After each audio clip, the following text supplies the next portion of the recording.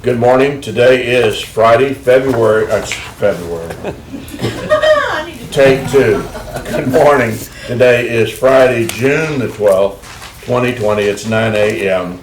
This is a workshop of Commissioners Court to discuss the 2021 budget. We are located at 114 West Buffington Avenue in Anderson, Texas. The meeting has been called to order.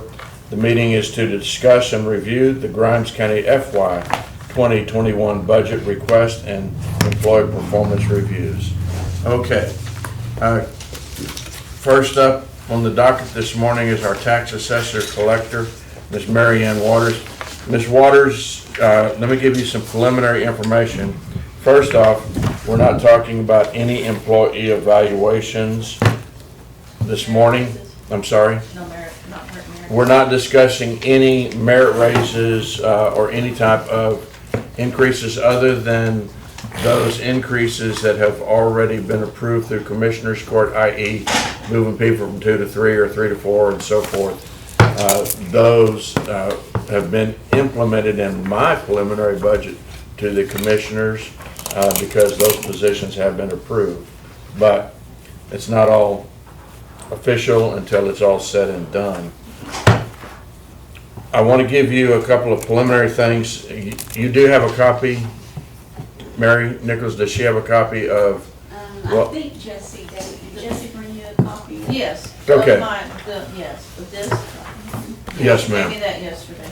Okay, so what I want to share with you, and you've probably already recognized it, but when you look at the salaries, it's no longer jumbled together like it previously was with our new FI. It'll break out your salary, it'll break out all of your individual staff's salary. What page are we on with Mary Ann? 9 and 10. 9 and On 10. Page 9 and budget. Okay. So you're also able to fairly quickly make sure that, okay, we've got all of your people in the budget where we have the chief deputy, a clerk 4, a clerk 4, clerk 4. So you have 3 clerk 4s, and then you have a part-time clerk, okay?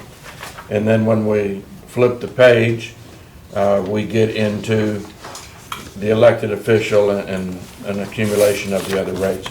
Insurance for all departments has gone down, i.e. medical insurance, because we had a reduction that came from tax. So we're staying healthy, wealthy, and wise, and the payoff is a lower insurance cost for us. When it comes to the working hours for 2021, this year we're working 2,096 hours. Next year we're working 2,088 hours. And on a normal year, whatever that is, whatever's normal, the new normal, but typically we budget at a rate of 2,080 hours per year, 2,080. But I guess because of leap year and all of that sort of thing, from last year this year we've had to make those adjustments, and auditing has already put in the numbers and FIC and all of that for you, okay? So with that, do you have any questions about that? Nope. All right. So with that, we're going to go ahead and drop down to 4305, which is going to be your office supplies. Well, I take that back. Let me run, do you have any overtime budgeted? Yes. I see it, okay, 4131. You have $2,500 in overtime. Not that that's acceptable or unacceptable. What is your need for that overtime?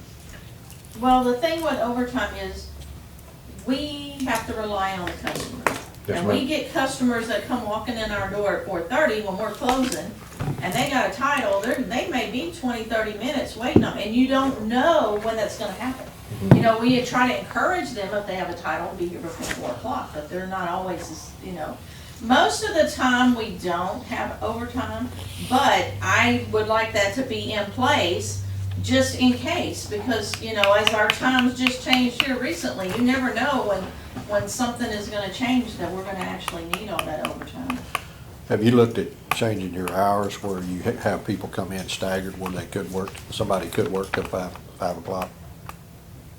Yeah, but it's, when you do that, if you have that, then you still have to be open.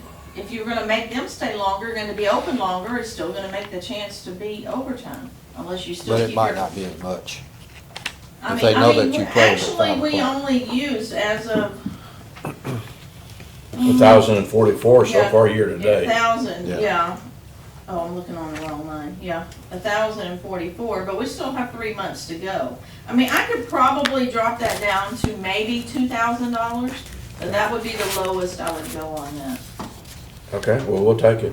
And the reason we'll take it, as we've done as I've presented my preliminary budget to the commissioners, in order for us to balance, we're about $700,000 short. So, And I mean, even on my salary part-time, it's reduced by $1,146 this year, because the part-time I have now is getting paid less than the one I had before. So there's $1,100 savings there as well. okay, And even, yeah, at the 2,500, y'all were still getting $113 back on, that was short, that was less than what I Right. had, so. so you're okay if we drop that to 2,000 then? Yeah, I'll And go see how it to goes? 2,000. All right. Then now I'm gonna drop you back down to where we were a minute ago, 4305, office supplies. You have $2,890 budgeted. You couldn't have added 10 and make it 2,900, or you just making it trying to I don't sound know, I less, mean, if you but, wanna give me 2,900, I don't care, I don't even No. know how we got that figure to start with, unless somebody did a percentage to take something away from at one point in time, I don't know, cause it was 35.96, so I don't know how we got to 28.90, but back in 2018, so. okay. Well, let me just ask you, do you feel like that 2,890 is gonna cover your needs? It has been. Okay, Only thing, and it shouldn't be an issue, but when we move into the new building, I mean, of course, supplies, we'll just move all that over there. But there may be things that come up that we may have to purchase as well. I don't know until we get in there and start getting situated out. But okay. All right, well, we'll leave that intact for the time being. Postage, $3,500. And I'm at 3,000 now, and I still have 3 months to go, so. But now you mail out a lot of license plates, but doesn't the It just- citizen cover that? Well, it used to be that they would add $1 mail return fees. The state changed that up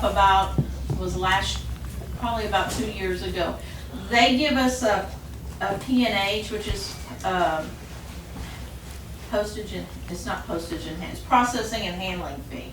And we get a percentage of that fee the state charges in addition to their registration fees. So it does cover our mailing costs, that comes in through that way.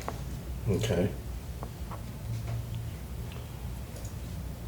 Well, I'm not gonna say that's an extreme amount, I'm just, No. it's a big amount for postage when we've seen what other departments have requested on their Right, postage. but people mail in stuff to us, we have to mail it back to them. I mean, Right. they don't come and mail it in and come pick it up. So whatever they send to us, we have to send back out as well. But I would- Plus, I have reports that I have to mail into the state twice a week. Sometimes it's 3 different envelopes that we have to send out. Do you send those certified or just We send regular? them, not certified, but we send them delivery confirmation, because it's actually got titles in it, and we need to be able to track them if something is lost. Gotcha. And it looks like historically you almost hit that amount of money. She does, yeah. Okay. Rentals and contracts, I guess one of the rentals there is your post office box? One is my post office box, and the other is the RTS machine that I lease. What is One of that? my workstations is a lease machine. In order to have as many as I have in the office, we have to lease one. And that fee used to be $1,500 a year.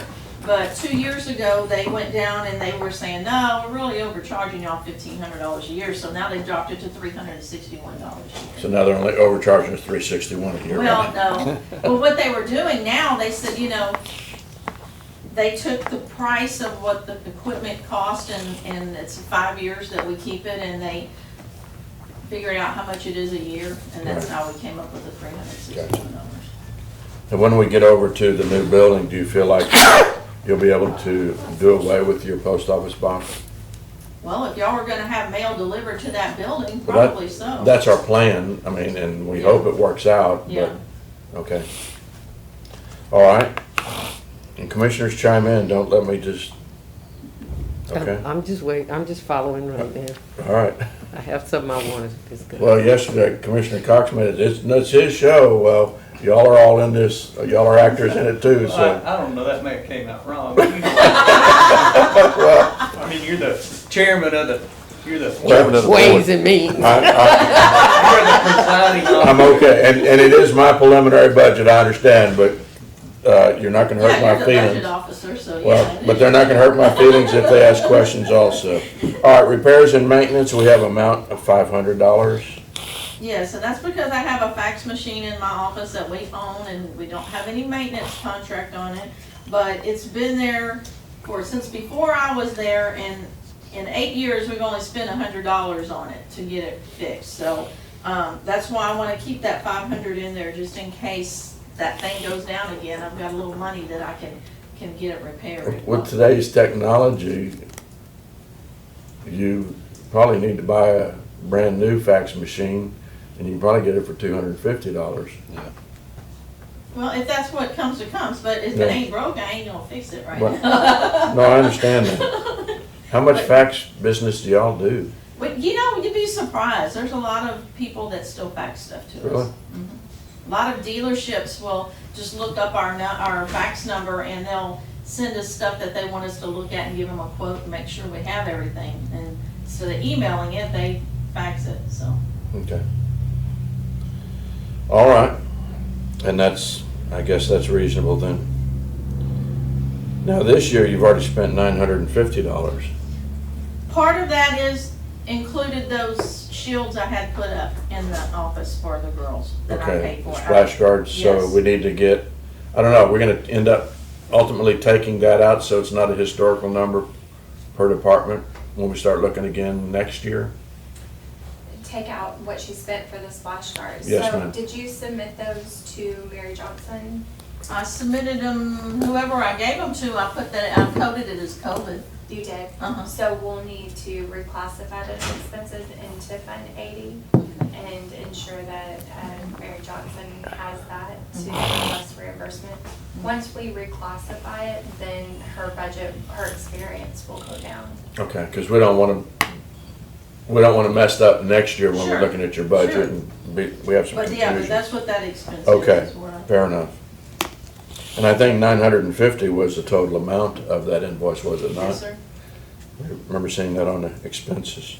All right, dues and subscriptions, $850. Yeah, it went up $50 this year because my dues to the Tax Assessor Collector Association went up $25 a person, and there's 2 of us that are members. Okay. Do you have any notaries in your I department? do, I have one, and matter of fact, we just renewed her, it expired this year, we just renewed it. Okay, So and- she's good for 2 years. 2 years, and what's that cost you? It was $164 this year. All right. And is one enough in your department? I 'Cause think y'all so. Y'all do a fair amount of notary Right, writing, but- don't you? Things that we can notarize, that we have that are forms for DMV, Mhm. we as deputies of the state can notarize those without a quote notary. Oh. We have a notary for people that come in and say, look, so-and-so's office won't notarize this, but I have to have this notarized. So we do it as a service to the customers to provide that notary. They come in with wills, child custody stuff, Okay. county clerk stuff, sometimes they come over, Do y'all charge for that it's service? $5 signature. Okay. Does that go in the donut fund Goes or into the general fund, yes. general fund? So y'all do charge $5? Okay, because we do get a lot of people that need something notarized. And we try, it'd be nice to have a list of people that we can send them to. You know Y'all where not his have a mind notary? is. We can't notarize stuff. Why? We can't notarize our own, we can't record it and notarize it. You can't have one person in your office notarize it and somebody else record it? That's what I've been told. when I took office, Okay. that I don't know. I they're just not didn't- notaries, and so when people come in and with Yeah. DBAs and stuff, they have to have them notarized, so we try to send them over here, you know. So it'd be nice to know which offices do have notaries. And that question's asked a lot. Is there a notary in the Yes. area? So you do accept the public? Sure, yes, yes. We don't, as long as they come in front of us and they sign in front of us and they have their ID to document who they are, we will notarize it. We don't turn them away for unless they don't have what they need. Okay. Very I know good. Lucy Pope used to be a notary, Right. and we made, I think, she said I Donna think is now. Donna, yeah, Oh, Donna Donna. is, Yeah. I believe. Okay. Travel and conference, $6,000. Yes. We know this year has been kind of wiped off the board So with, y'all can get some money back this year. we're hoping Yeah, because of this conference that, I should be just getting back from a conference. We should have been in one all week long, but of course it was canceled. So, and I would like to keep the 6,000 because next year is the first year of tax assessors' terms. You know, we get elected again in January will be our term to take them. Usually the state has an additional training that we will have to go to. So I want to keep that 6,000, be sure I have enough to cover the 2 conferences, and if we have to go to Austin, I'll have the money for that as well. to. Do you take any of your ladies with you? I do take one lady with me to each conference. Okay. There was an announcement yesterday that the legislative conference this year is gonna be virtual. Yeah, I saw that. They had sent out an email on that. And they still want $100 on it. Yeah. They gotta cover the Well, they gotta virtuality pay the of people that it. are gonna do the speaking stuff, so that's probably Yeah. why they gotta get the $100. Yeah, they sent out an email yesterday. it was yesterday or the day before, I'm not sure which one. I just looked at it yesterday, so. Yeah. All right, machinery and equipment, we don't have anything there. And Madam Tax Assessor Collector, that would be it. I have one more thing. Fund She has 21. Can I ask you something Sure. before we move along? Sure. In some of the literature that we've received on how to maybe possibly deal with the shortfall that we may incur with the budget this year, it talked about maximizing additional revenue sources. And so one of the sources it talked about was the optional motor vehicle registration fee. We already collect that. Okay, I just wanted to Yes, check on that's that. the $10 road and bridge fee that you get, that is on your registration, that's all county, all of that. But that can only be used for road and bridge. Yeah, but that's still, Yeah, yeah. our road and bridge is general fund, right? It's basically Yeah. part of the general fund. We don't set it, just set it aside. So Road and Bridge, they do have revenue that Mhm. is restricted to them, but then they have, we supplement, the county Yes. supplements Okay. because their revenue, they're not self-sustaining. And Yeah. actually, we get 2 kinds of road and bridge, road and bridge fee, because we get our local $10 fee, and then we get paid up to, I want to say $360,000 a year that the state gives us off of the top of registrations. It comes in January through about April. It was a little later this year because with COVID, we didn't have much business in March and April, but it's $360,000 comes off the top of the registrations that we collect that we would normally send to the state. We get to keep that money for, that they collect off of it for, until we get our 360. Then we get our 360, then we go to start paying the regular to the state that we usually get. So we get whatever the $10 road and bridge for each vehicle that we register that collects it. Plus, we get the $360,000 from the state for their road and bridge match. Okay. And it's That- based on so many cents per mile of, up to 500 miles of county roadway. Well, they were just making sure that we looked at fees that we may be overlooking, you know, because the cap doesn't affect that revenue source. And something else that I'm looking into, and I have done some research, but I've got to figure out a way to get more information, but the county can collect for coin-operated machines. You know, like when you go in a restaurant and they have the little things you put quarter in, get gum, or you get the We talked candy or about whatever. that. Or you go into a bar and they have a pool table. Anything that's entertainment oriented, we could possibly collect a fee on each machine. I've So the looked at- one-armed bandits, yeah, yes, It's- those two, yes, those little crane things, or you pick up and. well, no, I've No, seen she's some talking that about a just slot machine. Oh, computer. that too. I don't know anything Computerized. about those, but we'll let Commissioner Walker tell No, us. they got some computerized ones that Aren't there people some- sit at all day. Yeah, They there are do, some yeah. that they have, and yes, those would be considered into this as well. But when I checked on with the state comptroller's office, they only showed 2 people in Grimes County that have them. One is Randy Kruger, the other one is, I believe, Douglas Noto. So I'm assuming that Douglas is the one that's in our county putting Yes. on the, doesn't tell me how many machines they have. And see, I'm kind of collaborating with the city on this because the city can charge the same fee as well. And what my thinking was possibly if there's enough out there to make it Yeah. worth our while to have somebody take the time to do this, I think we can charge about $15 a machine a year. And you would issue a permit. And what I would like to kind of do is work with the city on this, or maybe we would work the city, collect the city and ours at the same time, and then they can pay us a little bit for collecting their money, and we just send them a check every month or however often this works. But that's just some It things may I'm be working worth on. it. I'm working on, you know, I got some other things too, but I'm working on that as well. I'm trying to do some research, because like I say, if it's not gonna be very much and it's not gonna be worth the time it's gonna take for somebody to keep track of that, because you have to, each machine has serial number. You gotta track the serial numbers, you gotta issue a number to each one of those, I mean. so Kind of like it's a lot. gasoline pumps. Kindness, yes. So that, I don't know if that would be, I'm not, that, I've got a concern with that, because there are people in the community that do have those machines that are side income, and,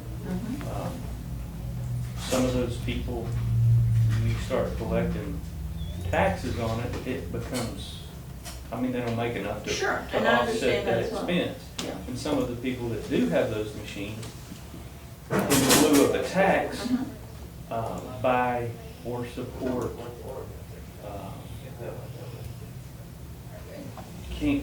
juvenile cancer Sure. things, Mhm. and it would just take money away Sure. from those. So, I mean, before we Well, jump like I off, say, I'm just researching it at this time. I'm not going out anywhere and taking numbers or anything yet. I'm just trying to research what all.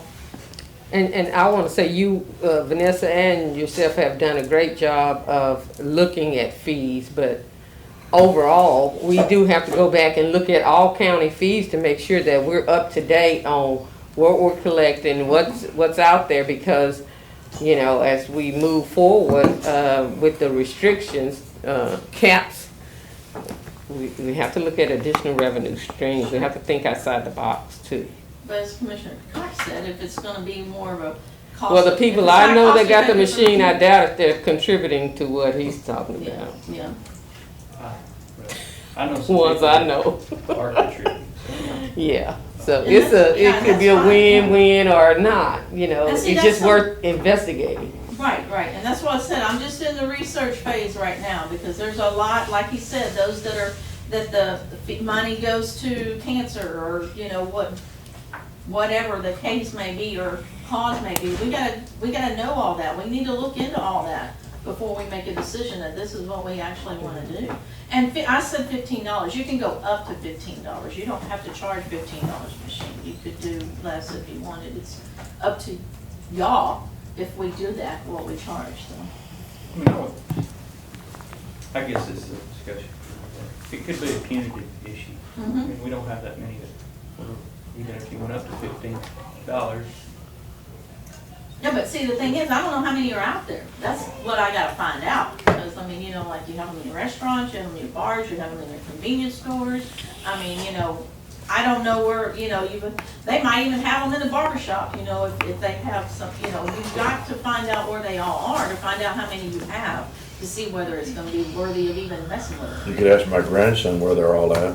I don't know, that just seems, I mean, it's just an option, it's just something we can look into, but it's, Sure. A lot of the beauty salons have them. This one's, you know, Well, it's just gonna, I mean, if, instead of paying a quarter for No, they have them in the handful of beauty chiclets, salons. they're gonna up the price to 50 cents to offset the tax, and then you take away the fun of the machine. sure. If it, you know, I'm sure the judges probably got deep pockets when it comes to those candy machines. And grab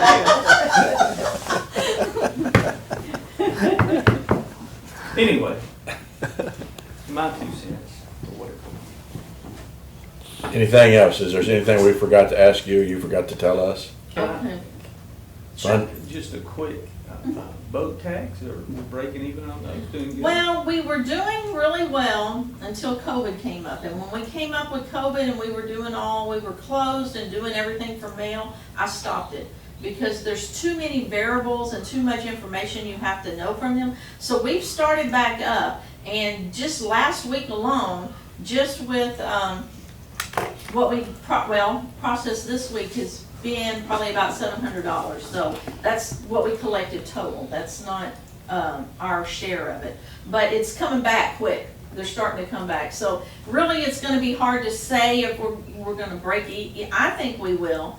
But this is the time of year everybody goes fishing, and we miss that big part because March and April and May are the big months. Their people are really coming in, but they're coming in now and registering it, so. There's a lot of people on the lakes right now. I know it.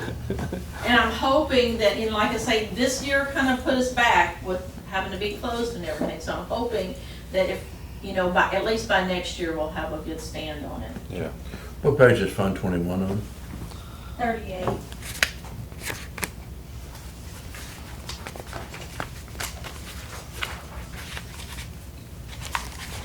But whenever we were before, we had something every week, at least, you know, at least one person or more would come in at least once a week and do something. Well, I mean, Yeah. you're not considering just discontinuing? Oh, no, I'm not gonna discontinue it anytime soon. I wanna give it a chance.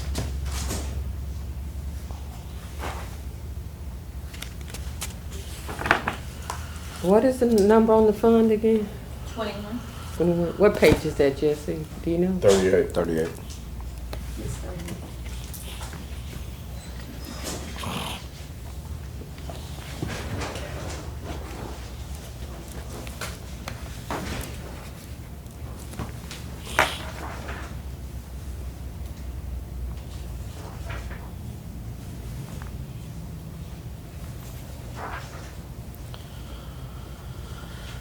I'm gonna have to beg, which one is it?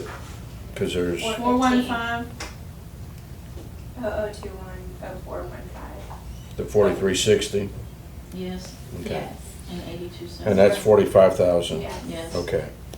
That's a restricted fund? Yes, and that's county clerk restricted fund, so I don't know why the tax assessor collector is having access to this. Because for 20-something years, the county did not put money into a separate fund like they were supposed to collect for other departments to be able to get their records maintained. And so now we're at a state of point where they're deteriorating, and if we don't do something, we're gonna lose them, and that's the only copy of those records we have. I've already got, some of the records are with CoFile now to get the 45,000 that I was issued this year. Well, I can speak a little bit to this. I know you made the request for at least 2 years that I'm aware of. And I came and spoke to you personally, and I went and spoke to Diane personally and asked if she could use some of that money, and you agreed to it, and so did Diane. I then spoke with Jessica before she left at this time, and it was all supposed to be taken care of, and the money was supposed to be there. Well, I was only under the impression it was just a one-time deal for that 1 year. I didn't know it was gonna be multiple years. And those are funds that we collect But for I think- our office. I think the law says that you do get a portion of those, but you don't get all of them. No, it's restricted only to county clerk. And I even Not asked John. not that one, not That's that of one. January 1 Yeah. this year. The funds that are collected as of January 1 this year are strictly for the county clerk. But for the previous years, out of the $25 you collected, $22.50 was supposed to go into a different pot for all the other offices of the county to use that money for records maintenance. Right, and there is a fund for that, it's Fund 18 or, And that's what we discussed when you were speaking Right. at yours, is that it's being audited, we're in the process of auditing it. Right. Yes, there is a separate fund, but that was just created like maybe a year ago because it came to our attention. And so that is what we're working on right now. All of your fees, the $22.50, the $25, the whole thing was being coded to Fund 21.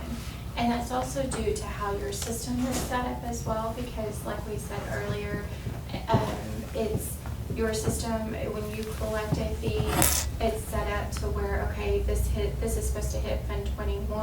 Well, Right. it was the full 25 when it should not have been the full well, it wasn't 25. 25 until January 1st. Well, Yeah. whatever it was prior to But that. what, those fees also are our records management fees that we collect, the $10 as So well. it's all commingled, and that's where we're having the issue, and that's where, when you see it, that Fund 21, you're right, it should just be strictly for you, but it was coded incorrectly. So how do The you fees. determine what funds So or that's what? what we're working on right Okay. now. We're in the process of working on that. But there is more, there's enough for the 45,000. We've collected a lot of money over those years that it's been coded, miscoded and everything. So I get where you're coming from, because when you see it, you're right, it's Yeah. supposed to be that way. But it's been coded incorrectly all of these years. Right. Way before my time, even when David was here. So we have to go back, and we're trying to figure out the best way to do it. But we feel confident in that there is enough 45,000 in those ones that are meant for county records, and that's what she's talking about. And these are your tax records, Mary? My tax Okay. rolls. And you've got them with CoFile? Sure, Okay. and once these are done, that's it. I don't have Right. anything else that I'll have to have anything done. It's just getting those because they're in such bad shape. You can't, Right. I don't even let people go back there anymore. If they want information, I go back there myself and pull it and look because I don't Okay. want them handling what we have. And Right. some, CoFile does have some of it right now. When- What type what kind of what type of records tax are they? records are you? These are tax rolls from back to 1870 something. Well, are they, because we found a whole bunch more tax rolls in the back, in my office. What years do you have, do you know? They're 1800s. They're old. Yeah, well, you see, you may And have they're some like all older- rolled up, Yeah. big like ledger. Yeah, and And you they're all have rolled those? up. See, I We haven't found even about seen 6 more. Well, in our conversations with you and others, didn't we say that CoFile was scanning them at no charge? No. No, and then this point in Well, time- who's scanning at no charge? That's Family Search. Family Search. They're scanning probate records Okay, for me right now. Okay. Yes, sir. Yeah. And at this point in time, we're not even having them scanned, I'm just trying to get them restored where we can scan them. Oh, so Because- they're not being scanned? No, They're just- I wanna get them, once we get them restored, I wanna get with the appraisal district. Okay. Because I wanna scan them through the same system they use, so they can view the records, and I don't have to have people coming up, then we can store them somewhere, we don't have to have them available to the public. so how much storage space are you needing? Well, I don't know when they get through with them, because some of them aren't in books, and they're gonna bind them in books. You know, some of them were just sheets of paper bound with some kind of clip on the end. Some of them are have in just like books, some are not. string and. Yeah, yeah, string, we found string too. Yeah. Yeah, twine and. So have you been, when we talked about the storage building, does she have storage? Commissioner Yes, Thomas? and she has a storage unit allocated in that facility, yes, ma'am. Are any of these records, are you legally able to dispose of any of these Oh, no. records? They're permanent records. Yeah, darn. Well, and the only other option that we do have as far as storage, once I get them digitized, we can turn them over to the Texas State Library. They will become their property, but if we need anything, all you would have to do is call them and they would make copies and And send we were you. talking about that yesterday, based on how much people have and how often they need to go into those Right, documents. right. How often do you have people go back into those? It depends, like this COVID thing, I had 3 people call me because they have nothing else to do, you know, they're doing stuff they don't have. I may go. Ancestry. Yeah, yeah, exactly. I may go for a period of time, and I might go 3-4 months and don't have anybody. Then all of a sudden, once a week, I got somebody calling, wanting to see something. You know, it's not a regular basis, it's very sporadic, you just don't know. Had a gentleman call a couple weeks ago that I guess they're selling some property that was in the family. The IRS wanted to know how much the taxes were in 1965. So I had to go pull those records and view them, you know, to find out what they paid for taxes on that back then. I don't know why they want to know that far ago, but They may be going back that far. but they Go were back. doing something, I don't know what, but. Okay, All so, right. so auditors, is she entitled to any of this 45,000 at this time? We feel comfortable that it would be for this 45,000, and Vanessa, we are. And I'm okay with We are Okay. adamant. Do you have plans for this 45,000? Oh, yeah, because it's, Okay, is a- but, oh yeah, what for? What are you gonna use that 45? restoration of those Okay. funds, because I know the 45,000 is, 145,000 isn't gonna cover all of it. Did he give you like a quote for the whole? I do, I have it in my, it's, Okay. they originally quoted me with scanning and everything, 176,000. But Okay. I'm not doing the scanning, so I'm hoping maybe this, after this 45,000 we get this year, that what they have left won't be that much. I think it'll be less than 45,000 one more time, but, you know, I don't know. And if you found more records, well, we'll have to add that to it, because that needs to be done. I need to get with you so I can Yeah. get those records. For sure. So you have this 45,000 allocated to preservation of records that you have in hand. All right. And are you currently working on them now? Yes, they have, With they this actually have. 45,000? Yes, CoFile has the books now, they're working on some already, and for this, I told them I have to, don't do any more than 45,000, they gave me I think it was like 44,300 and Oh, something. they put it right to the money. Yeah, they gonna get it close for Oh, this well, if year. they know So they've it's got this year. 45,000 to spend, Yeah. yeah. Well, at this point in time, yeah, they're gonna use all of it, because I know it costs more than $45,000 to get all these done, so if they can get the max out of it, you know, as we go until we get to that final stage. So once that's billed, then that 45,000 is no longer in that fund, right? You're talking, she has 45,000 this year that she's currently working. Okay, that's what I'm trying And then to, y'all are either going to approve or not approve an additional 45,000 for next year. okay. Tell you So what, is it 45 every year that's in this fund that, or we collect 45? Are we collecting revenue?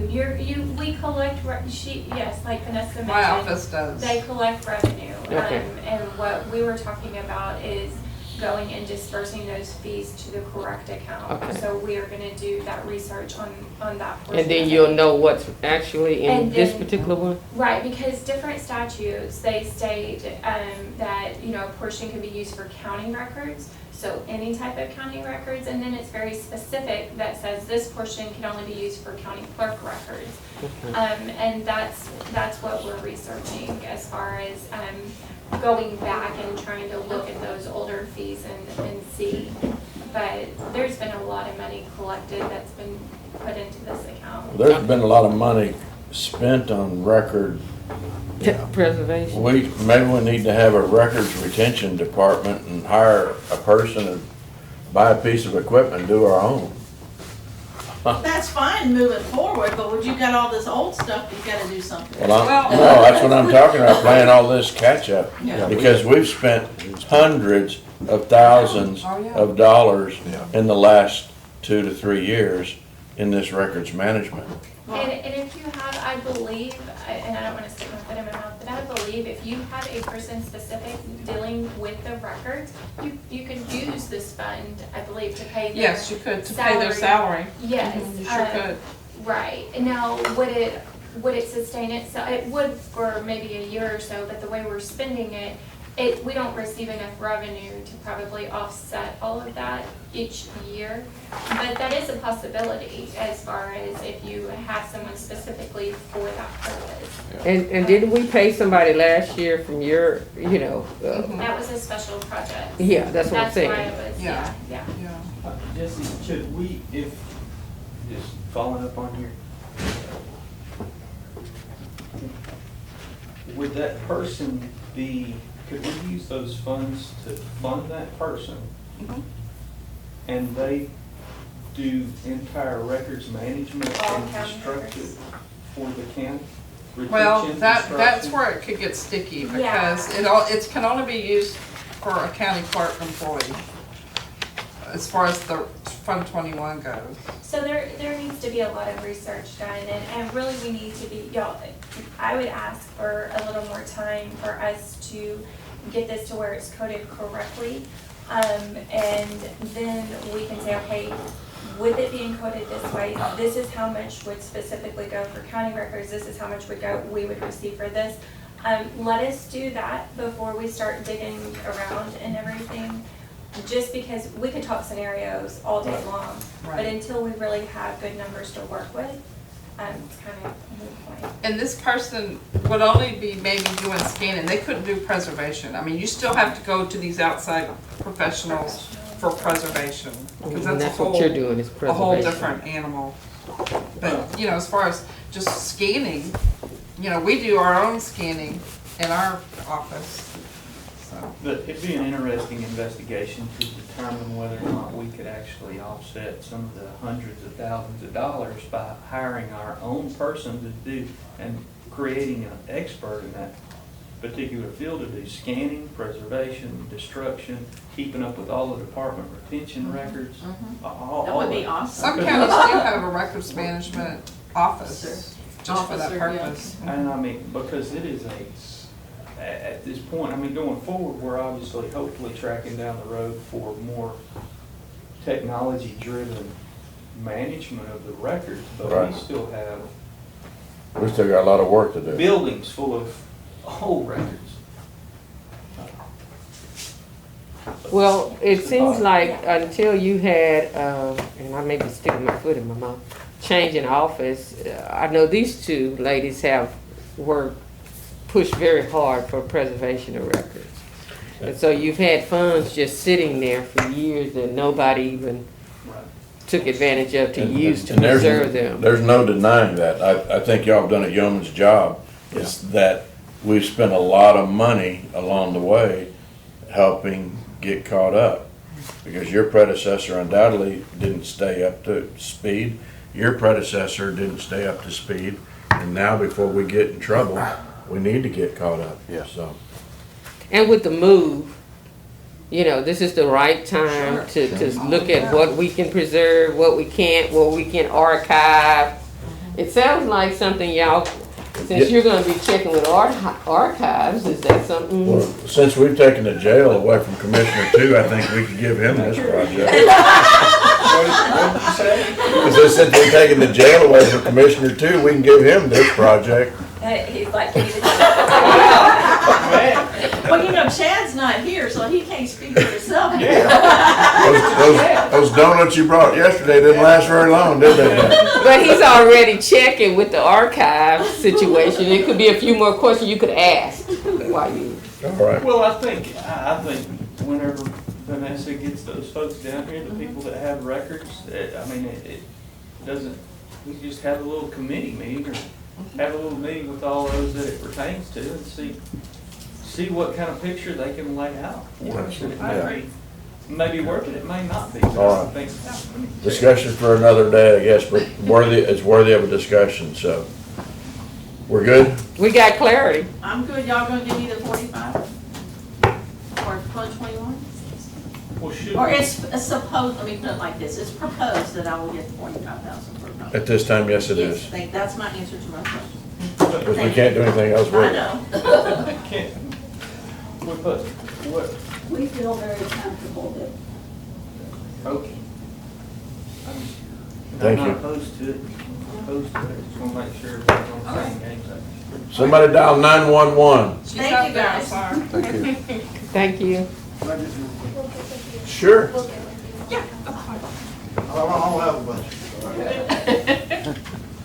You want one? Morning. Y'all wanna sign it? We already got a line out the door.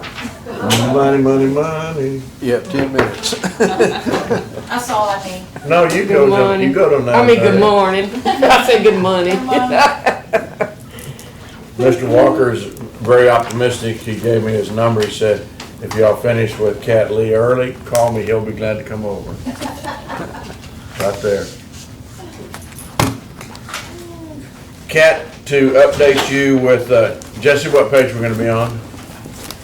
Fund 3 for Fund 34 for 911, and then we'll be on page I'm sorry, did you say 34? 43, 43. and Dyslexia. then we'll be on page 30 and 31 after that. Remember's not that good. I'll have to ask you again. Okay, that's fine. So Cat, it's a little different format that you're looking at now than what we've had in the past. And what is good about the format that we're looking at, it breaks out position and salary for each of those positions. So it's a quick way to see that 1, 2, 3, 4, 5. Okay, all 5 of my people are listed there. All 3 of my people are listed. So that's new with FI, and that's a nice little benefit. But you can see how they're broke down. When you get to the insurance costs have gone down, and that's already been figured in by auditing. So you don't have to worry about that. Yes, ma'am. Are you seeing that on page 43 about her people being broke down because? 44, it's 44. Page 43 is the revenue. Page 44 starts the expenditures. Okay, is hers broke down the same way though? It is the very top line, the 1, 2, 3rd line, the white, it says position title. Underneath that, it has 911, Mm-hmm, GIS environmental, mm-hmm. and it tells you her salary. So it's just her? It's She just didn't? I'm the only one there. Okay, Your part-time was moved to Road and Bridge, right? No, it was moved to, Or the solid sign? waste. It was moved to solid waste. I had a part-time for Road and Bridge. No, that is a full-time position now. Right, it was moved to, it was given to Road and Bridge. No. No? Solid, Okay. well, I don't know, but I have a I full-time just solid see that waste listed. sign You have person. it I just in see her. those. Solid waste signs and GIS person. Okay. So anyway, so insurance is is a bit of a reduction in regards to the number of payroll hours we're working in 21. It's going to be 2088. Okay. This year it was 2096. Normally it's 2080, but that 2088 is already factored in. Overtime, do we have any overtime? I don't have any overtime listed. Did you ever have overtime, Kat? I try real hard not to. I try to take time off. Like, I've been having to come in on Saturdays, and Sundays here lately to update COVID maps, or work from home, updating those. So I just try to balance that out in my Okay. work week. But even though it's not overtime, those salaries that you're spending on the COVID maps need to be noted on your timesheet in some way, and that information needs to get to MJ in auditing, because we can recapture those funds, Okay. okay?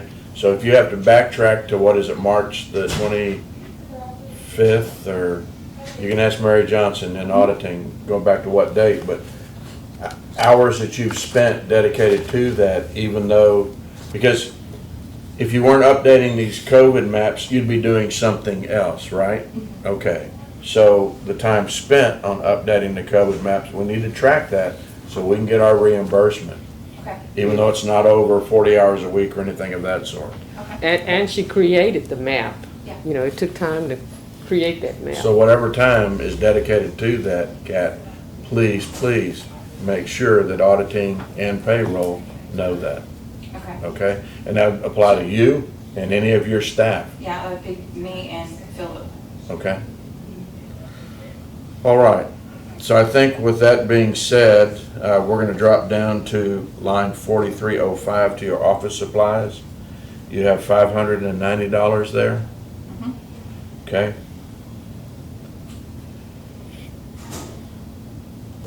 Operating supplies, maps, house signs, what is that, 850? And that's that's a new process that you're doing, or? No, that's, the house number signs. Yes. That's been an ongoing, Okay, it's materials to make those, we sell those. right, And then also map supplies, because we do sell on occasion maps. And then I also use that map supply, because I buy supplies and I supply maps according to our grant through COG. I Right. supply, emergency responders free of charge, our deputies free of charge, maps. do the revenues that she generates, does that go back in her department, or does that go back into the general? Your department, okay. All right. Operating supplies, signed materials, 8,000. Thus far, you spent 2,000, and I guess y'all been kind of sheltered on the basis of COVID and so forth. Signs, street signs hasn't slacked up very much because kids have been out of school, so Oh. that means they steal signs. But yeah, we, after cleaning up Philip got in there, if you wanna see something awesome, he cleaned up our barn back there, and it is immaculate, and he found some surplus signs, that we had in there, so. But we will be ordering some, I think it's about $2,500 worth of posts, that we're fixing to order this week. Just point, not to mistake, it was not this Philip. Not that Philip. I just want him to get credit for it. Not- You didn't want any part of the signs? I didn't want any part of the signs. It sounds to me like that she got that well at hand. Okay.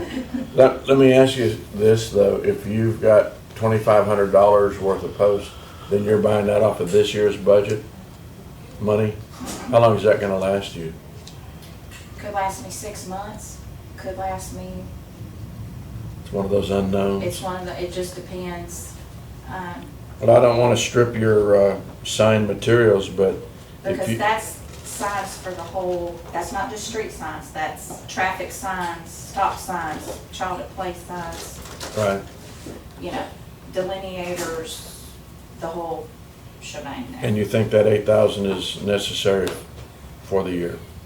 Judge, Okay. that was moved out of, or a portion of that was moved out of Road and Bridge. Right, no, I understand. Okay. That's why we don't have past history Mhm. for here.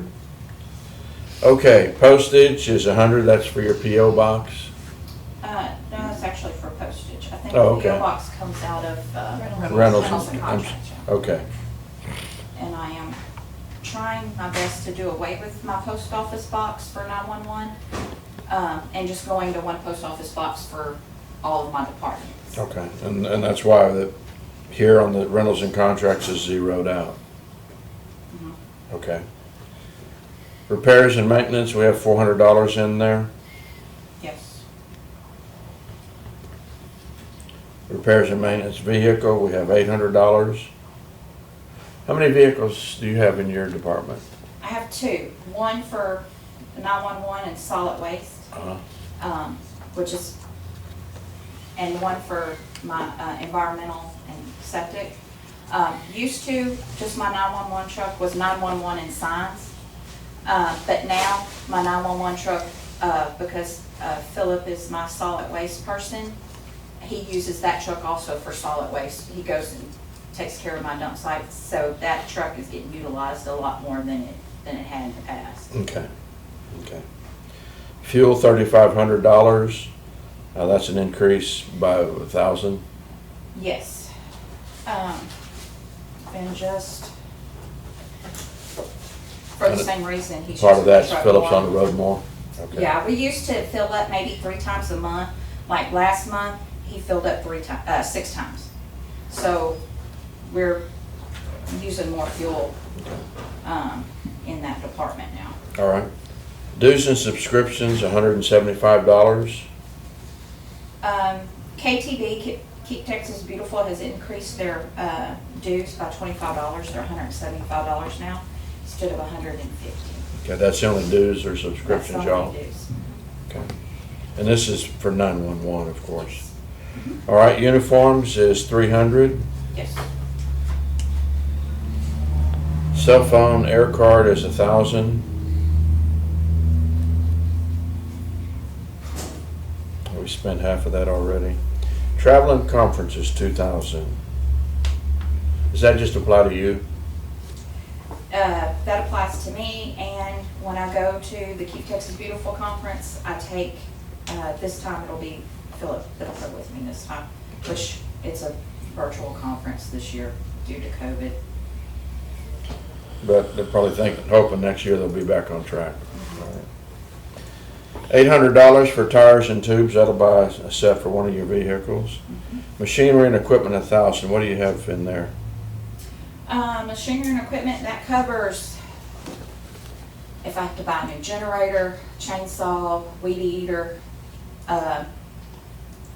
Mainly for your sign pole work? saw, Yeah.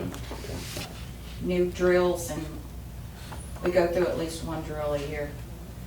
DeWalt. Okay.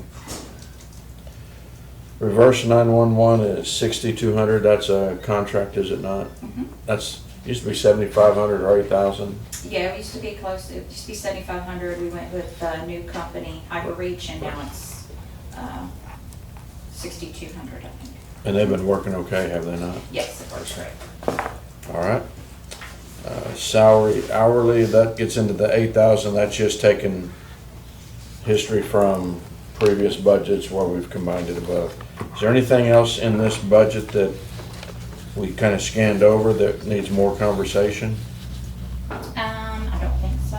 This was pretty, we've been running pretty good on this budget. Like I said, the increases were just increased due to more use of our truck and the dues going up for KTV. Okay. Any other questions there, commissioners?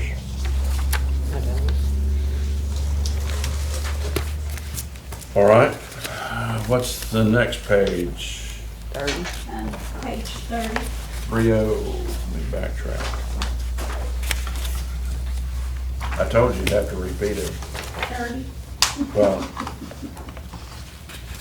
I'll be looking at pages 30 and 31 because she has 483 and 488. all right.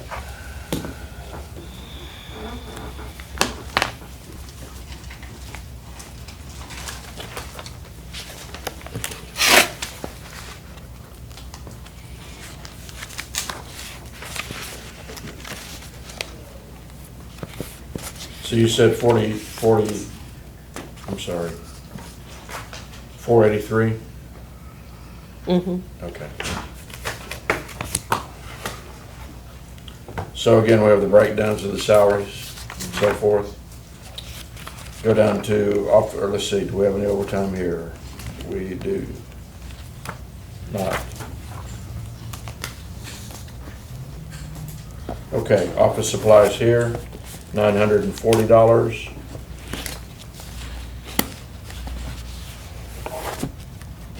That's a little bit higher than what you've had in the past.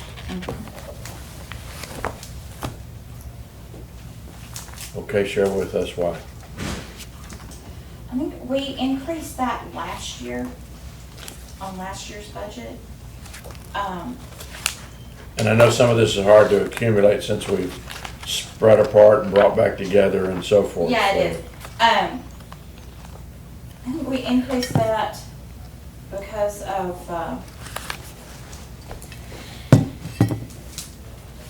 want to say the increase that we had, with sending out more paper, more envelopes. For the maintenance. For the maintenance fees that we've been, Yeah. And that was on the septic systems and all?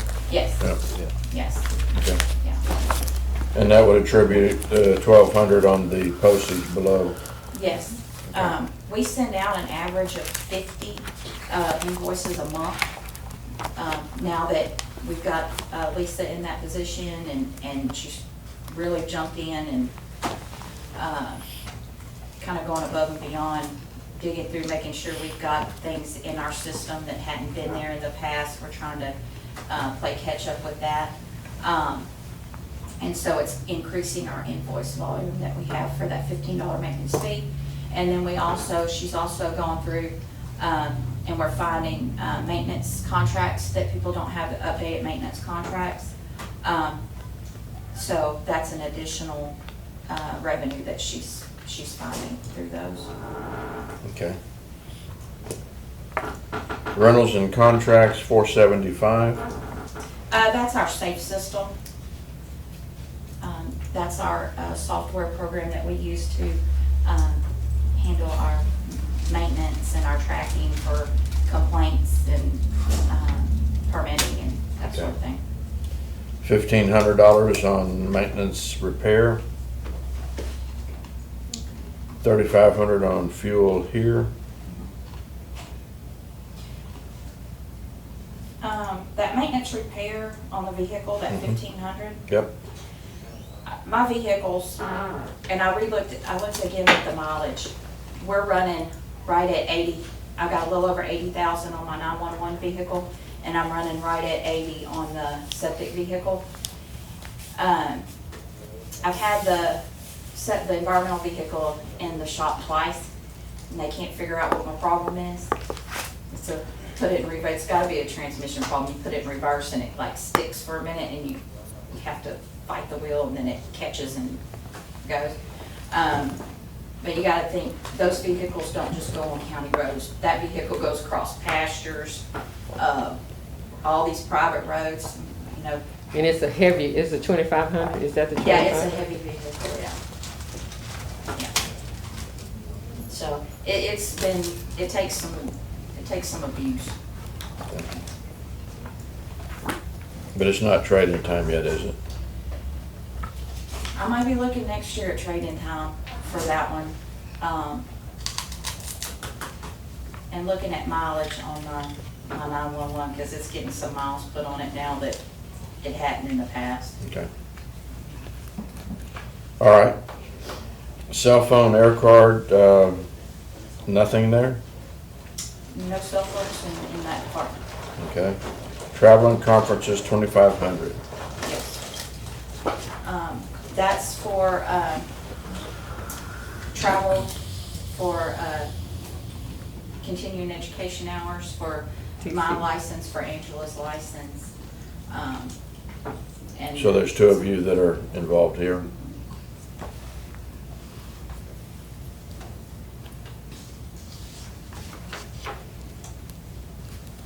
Okay. Tires and tubes, 1,000.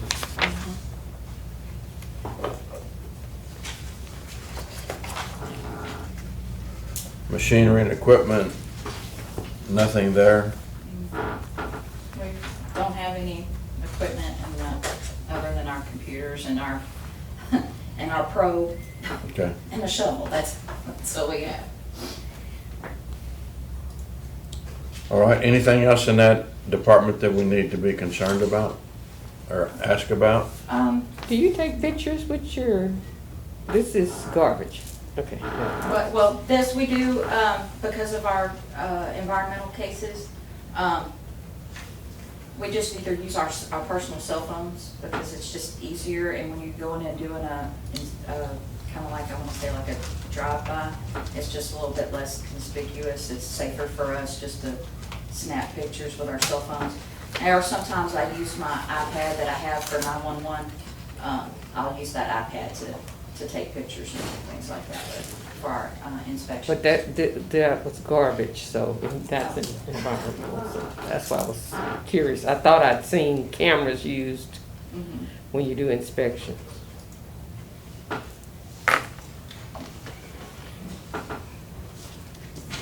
All right, I guess we'll then go to right below, down to That was environmental. 488. Is that right?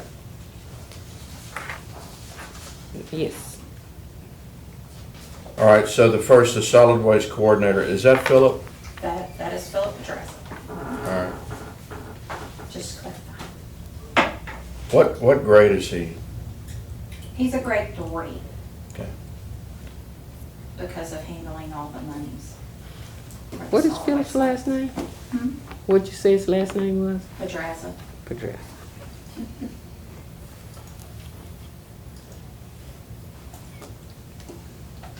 All right, maintenance 2, That would be Nikki Haley. He's my one full-time employee that I have, running my solid waste, one of my solid waste, sites. So he's listed as maintenance too. okay, and then we have part-time, part-time, part-time, part-time, part-time. Those are your people that work the sites, correct? That's correct. All right.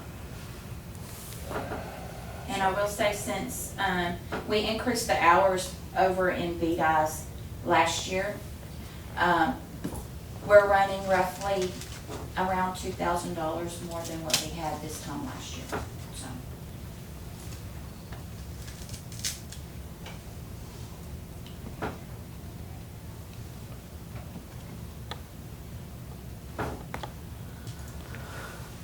Okay, you don't have any office supplies here? no, it's operating supplies Okay. is what we use. Is that your tickets or? That's tickets. Those went up by 1 penny last year, which caused it to go up $1,000 because we order 100,000 at a time, and we buy those from TDCJ. That's the cheapest place we can find to get those printed. Okay. Rentals and contracts, 13.2. Is that for your That's waste equipment? Madole for our dump sites have no facilities, so we rent from Madole for that. And those are also where we get monies for our matching grant funds for the solid waste grant that we have through COG. And those are, we use that for tire trailers and open tops and that sort of thing. Kat, you also have Liberty Tire coming out of that as well. Yes. All right, repairs and maintenance, 4,000. What's involved there, Kat? Repairs and maintenance, that is repairs and maintenance on our dump site facilities. Heat and air conditioners, damages to the buildings, which most of our buildings are new except for Whitehall. We've got, Lisa's done some repairs to that building. Philip has done some repairs to that building, to get it shored back up. We had a tree fall almost on it, so we had to shore up our porch. Our oil receptacles, we're working on those now. Those haven't worked properly in a long time. If you go out now and take a look at those, you'll notice they're clean. We've got a pressure washer that somebody graciously dumped in our dumpster behind our building. And we scavenged it, and Philip fixed it, and now we have a pressure washer. So, for free. Was it this Philip that did all that? That Philip she's got worked hard.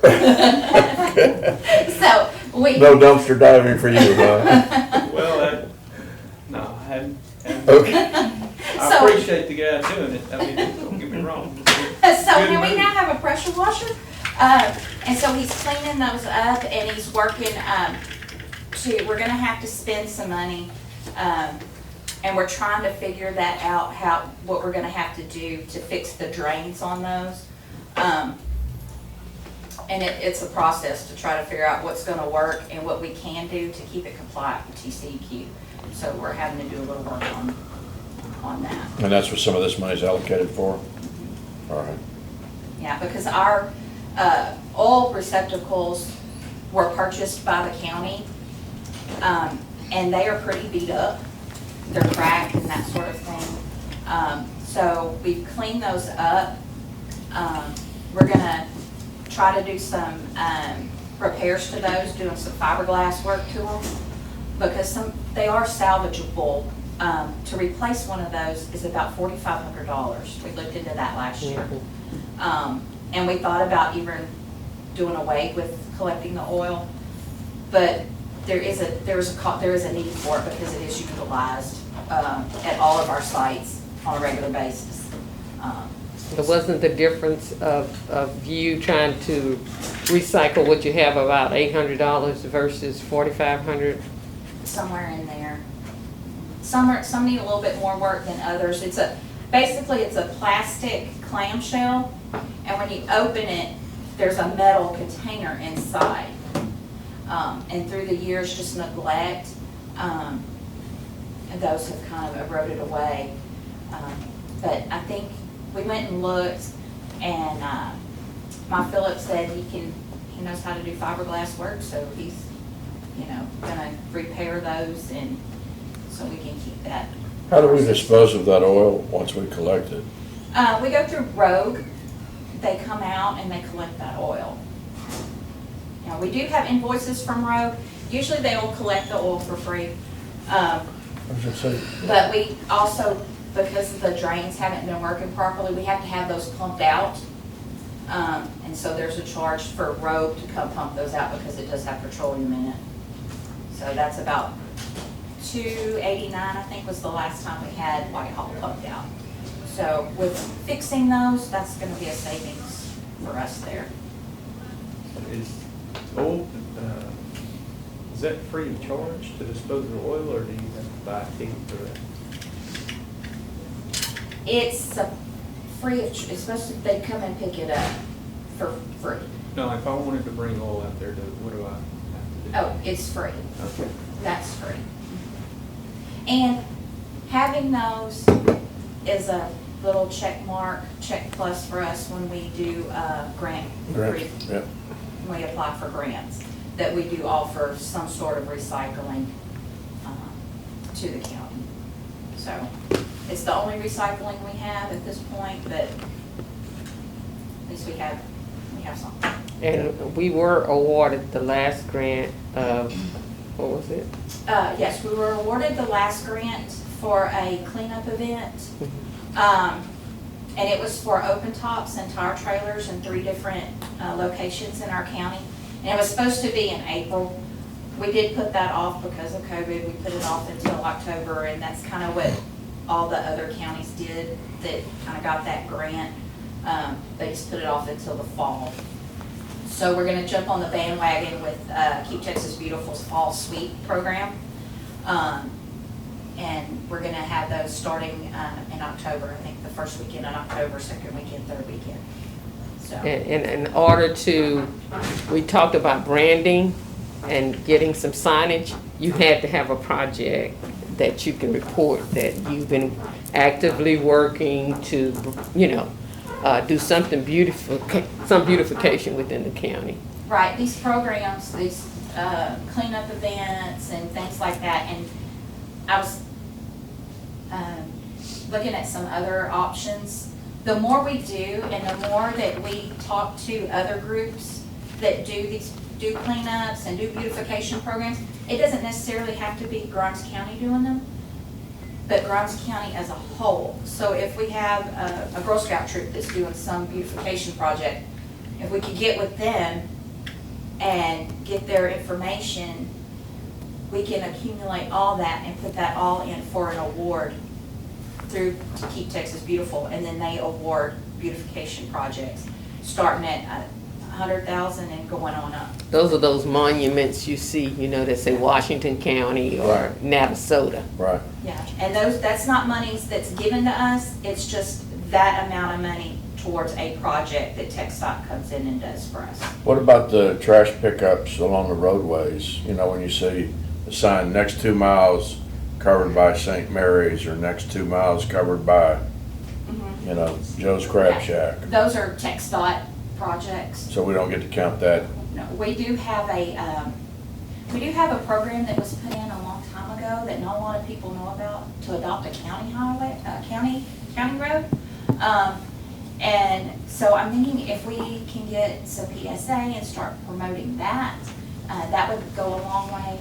And one of my next projects that I want to apply for a grant is for, and I'm trying to talk to Harry, is to apply for our own open top trailers so that we don't have to pay to rent them, have them placed somewhere picked up. That way, if we want to do a cleanup, if there's a bad spot, if we wanna do a cleanup project one Saturday, we can have that open top trailer brought out there by Road and Bridge and do our cleanup, have it taken to Twin Oaks. You know, if there's a community that wants to get together and do a week-long cleanup project, say in a little subdivision, and we take that trailer out there and we have it there and they could do a cleanup event,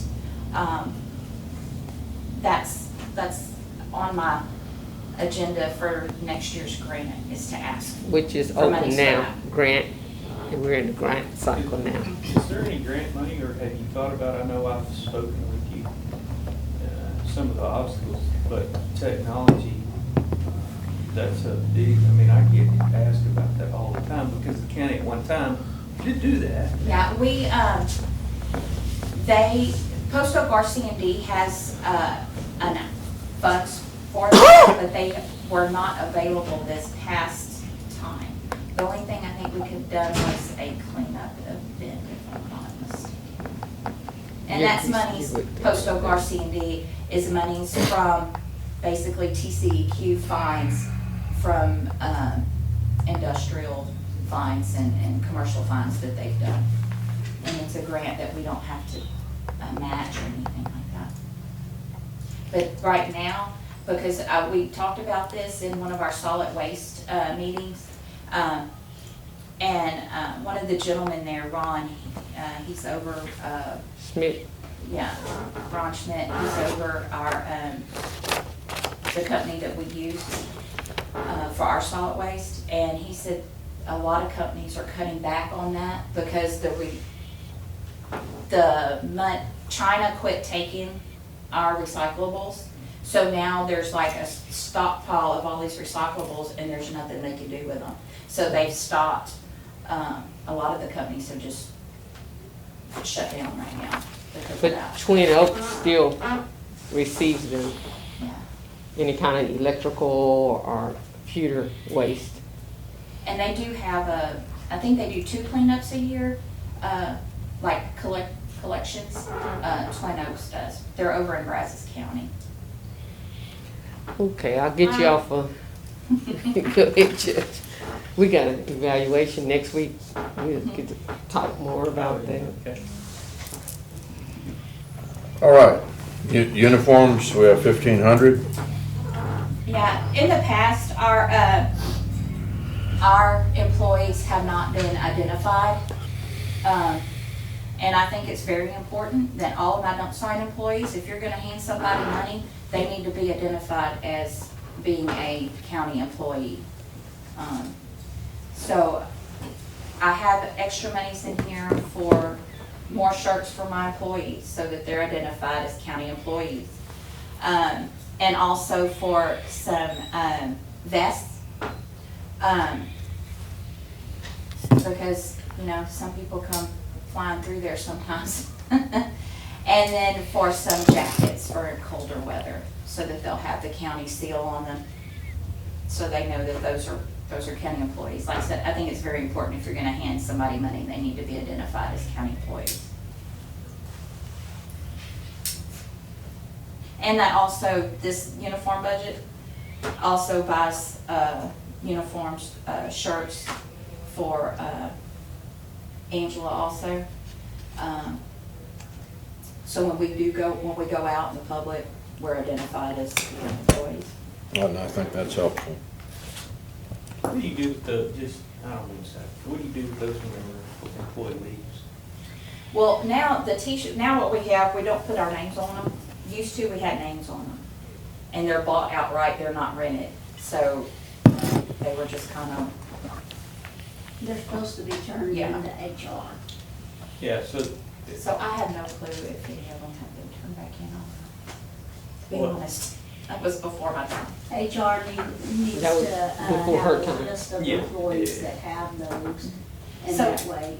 I'll tell you why, that in my former life, a guy came in one day and he was wearing a road and bridge jacket, Brown County road and bridge jacket, and I'm like, no, man, he really stepped it up, got a job done at Road and Bridge, and I got in a conversation with him, and no, he did not get a job at Road and Bridge. Somebody that worked at Road and Bridge left Road and Bridge had their jacket and just donated the jacket to Oh, one of the clothing donation sites, and he went through there and got the Road and Bridge jacket. So, long story short, we had a little conversation, and that was rectified, but there is a downside if we don't get those back. I mean, this is not necessarily somebody that I would have recommended representing the county community at that time.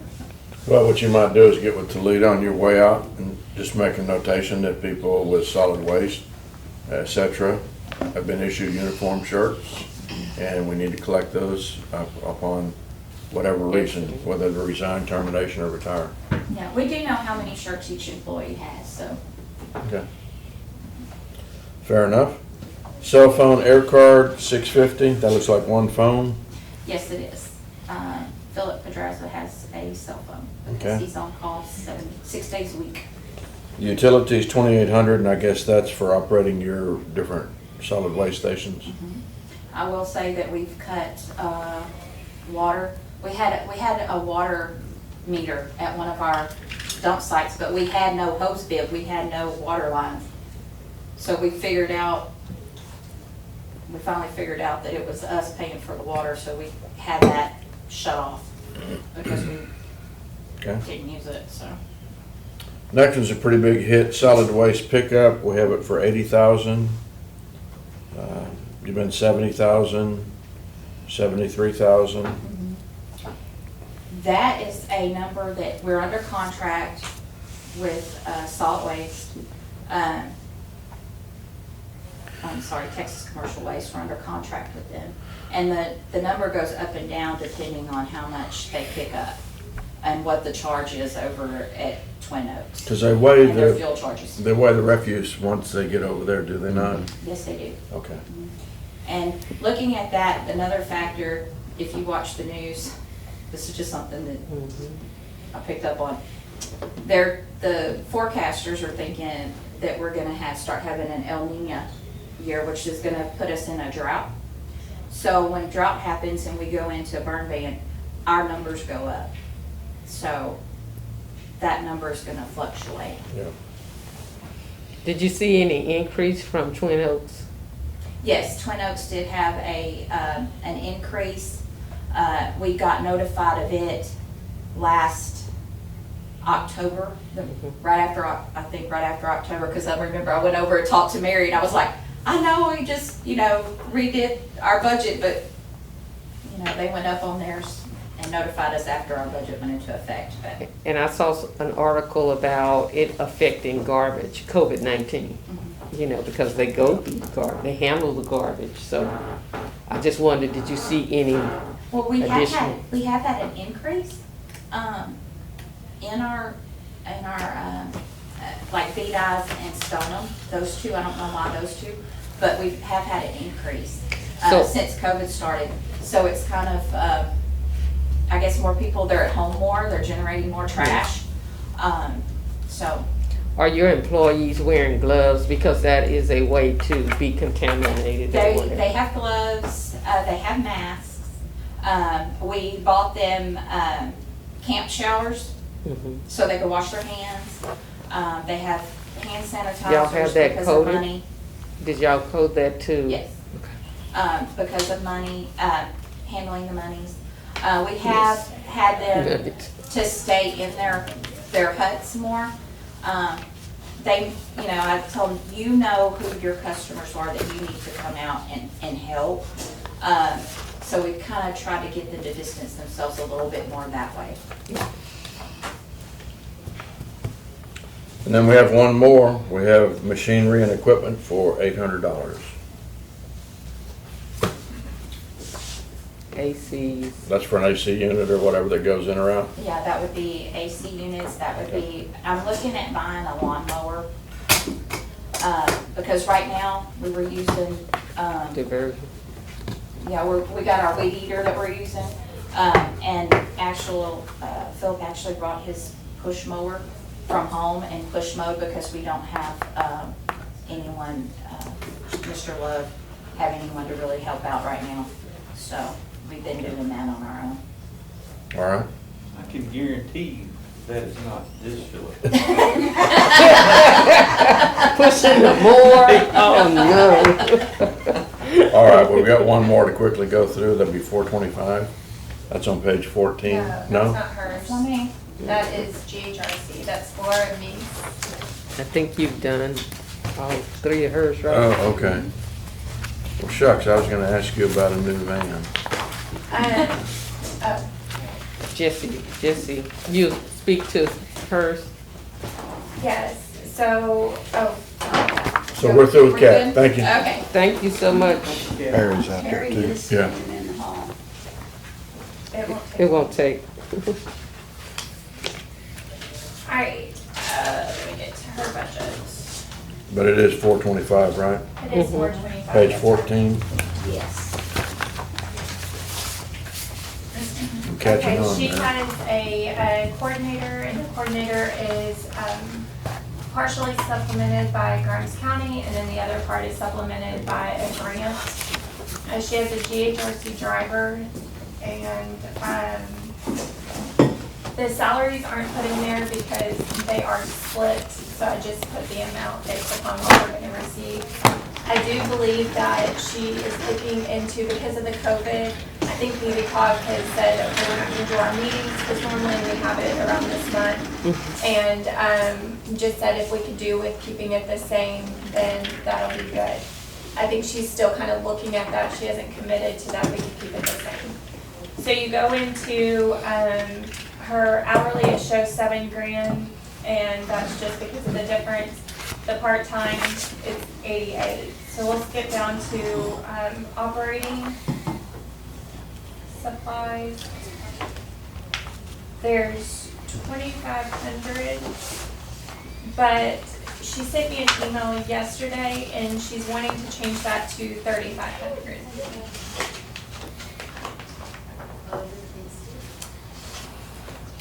And most of the time, that's increases in, like printing of the booklets that go out to the citizens on the resources within Grimes County, our directories. So what, I'm gonna jump, well, the next one is what? Hang on. Repairs and maintenance on vehicles. Yes, but I wanted to explain what I'm doing when I tell you the increase. On page 15, there's operating expenses, and it was just 6,000 in there.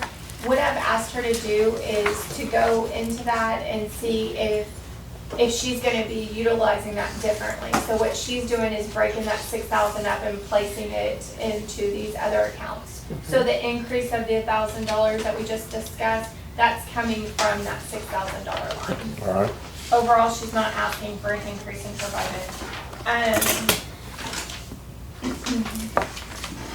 Repairs and maintenance vehicle, that is $6,000. does she have one vehicle? I thought there was 2 vans, but it may only be one. Do you recall? We have two. You have 2? We have the lift van, and then we have the regular van. Okay. All right, I don't know Laura Meeks. Laura Meese is at the hospital.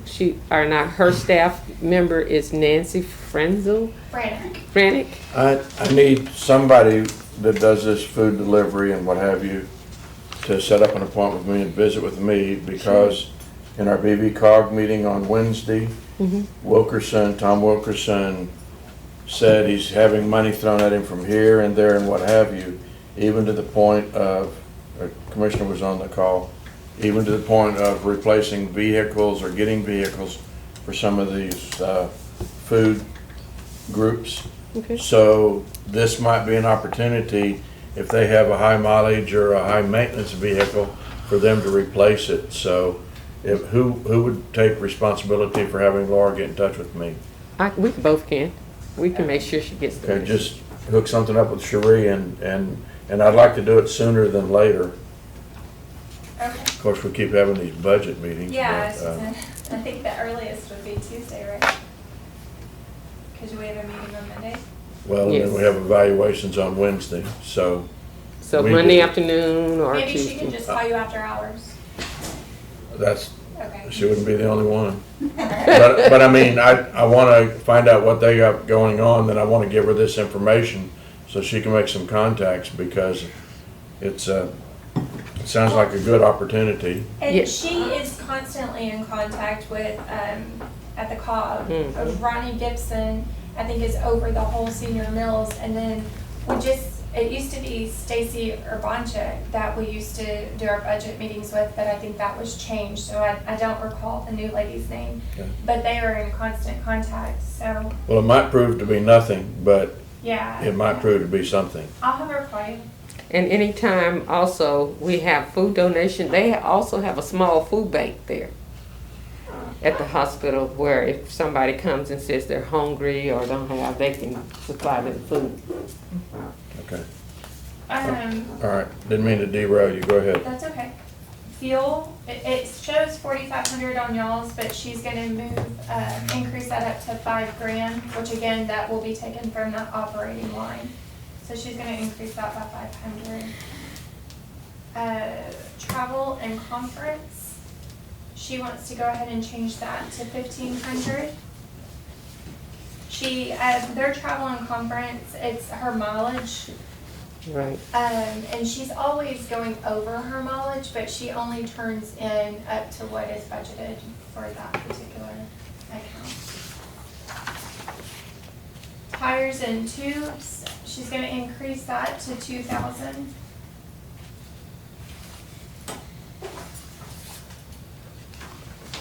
And then her operating expense, so part of the way that she operates in this is that she receives a reimbursement, and a reimbursement's monthly, and it's $6,000.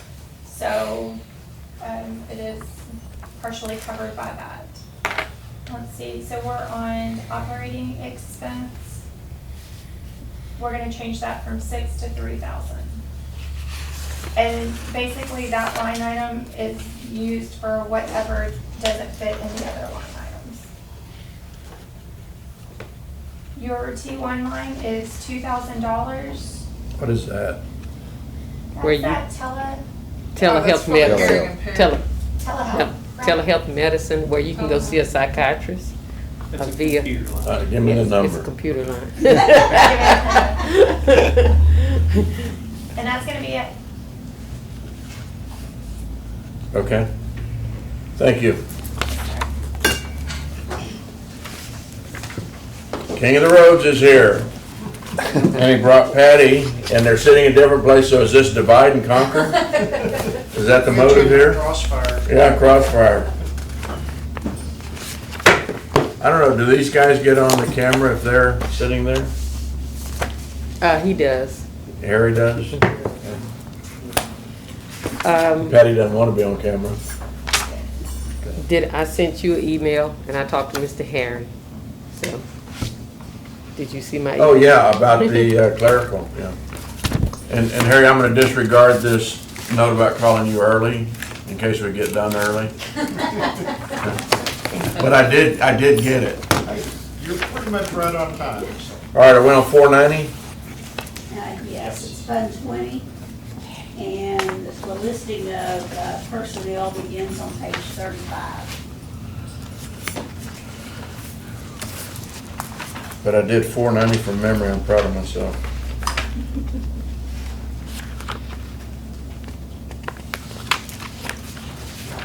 Mr. Walker, I'm gonna give you the same spiel I've given everybody else that's been before you. We're using the new format from the FI, and I hope that's what you have in front of you. If I make the print any smaller, we'll just take it, everybody's word for it, because we won't be able to read it. But one of the nice things about this new format is that it breaks down all of the jobs by title and position, instead of lumping all of the exempt and non-exempt salaries or hourly salaries together. You can fairly quickly go down and say, oh, okay, we got a road and bridge engineer, we have a general superintendent, oh yeah, I've got 3 foremen and they're all broken out. I've got a lead mechanic, 2 blade operators, executive assistants, senior operators, I got 2, and so forth. So it easily helps you to keep track of the number of personnel that you have budgeted. And Jesse, we're not moving to put names on this, is that correct? June. Yeah. The grade, I had emailed them yesterday about the grade. I see that's not appearing on the report, and Right. it should. So hopefully that'll be fixed by the next time I do it. Okay. And then also, the first day of our meeting, I put in front of y'all a sheet like this that was folded over. That was a revised form that was given to us after you received your binders. So yes, it wouldn't be in your binders, it was just, And this is the one we should be referring to. yes, ma'am. Jesse, I didn't get one. Okay, here, But the run reflects what's on that sheet, right? it reflects our last discussion. Yeah, okay. And then, so, The sheet we gave Philip is copy of, so he has 2 different versions. He probably has two. This is, unless y'all change something after our meeting. Now, he had picked up his budget book before that meeting, so we gave him, you switched out the sheets in everybody else's budget book. We gave him the This revised one. sheet. Yeah. So he's- you have he's got two. both. I've got, Yeah. Okay, I've got so one, I've got the one you gave me and the one you're talking about. they should be the same. Okay. So Vanessa, you have one of yours. Okay. Which Well, one do you he's got want? the original one. I gave them this, all of them, every single one of them, at the beginning of this week. Oh, okay.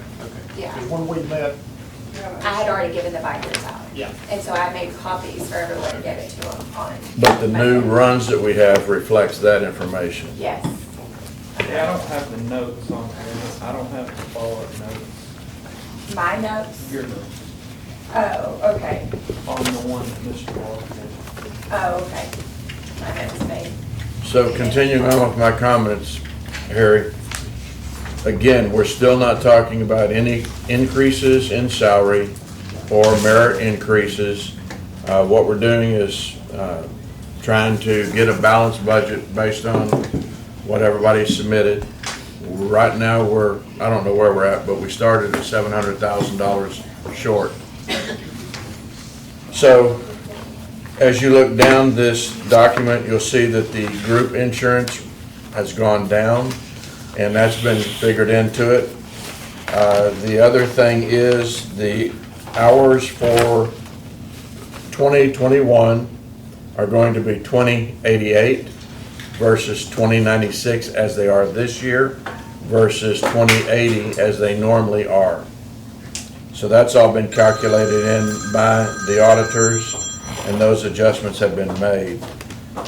What I would take you down to is your overtime on salary for your hourly. That can't be right. Oh, that's salary, excuse me. I was on the wrong line. For your overtime, we have $21,375.33. Is that typically for your emergency call out for weather-related responses and emergency responses and things of that sort? Or is there another use for that? We use it for the emergency, and then late in the year, it looks like we're not gonna have any major emergencies. We'll use some of that time to let guys go out and do extra shredding and side moving and things, just because it's so hard to keep up with the vegetation. Sure. Okay. All right, Can I back up a little bit? you may. Because this is Commissioner Court, Mr. Harry. I did want to share with them the email I received. Is that okay with you? Certainly. Because of the COVID-19 funding from the Workforce Solution, we proposed a question to them about a clerk. He was asking for a clerk for his office, and we didn't know if that fell under their guidelines. And so at first they said no, but then they did a little bit more research, and they came back and said that they could supply an employee for 80 hours. So I'm gonna give him the paperwork to give him the courtesy, of looking over it and seeing if that is something that could work for him. But I thought it was great news that it is an option, but we'll get feedback from you. But this is my time to be able to share with everyone. Right, and we'll take a look at that information and see if it looks like that'll be workable. Yeah, Like I told you on the phone, I'm not real familiar with that program and how they operate, so I kind of need to get up to speed on it. okay. Okay, thank you, Commissioner. With that, we're gonna drop down to 4305, which would be office supplies. Excuse me. Yes. Before we leave the salary, like a couple of things I need to point out. One significant issue, Sam Nobles may be retiring this year. He's said he plans to in October, November, or July. He's been kind of waffling back and forth, but if he does retire, there'll be a major reshuffling of positions and responsibilities. I'm not sure exactly what the final picture will look like, but I want to make a notation that if he retires October 1st, whatever, I don't want his salary money all to go away. I want a heads up in there that we'll have to reshuffle and reassign responsibilities and figure out what we do to replace him. I just want to put a caveat on that. Okay. And then one other issue that's come up, we have 2 of the small trucks for the drainage crew that are scheduled to be replaced this year. Those are trucks that don't require a CDL driver. Based on the information we're getting from the vendors, we're probably not going to be able to get trucks in the future that don't have air brakes. So 2 of the light equipment operators that are driving now will probably need to be elevated to CDL drivers. And that would be we need to switch the positions around, and Patty worked through the numbers. That's about an $320 increase in the CDL driver line item. And then it would subtract from the light equipment operator 2 positions. Again, that, if we're lucky and we can find some trucks that don't require, that don't have the air brakes, and don't require a CDL, we'll get those, because we've got some guys that are driving them now that may not be able to get their CDLs, so creates a personnel issue as well as. Are CDLs hard to get? It takes some work, takes some study. We've had several of the guys that have had to go multiple times to take the test. We're able to do it. But the main issue is having the individual willing to put the time and effort in to do the studying. The actual driving part is the easier part. It's the written part It's of the the testing. test. And they have videos that they can watch and everything, but again, it's been problematic. Do they Yeah, get those yeah. for free? Pardon? Through Road and Bridge, do they get them for free? Is it- Yeah, the We have videos and things. We have manuals that they can, Yeah, they can review. the handbook that they're supposed to work from is 170 pages. Oh, no And wonder. there's a video, and, so it takes a lot of time and effort, and not everybody is willing to put the time and effort in. So if the equipment that they're eligible to drive goes away, then we may end up having to replace it. Okay. Who pays for the license? Isn't there an expense to obtain the license? No, Just a regular initial Pass the issue. test and you're in. Yeah, I mean, it's just like. Just like a regular driver's it's license. like, I mean, yeah, the individual pays for his driver's license. Okay. I don't know what the cost for a CDL license is, but the county's not paying for those licenses because it's, again, it's a requirement of the position. They're not that much more, and now they require a physical also. Yeah, the CDL drivers have to have a annual physical as well. Hmm. Do they, is that on their own, they pay for that on their own or through insurance? They pay for that. Anyway, before we left the salary portion, Judge, I wanted to point out those issues. Okay. Anything else in the area of salaries or adjustments? So we had 8,300 to the CDL expenses, and we're gonna minus 2 of the light equipment operators because of air brake requirements. The 8,300 was the net Do you need change. to, It's gonna be more based on 88 since they said, so it'll be a little bit more, but, But that was That's the just the net $2 an change. hour. Yeah. right, it Goes takes from them $13 to 13 to $15 an hour. because that's the beginning of that grade for a senior. Judge, do you need to speak to Jesse his will have to salary? run the To his salary? Yeah, it was a change, wasn't it? Or was it with original Well, we're from not, last year? we didn't make an adjustment on his. There wasn't? No. Okay. I'm looking at 19, I'm sorry. Okay. We did it in 19. All right, we're gonna go down to office supplies. Office supplies is $1,800. You spent 2,100 in 2018. Are you gonna manage your office supplies at that 18? And I'm not here advocating raising, but, you know, with your subdivision business, are you still okay? You comfortable with that, Patty? I'm sorry. Manage. Yes? Yes. She said yes. All right. We'll manage. I wasn't looking, I'm sorry. Operating supplies is 50,000. And we don't have history because that's an issue of the ditching crews, I believe. You know, we do have a history, it was just a different number. The prior year's history is kind of garbled up because of Right. deleting Fund 491. Right. Those numbers are down at the bottom. At least some of them are. Yeah, the history on the operating supplies is on page 61. 37. Page what? 37. It's 37 and 16. I'm sorry, you It's have in- a different sheet. It's in the 8,000 series. Oh, okay, I got you. Well, we're not gonna give you everybody else's budget. Do you wanna see everybody else's budget? Yeah. I just like to have what they have. Well, that's I- everybody else's budget, is what they have. It's page 37. $30,036.08 is a 2018, 37,362.29 is 2019.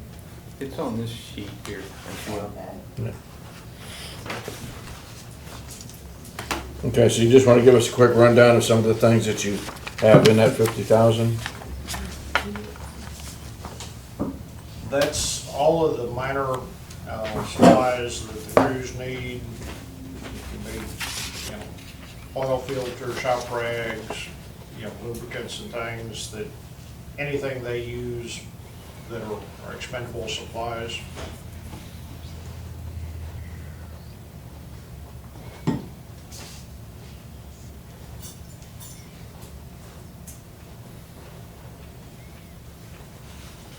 $4309 operating supplies signs, 5,000. Is that same kind of the same response?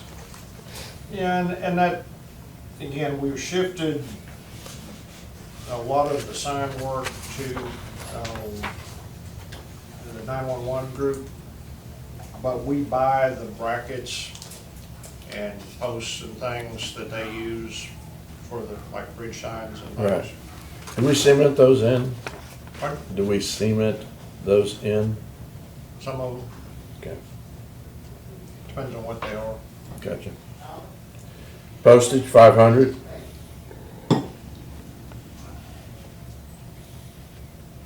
Is that gonna be enough with what you do, again, back with your subdivision?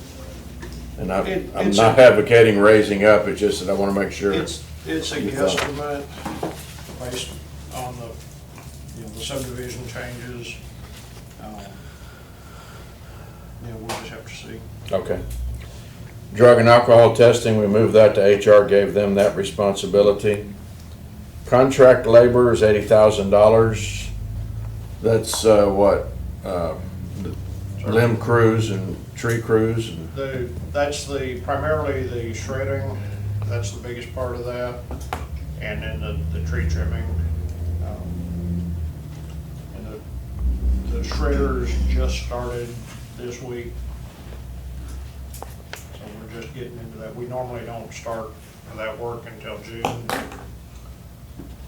That's shredding. well, Right. The contract shredding. Do we do side booming or do we contract that out? No, we do that ourselves. Yeah, the contract mowing is just mowing. The north and the south? Yeah, well, they're different, what, 5 different areas we designate? We do some in-house, Johnson but we Ranch, only have 2 shredders, so therefore, there's no way we could maintain the whole county Mhm. getting them shredded, so we do contract that out. The majority of it. what we've done, the contract mowing, they get the bigger wide open right of ways because they use, Yeah. 15-foot shredders. We take the smaller roads and use smaller, we've got 10-foot equipment. So they can't make any production on the small roads, so we do those ourselves. rentals and contracts. And that's if we need to rent equipment, like we've had to rent a roller this year. We're getting ready to rent a reclaimer, probably next week.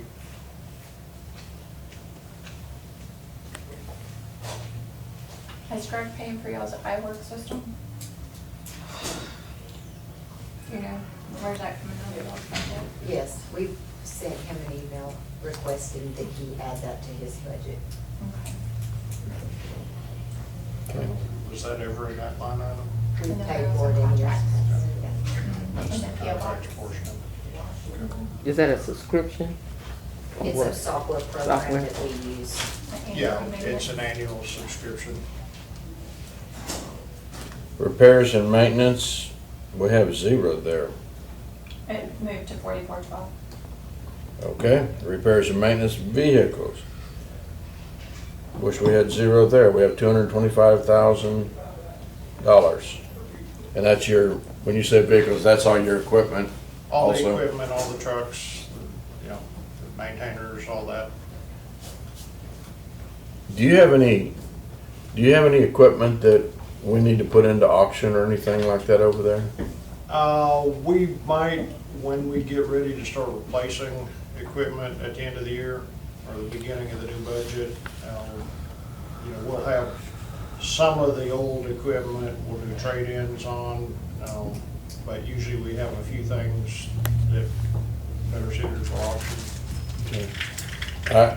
I became familiar with one area of the county, it's not yours, that we had vehicles, and then we got new vehicles, and the vehicles that we replaced sat around for almost a year, if not a little over a year, and all that does to the auction price is take them down, so, I asked that question. We've done an auction every year. Some of the equipment, like say, you can't get anything on a trade-in.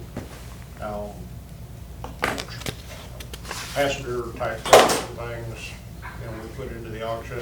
Yeah. Some of the oddball equipment, attachments and things that we're not using anymore, we put into auction. But yeah, we've tried to do that at least once a year ever since I've been here. Okay.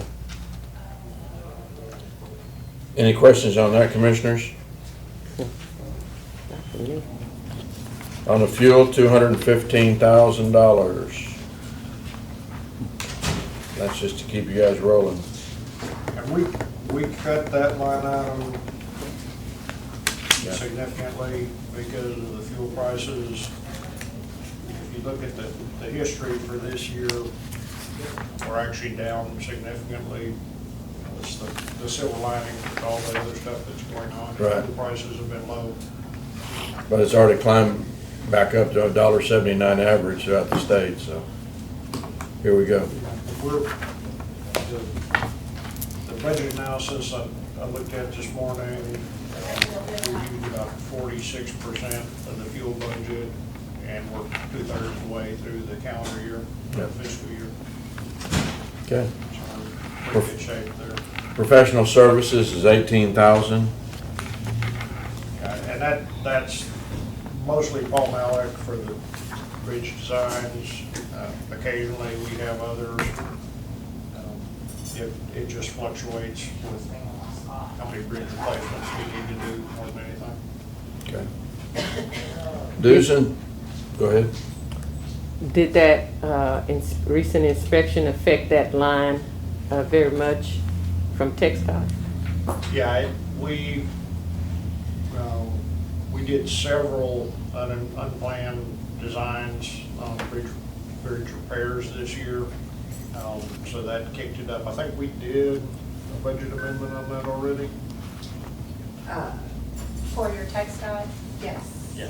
Yeah. But I don't think into professional services. Not into professional services, no. Yeah. But for the bridges. Right. Yeah, I think we're going to have a budget amendment this year, if we're not finished. We've got half Yeah, of we those. only have 2,700 left, and Yeah. I know you will have another Yeah, increase. he's So we working will on it. have to do, but not as a. But they don't expect like that every year, right, textile? They do it every other year. The problem this year was that They got a new they have guy. a new bridge engineer. Oh, okay. And they have a new inspection contractor. And just so, their inspection routine was more rigorous. And so the last 3 years, we only had one bridge that they contacted us after the inspections and said you need to do something immediately. This year we had 8. So we've taken care of 4 of those now, and we're working on the other 4. So, Will those 4 come out of next year's budget? Again, these were unscheduled.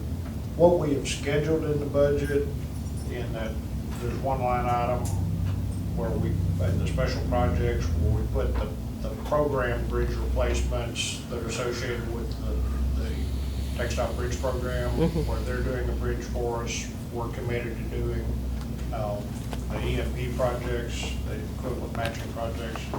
That's what's in that special projects line item. Okay. Those are planned, these are unplanned, and we cover that out of bridge materials and the contract bridge labor. That, again, because we don't know going into the year, what they're gonna come up with. Okay. Dues and subscriptions seem to be fairly small ticket, and I guess your certifications requirements there. Oh, we get a number of trade magazines and things too, most of which I don't have time to read, but some of them are useful. Uniforms, we have 15,000. It's gone up because of the addition of the second drainage crew and a new contract.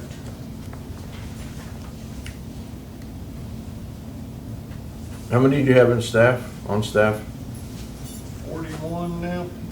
41. And I guess most everybody wears some type of a uniform, do they not? Everybody except the office staff. We can probably hook y'all up if you're interested. Huh? Like Jack. Yeah, I wish Bobby knows about that. Yeah, she's the one that helped resolve that issue. All right, cell phones, air cards, 13,000. And again, more people on the crew, we have more phones. Okay. Advertisements and public notices, 2,500. That's an increase because you took over subdivision business, correct? We didn't even have a line item before, and we're kind of playing that by ear. One thing I will tell you, when I get around to doing the revisions to the subdivision rules, we're gonna have to increase the fees, particularly on the replats. because it's costing us $300 in advertising per replat, Right. and the fees currently set at $50. There's no reason we should be paying for that. Yeah, we shouldn't be losing money. I No. don't mind not making a lot, but we shouldn't be losing money on that, so. What did you say it cost, 300?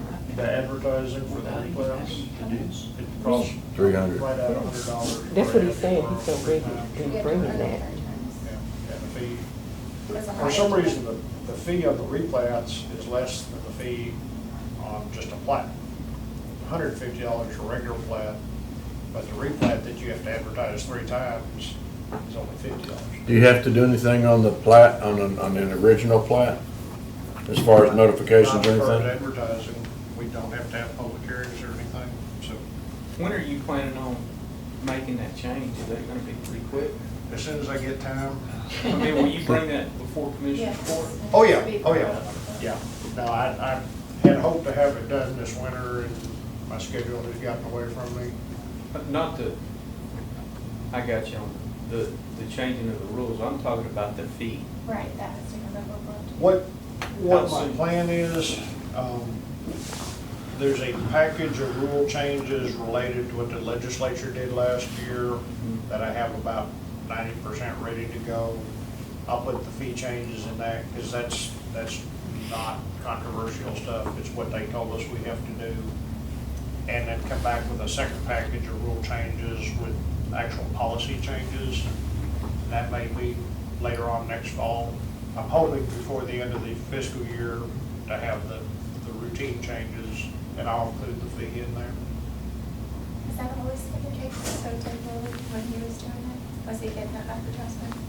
I didn't hear what you said. Dave Lilly, when Dave Lilly was doing it, has it always been like that?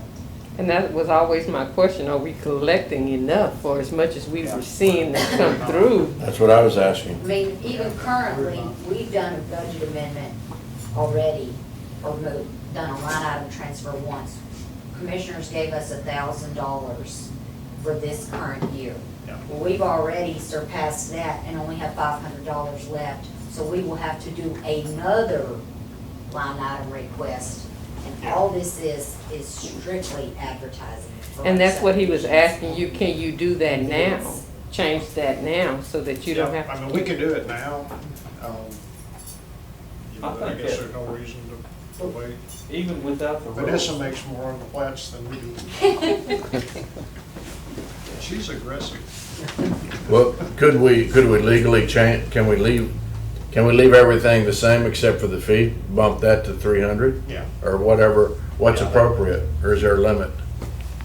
I think we'd have to go to at least, I have to check and see if there are any kind of limitations, but I think we would need to go to at least $350 or $400. Okay. Because the $50, barely covers, the review time and everything. Sure. Yeah. And it's, it's pretty marginal. So let me look at that a little bit. I don't know, I know, like, your fees are set by state statute. I don't know if ours are, or they have a limitation. Well, we don't need to turn it into a profit center, but we certainly don't need to take it as a loss. Right. Exactly. And that's one of the things we've been encouraging all other departments to review is your fees. Make sure they're collecting what they need to collect, make sure we're collecting the ones we should be collecting, moving forward, because, we're facing caps. Patty, he's going on vacation. Y'all will have time while he's gone to get that. I mean, I'll be quite honest with you, I'd like to see that changed fairly quickly because all the taxpayers shouldn't have to pay the advertisement for one person that wants to replat. Right. Yeah. I don't We see get a a lot of reason replats. we can't do that in July. We can get the research done. In the back of my mind, I think the state statute has some sort of a cap, but we'll figure that out and then come up with an appropriate number and bring it to you. And Would you get with Cherie, get it on the agenda? I think July the 2nd is a Wednesday, isn't it? for First. believe so. The 1st of July is, First, First of July is a Wednesday? First, the 8th, and the 22nd. Okay. Unless you change anything up for 4th. No, it's only the auditors that change up calendars and hours per year and all that. I'm a static kind of, I want to do away with daylight savings time, so, We do too. or whatever it is right now. Keep what it is. Keep what we got, quit changing it. Do away with God's time. Amen. No. No, Okay, no, amen. moving right along. Vegetation, and you haven't spent any, but as we know, this is the time of the year that you start spraying or where that charge. And that's an in-house job, right? Yes. Okay. Yeah, that pays for just purchasing the herbicides. We just talked about getting him going on that this week. So, again, it's time. Does the person spray, does he have a license or do we Yes. use? Yes, they have to have a license. Yeah, Okay. G-Don Bowman is our license. All right, contract hauling, that's $1,540,000. I That's- think you skip traveling. Oh, traveling I'm sorry. Traveling conferences, 4,000. Yeah, we just left that pretty much alone. Most of those things go up a little bit every year. I don't know if we've seen I don't think they've come out with the information for Cicero yet. Who all participates in that, Harry? And certainly you do. I go and Sam goes, and then occasionally Patty and Miss Bobby find something they're interested in. But Sam and I are the ones that go to the Cicero conference every fall. Okay. The rest of y'all's training is pretty much done through UT Arlington at cost. The training for the crews, we've been getting through UT Arlington, and generally that's free. But like my training happens at Cicero, I've got to have a certain number of continuing education credits every year, and the conference sessions count if I take the right ones.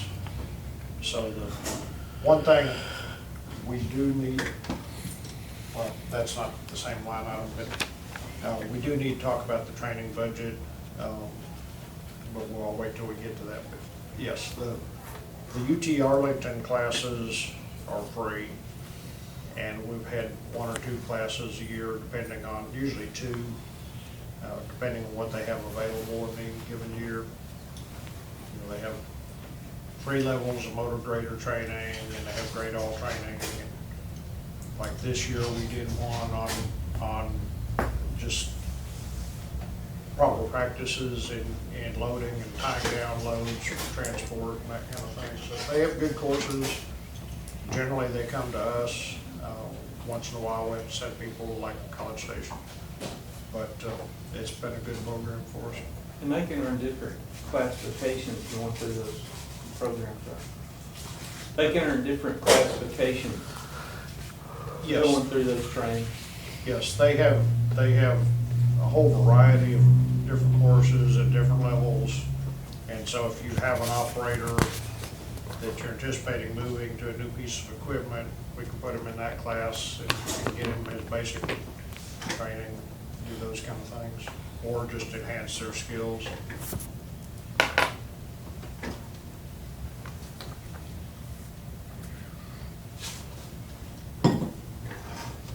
Anything else, sir? Okay, contract hauling, $1,540,000. Yeah, contract hauling, we reduced, quite a bit from the original budget submitted and from this past year.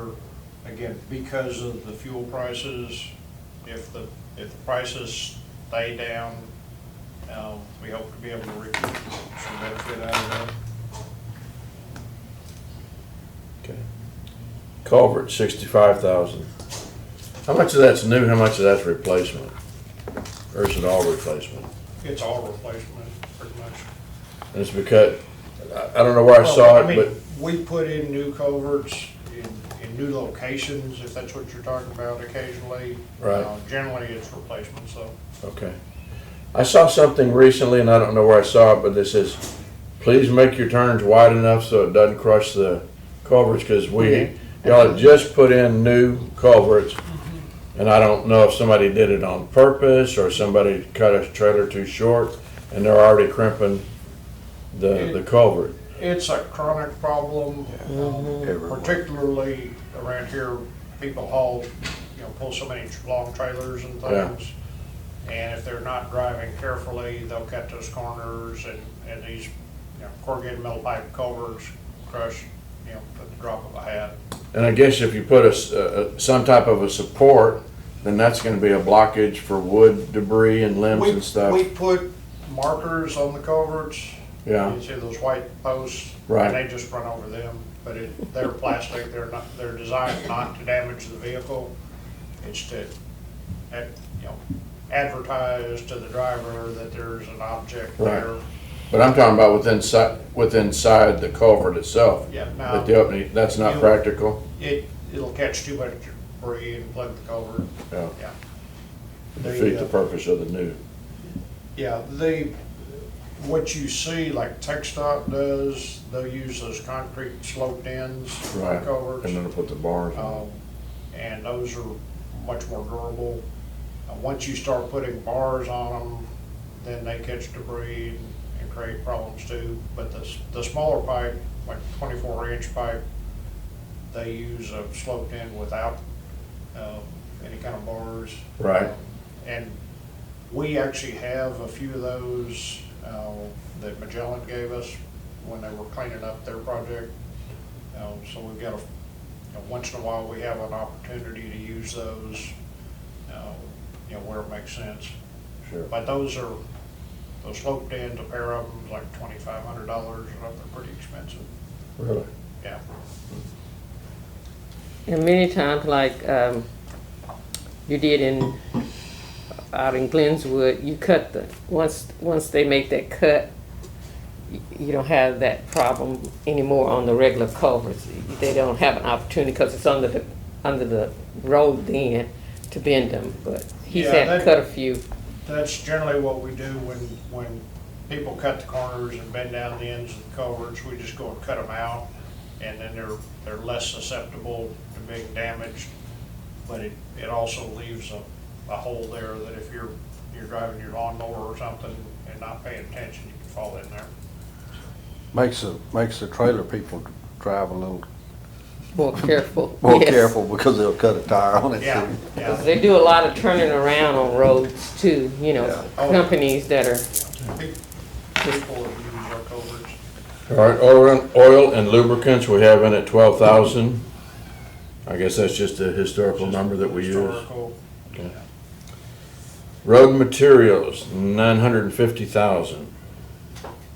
That's the same as the current year. Previous year was much higher Right. than the actual because of the outside money we received from Magellan and from FEMA. Most of that's pretty well dried up. If we get any outside money, of course, we'll add it into that line item. But that's our kind of our mainstay. So it costs more to haul it than it does to have it. It costs about twice as much to haul it as to buy it. Yeah. Wow, I didn't really realize that. Yeah, we're paying $22 a ton delivered and less than $7 a ton to purchase the rock. and we've already did the contract bids, like the bids for the Yes, house. those are annual contracts. These are based on the current year prices. We'll rebid them again in September and see what happens. We bid again in September. Yes, ma'am. Yeah, we do all the annual contracts before the beginning of the new budget year. Okay, we have another 60,000 in contract services. Yeah, and that line, and again, the contract, a couple of these line items I always get confused about. But that line item is primarily our bridge contract labor, where we have Neyland Bridge comes out on an on-call basis to do repairs like what TxDOT dropped on us this year. That's why you see the increase, the amended budget for this year went up so much because of that extra work we had to do. Okay. Then right below, we have bridge materials of 30,000. And that's mostly our bridge boards. We are going to have a budget amendment on that coming up here shortly too. We just placed an order for pipe and beams. That's gonna be about $48,000. We haven't had to order materials every year, it's been every 2 or 3 years, so, but with all the extra work we've done this year, we've depleted our supplies, so. But we're stocking up now, so I think. Yeah, so are you using this year's budget money? Yes. Yeah, we'll have to do. But you'll still need the 30,000 for next year's budget? Yeah, because that's, the pipe, the 48,000 is pipe and beams, but we also need bridge boards, and sometimes we need, materials, that we don't have in stock. And this could be washouts and stuff too, right? Pardon? Washout, like around bridges, doing storms.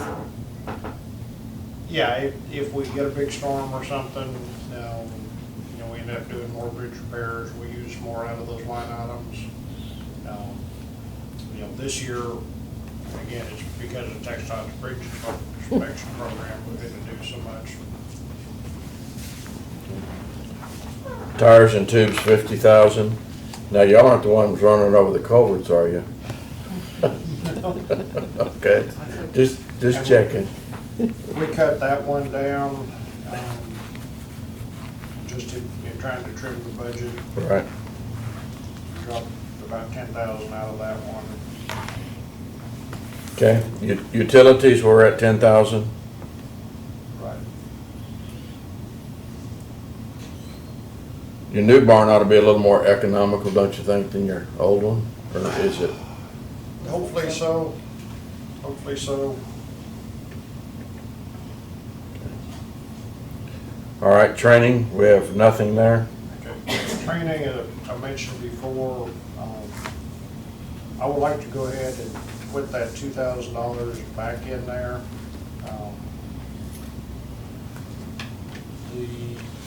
I received a deposition request here this week for an accident that one of our drivers was involved in. And they went at length into your training records and everything. And I think we're deficient in what we've been doing for actual safety training for the drivers. So I would like to restore that $2,000 that we got a couple weeks ago. Okay. So what is the difference between, like, if you want to add money, just add it to the travel and conference, because that's where everyone's No, training goes no, to? that's not where the cruise training goes. They don't go to conferences. This is the line item we were talking earlier about the UT Arlington training that we don't have to pay for. Yeah. This is where that stuff would go, anything we have to pay for. And they're not going to conferences. We're getting training here locally, but we're not proposing to send them out of town. But we do need to spend some money on training that isn't available for free.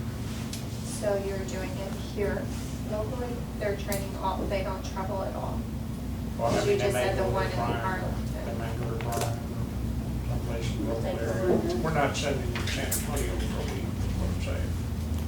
Most of their training is a day, or maybe 2 days. But that's what this line item is for, is training for the crews. Okay. When they go to the Bryan, do they go in their personal vehicle or do they go in a road and bridge vehicle? It depends what the training is and how long. Also, we're suggesting to try to have safety meetings like we used to have. We haven't had those in quite some time. So we're anticipating having a monthly safety meeting, and so that will require us to get speakers. That won't necessarily be a text lab training that we get from UT Arlington. This will be on top of that training once a month. We will welcome any commissioners, any HR, anybody who would want to come in and sit in on those. We used to have those quite often, at least once a month. And we do get some training from TAC. Sometimes we get speakers, sometimes it may be a CPR training, sometimes it might be someone coming in to teach us how to use a fire extinguisher or something of that nature. But it will be some kind of training for our guys so that we will have an agenda, we will have a sign-in, we will be able to provide training for our guys on a monthly basis, not just a course that will, go for that particular employment position. This will be for the entire crew. May I suggest, I don't know if it'd be your first pick or your last pick, but David Lilly could be helpful in arranging. No? Okay. I think Harry probably could give, I think you know the right people to identify to get the training that you're. Yeah, I don't, I mean, if some of the stuff, I suppose, too quick, some of the stuff, if we're doing like CPR training and things, yes, he might be able to help, but I'm particularly interested in safety training as far as the drivers, hauling equipment and operating equipment on the highways, because going through this list of questions from the deposition and everything, it's like, yeah, we didn't really do that. So we're gonna have to spend some time and effort to emphasize that and get our program back in shape. Okay. I think, as Patty was saying, when Bob Cochran was here, being ex-TxDOT, he did a lot of that, and it's gone by the wayside since then, and we kind of shone a spotlight on it, and we're gonna need to pick that back up. Okay. I sat in one of those meetings that Bob had, and when I was working with the state, we did that every month. We actually used some of the employees, and you may have some employees that can do some training. And we did that, we had the employees do that every month. We did hot weather training, cold weather training, all that stuff. Yeah, TxDOT makes their training videos available. Yeah. And they've got, again, a variety of training topics geared to the kind of work we do. We'd like to take advantage of that. And there are potentially some outside sources to bring in, or even some in-house where people have particular expertise. But it has been something that has been neglected in the last few years, and we need to correct that. Okay. So we'll have 2,000 there. Makes sense. The machinery and equipment, 366,000. That's for some replacement. Do you want to remind us what replacement equipment you're getting?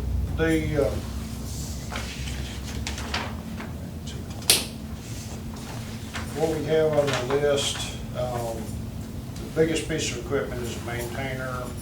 We have the 2 small dump trucks for the drainage crew that I mentioned earlier. We've got 2 just regular half-ton pickups and 2 shredders. Originally, we had requested an 84-inch roller, and we cut that out here in the session we had with the judge here a couple weeks ago. And that reduced that request by $119,000. That's how we got down to the 366. Okay. On something like the roller of those, is that something that you can rent when needed? We can, and we did this year. Okay. The roller we have was in the shop and in the opportune time when we were starting paving, so we rented a roller and then we got it back. But again, that was a piece of equipment we didn't need in this budget situation.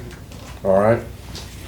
Special projects, 125,300? Those are the EMP projects for the bridges that I mentioned earlier, where we have a contract agreement with TxDOT for a future bridge that they're gonna build. We have to, our matching share is done by doing repairs or replacement to an existing bridge besides the one they're replacing. So that's the amount we've committed to TxDOT on that program. Okay. So I have FB written by that, but I don't know if that was just a notation I was making during the meeting but that is currently not being used from fund balance. We talked, last time we met, we talked about taking that money out of fund balance as a Right. possibility. But it's not being used by that, so I need them to let me know if they want to or not. Is that a restricted fund balance or? Well, their fund balance, we don't wanna take, I wouldn't recommend taking their fund balance. A portion of it, like the fees and stuff, that part would be restricted, but we transfer in quite a bit. But I think y'all had decided not to take away from Road and Bridges fund balance. Mhm. Because they're gonna need it to operate. I mean, disasters come up, we pulled from fund balance for that. So has fund balance with the sale of the property, did that go back in the fund balance? And That went into their budget. Went back into the building. it went into the building? I mean, That the was purchase taken. came out of fund balance, the Yeah. money that we sold went back in, and then purchase of, for cost of the building, came out of that, so it's been back and forth. But yeah, we drew the road and bridge fund balance down quite a bit this year, Mhm. and I would not want to see it drawn down a whole lot more for the coming year. And So- again, we don't know what's gonna happen, that's what it is for emergencies. So what I hear you saying is exactly what he said, right? Well, Yeah. on a budget standpoint, yes, Mhm. they drew down 1.1 million, but we won't know exactly how their fund balance will be affected until the end of the year, until we know how much they expended Okay. and how much revenue they received in. Okay. But from a budgetary standpoint, yes, they, Yeah, we drew it down quite a bit this year, and in the past several years, we haven't returned very much money to fund balance. So Patty gets real you nervous just wanted us at to the end of the year. discuss or know that may be putting it too far down because it's not being replenished. So you're wanting to keep this in the out of the general fund? no, I'm asking what you want me to do. Yes, How that's you what want- I'm saying. Is that, but I'm hearing Do a you want me to- suggestion also, right? Am I correct? We talked about the a possibility of that particular line item being Mhm. appropriate for fund balance. Okay. Because it's a kind of one-time It's equivalent, expenditure. okay. All right, that's what I was trying to get the difference. Are you, what do you Right. suggest? Yeah, we're on the same page with that. I'm trying to I mean, keep up we're- with you. Yeah, I don't think machinery and equipment should be used for, they're always gonna need machinery and equipment. I said that last year when it was used from there. I don't, if you, the mileage on the road, that was one area that it was a trial area, and special projects, that was an area that, I mean, that was my opinion, take it or Mhm. leave it, that's not neither here nor there, but that was just kind of where I stood. You don't want to do perpetual expenditures out of fund balance. And I don't have the information what our current fund balance is, but I think the general guidance is 3 to 6 months of operating expenses. So this is special projects we're talking about? Yes, ma'am, So it these is. don't come along all the time, these are, Correct. And we know in advance, because of the advanced funding agreement we signed with TxDOT, Right. what we're committed to Yeah. spend, So- so we can plan for it. the years you have out besides the county roads, that's the year you are attempting to accomplish in, or I'm CR, looking at- I'm looking at your sheet.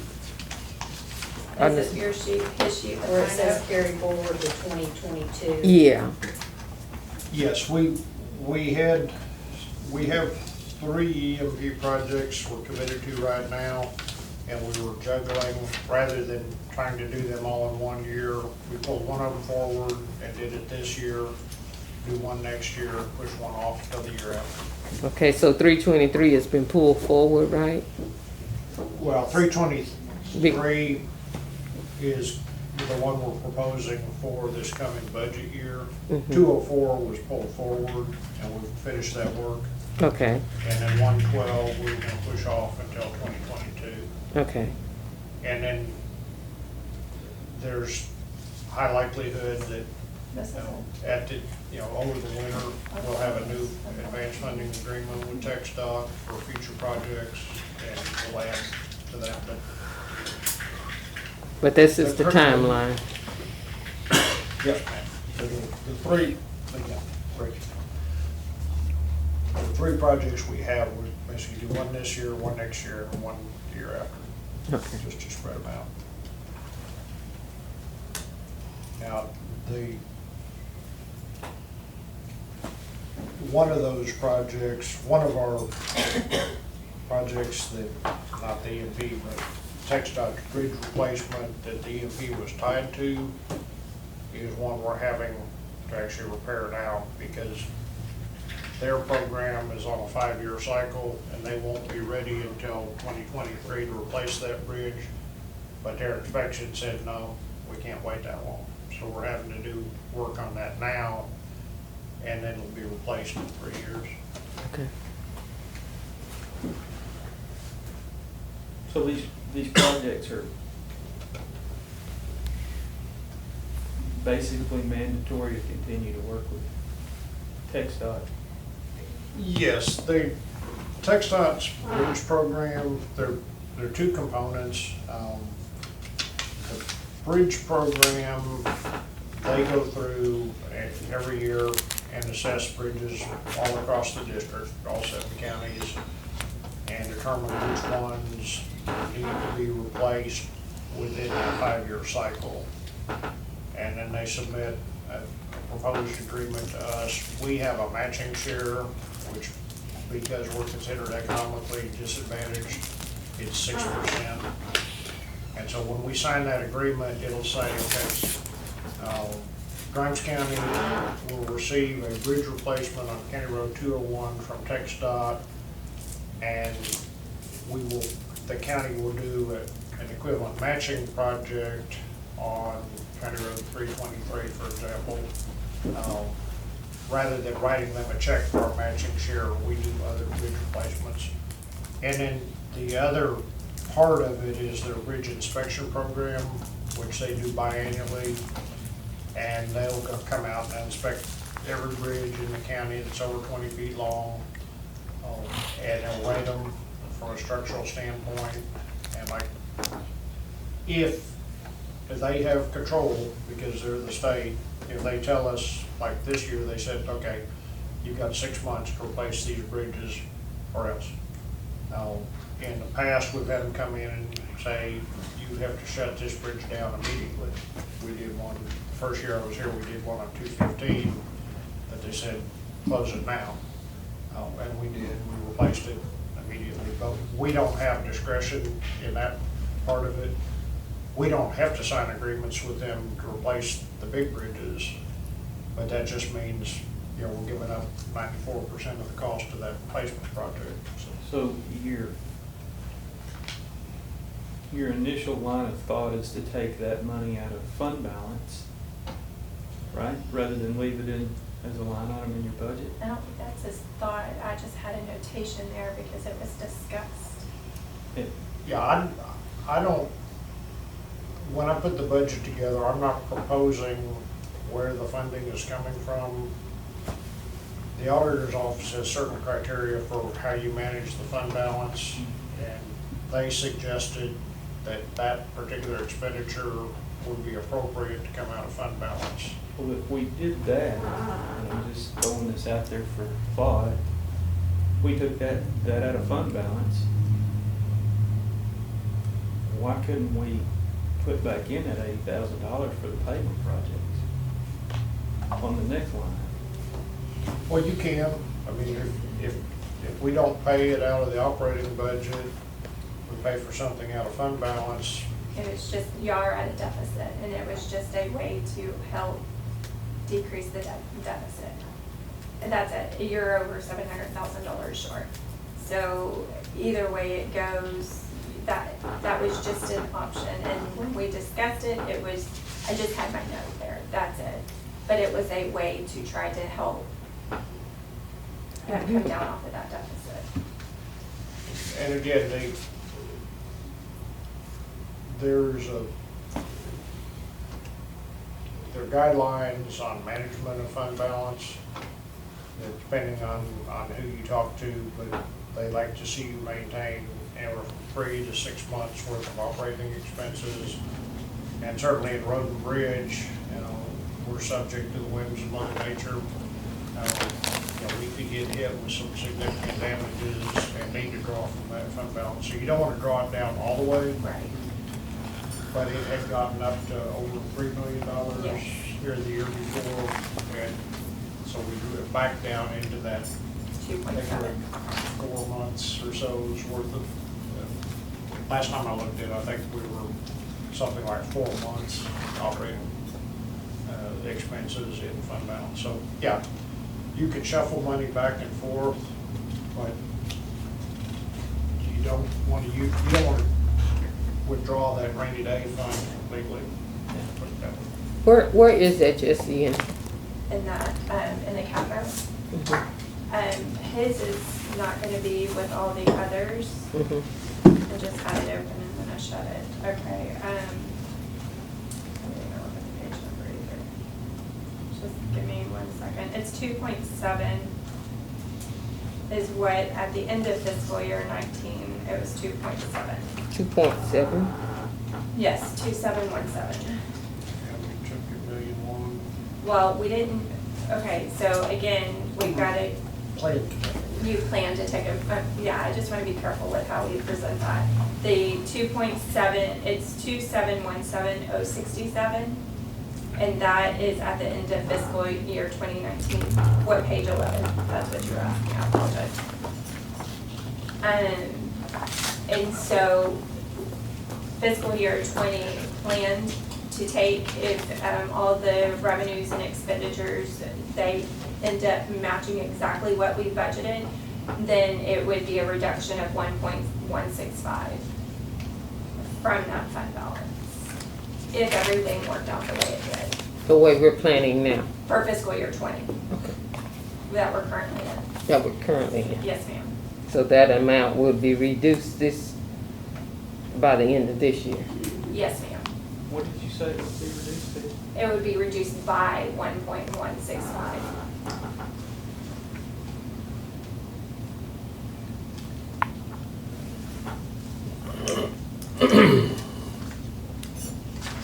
I think 2020 budget, it was 7.4 million. So if the full 7.4 million was spent and your revenues were on track as far, I mean, the bulk of his revenue is coming from ad valorem, so that's, and we know that's gonna be in there no matter what. So we've already transferred it.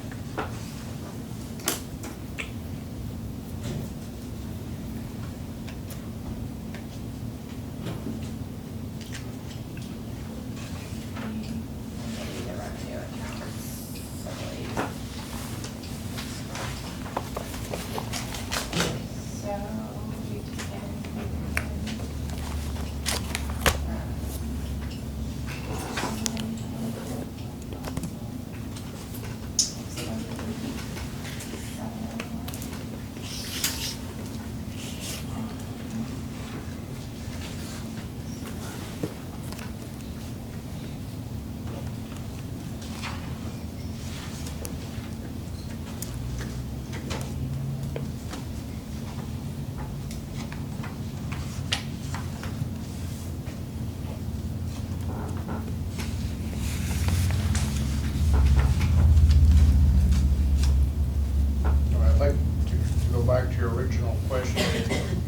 yes, if the decision is made to take some of these, projected expenses out of the fund balance, some of that money could be put back into the operating budget if everything else balances. And we usually see that in what month? The, what, certified numbers from the appraisal district? No, what goes back in? Oh, well, that's gonna be, you have 60 days, they have 60 days after the year end to get all invoices to us dated September 30th. So we can give you a picture by September, give you a closer picture by July, if you or August, end of July, beginning of August, but we won't know until December when we close out the year. Well, it closes at September, but we can Right. still throw back until the end of November. So, And you'll have a better idea by then from your projects. We will, but remember, this is our busy season. Yeah. We're spending money much faster in the second half of the year, and we'll be going full speed right up to September 30th. Because of the paving work we're trying to get done, and, who knows what hurricane season's gonna be this year, or, it's looking like we're getting a dry year, maybe fire season, I don't know, but, yeah, this is, we won't really know until very late in the year. as far as money in the deficit though, you will know at the end of July. Right. Where you stand. So you may stand, according to Mark, it may be a better picture than what we're painting right now. So fingers crossed, but, so if you want to continue with the deficit that we have, that's fine. Just the hard work will be at the end of July. Where you come by. It's just up to you guys. Okay, We just need a direction. well, thank you. Putting it where the goats can get it. Okay, thanks.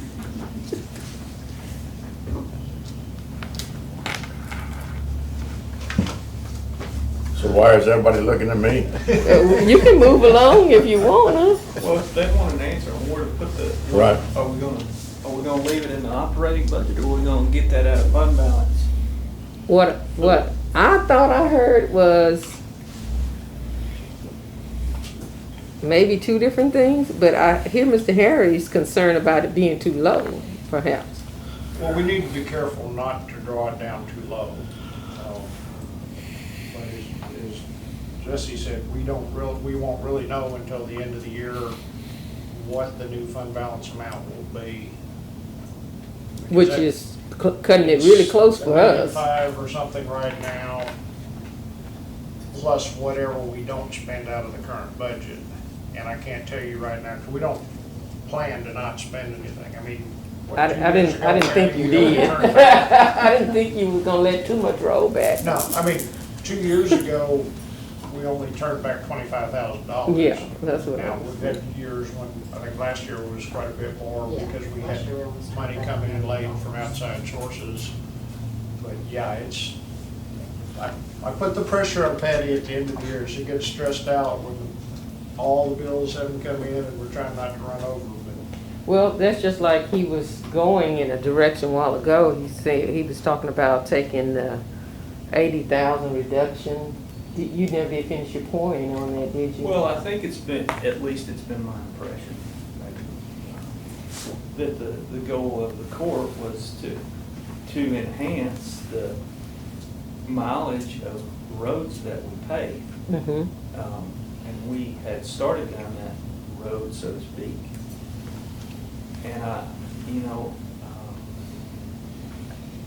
this is an opportunity. I don't want to get off of that road. I mean, I don't know that we'll ever get all the roads paved in our lifetime. At least, We won't. But if we just keep saying that, we won't. I mean, we have. But if we can go from 10 to 20, that's an improvement. That's right. And I think that's an expectation of every precinct to increase on that every year. I think most realize that you know, that's a daunting task, and it's gonna be a very, very lengthy process. That being said, I don't think that taking $125,000 out of fund balance, if we're cautious and we're attentive to what is in fund balance, is gonna make a difference in my mind. It doesn't scare me to do it. May, Well, here, I've been going against him the whole time. It should, kind of, to dwindle it down to absolutely nothing. Well, we got 4 months. I mean, Well, okay, hang on though. So I go both ways. It's easy, I mean, both ways all the time. So I don't want you to get too comfortable to where it doesn't scare you, because there is a lot of money out there in grants. And we have to have that money up front because they are reimbursement grants. If you don't have that cash flow, you're not gonna get any of those grants, because they are not gonna give, most of them, some of them will, most of them won't.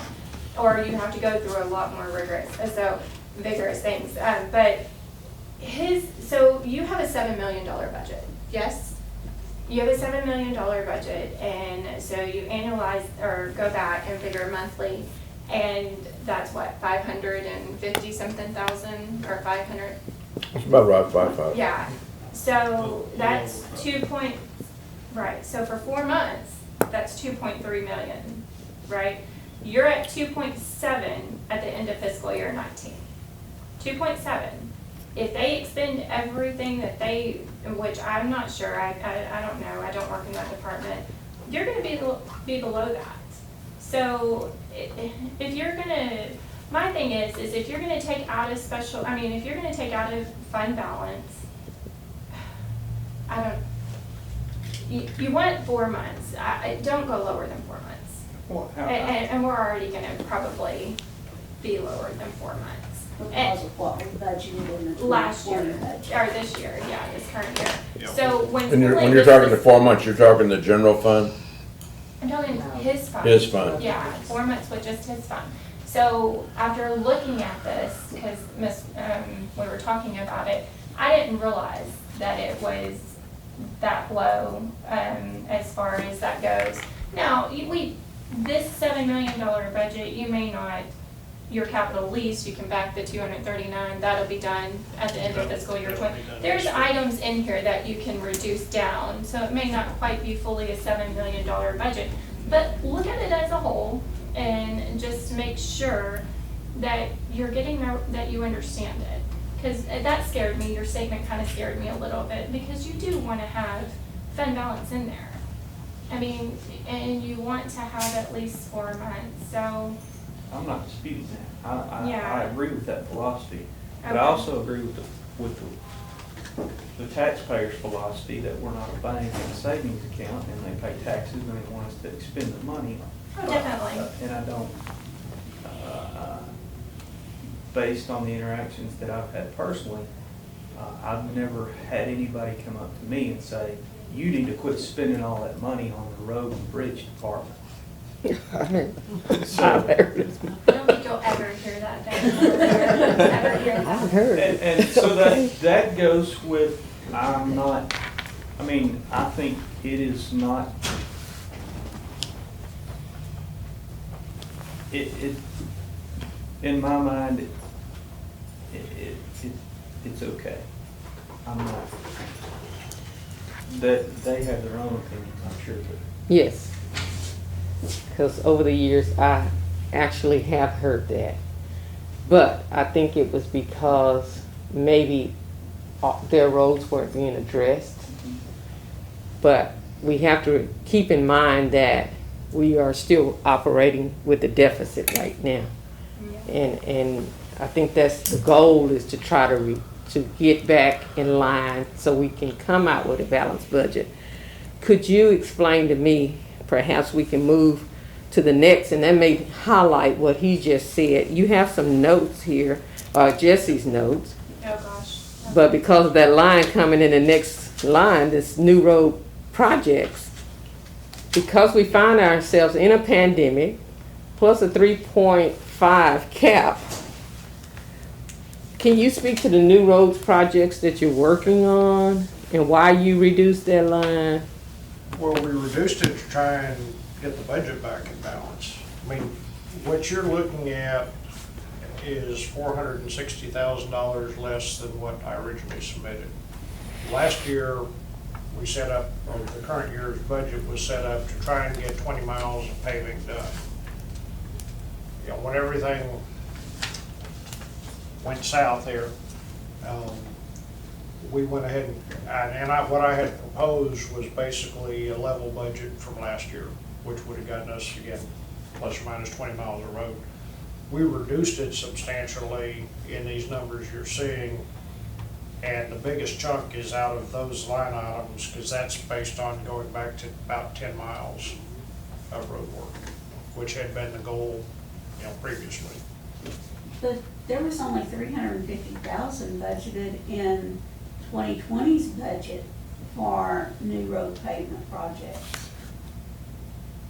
And for next year, you've got 392, so that's a. Yeah, but we reduced, Oh. I'm talking about the combination His request. of new and resurfacing.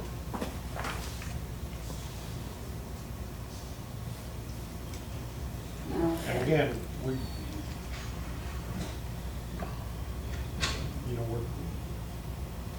I mean, they did come in and they did cut, what, a little over $400,000 out of their requested, or initial request for the budget.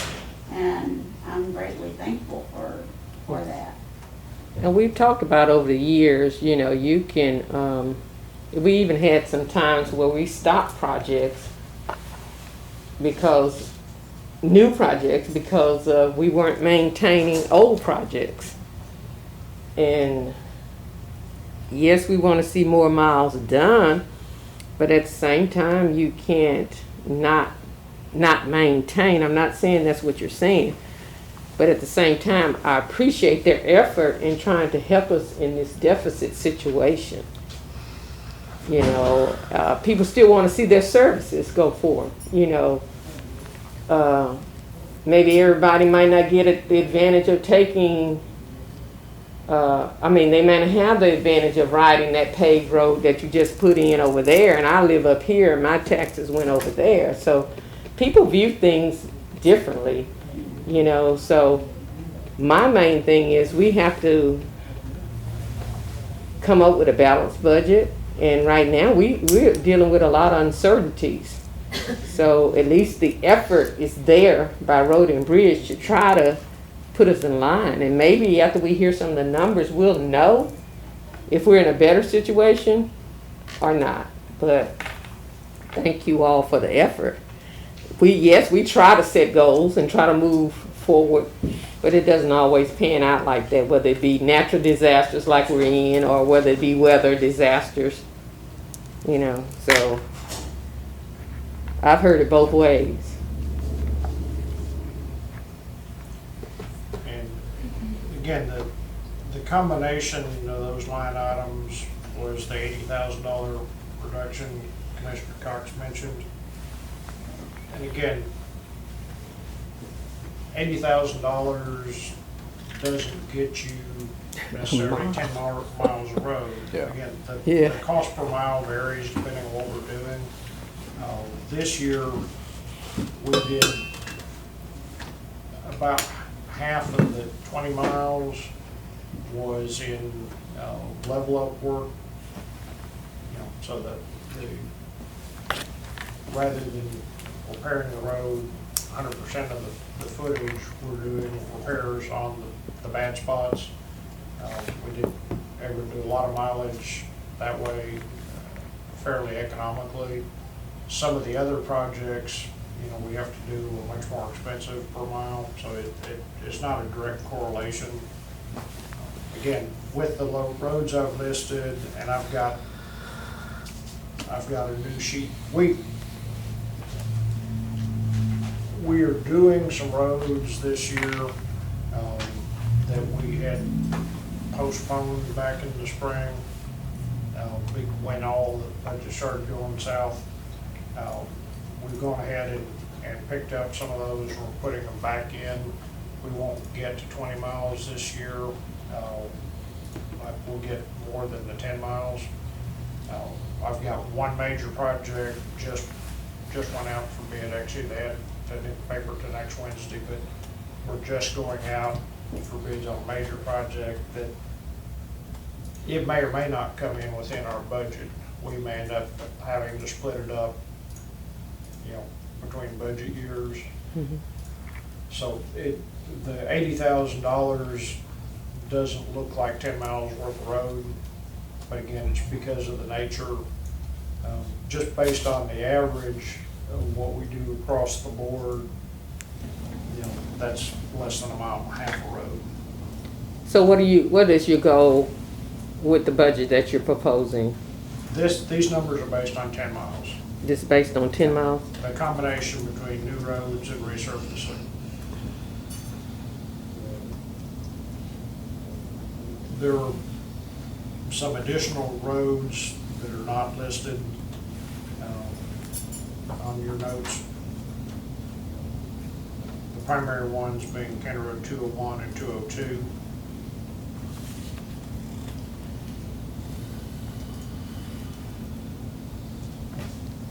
They're on there now? Is that what you're saying? In my new paving spreadsheet for the next fiscal year, within this budget number, we can do 201 or 202 as well as those others, because we went ahead and did 180 and 173 this year.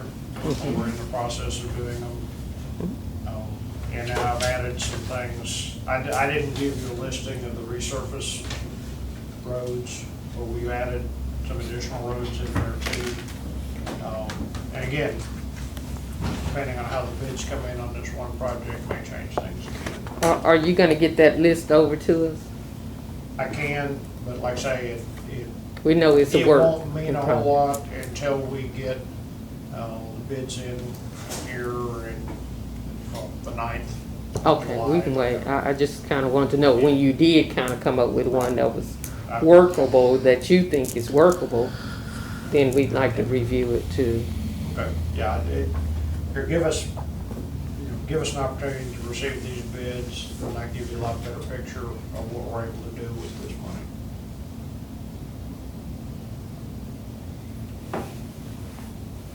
All right, Judge. Any other questions? Anybody need a baby kid? Need a baby kitten. We need to visit one area that we haven't talked about in our machinery and equipment. We did not budget for 2 new computers and 2 Oh, yeah. printers within our barn, nor IT works for that. And I don't know that Greg did either. Did you submit it in your request, the IT request? It was not in the IT request because we thought we were gonna work out a way to get the guys' paycheck stubs to them, and that hasn't happened, so we're gonna ask IT to get us 2 new computers.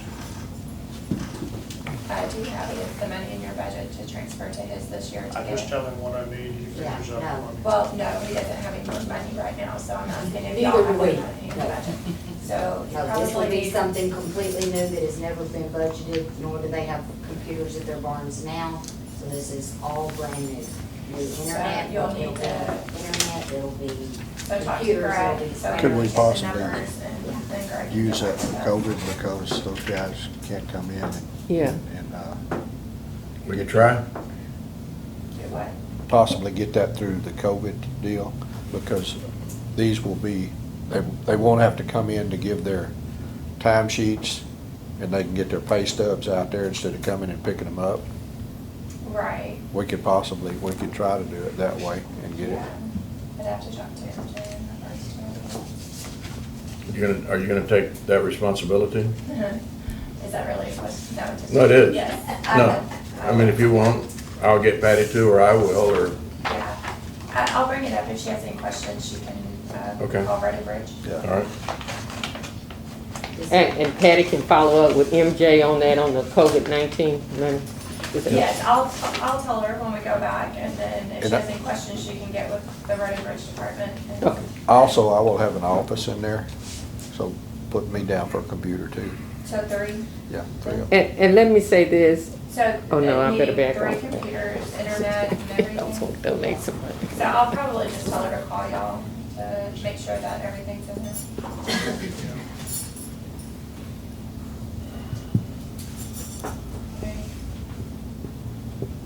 Okay.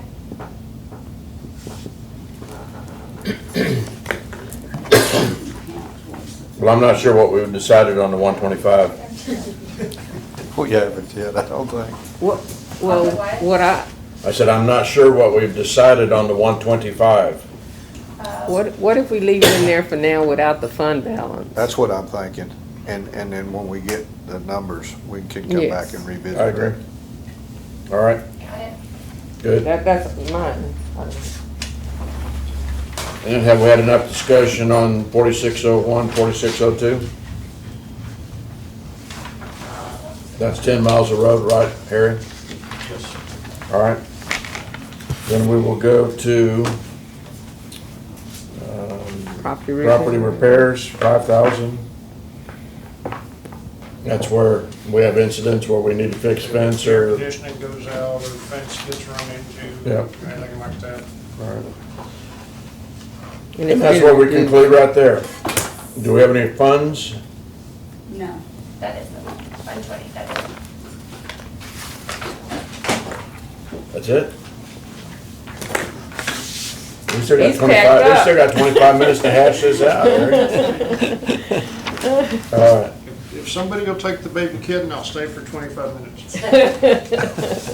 What color is it? My wife just sent me a Is it just one? picture and a note during the meeting here. It said, "We have a baby kitten in our fig tree. What do I do with this?" It's not our, we don't have any cats. Oh, it's not your kitten. It's not, no. I it's wanted not a ours. cat, We don't have but- any cats, You can bring it to my house, but my dog will eat it in 15 minutes. Yeah, that's what I said. I wanted a cat, I've got enough but dogs that could do that. They could have- I've got plenty of cat food too for them. I sure did want one, but Commissioner, thank y'all. my doggy's Sure, gonna it's rip it really, apart. really cute. Good luck to you. Thank you. Is that lunch for us, Patty? It's legit. It's her cheesecakes. Commissioners, y'all want to turn to page 6 and 7 and backtrack and do the county judge 406 You before want we us to go go back? ahead? Ma'am? Yes. Sure. Okay. Sounds good to me.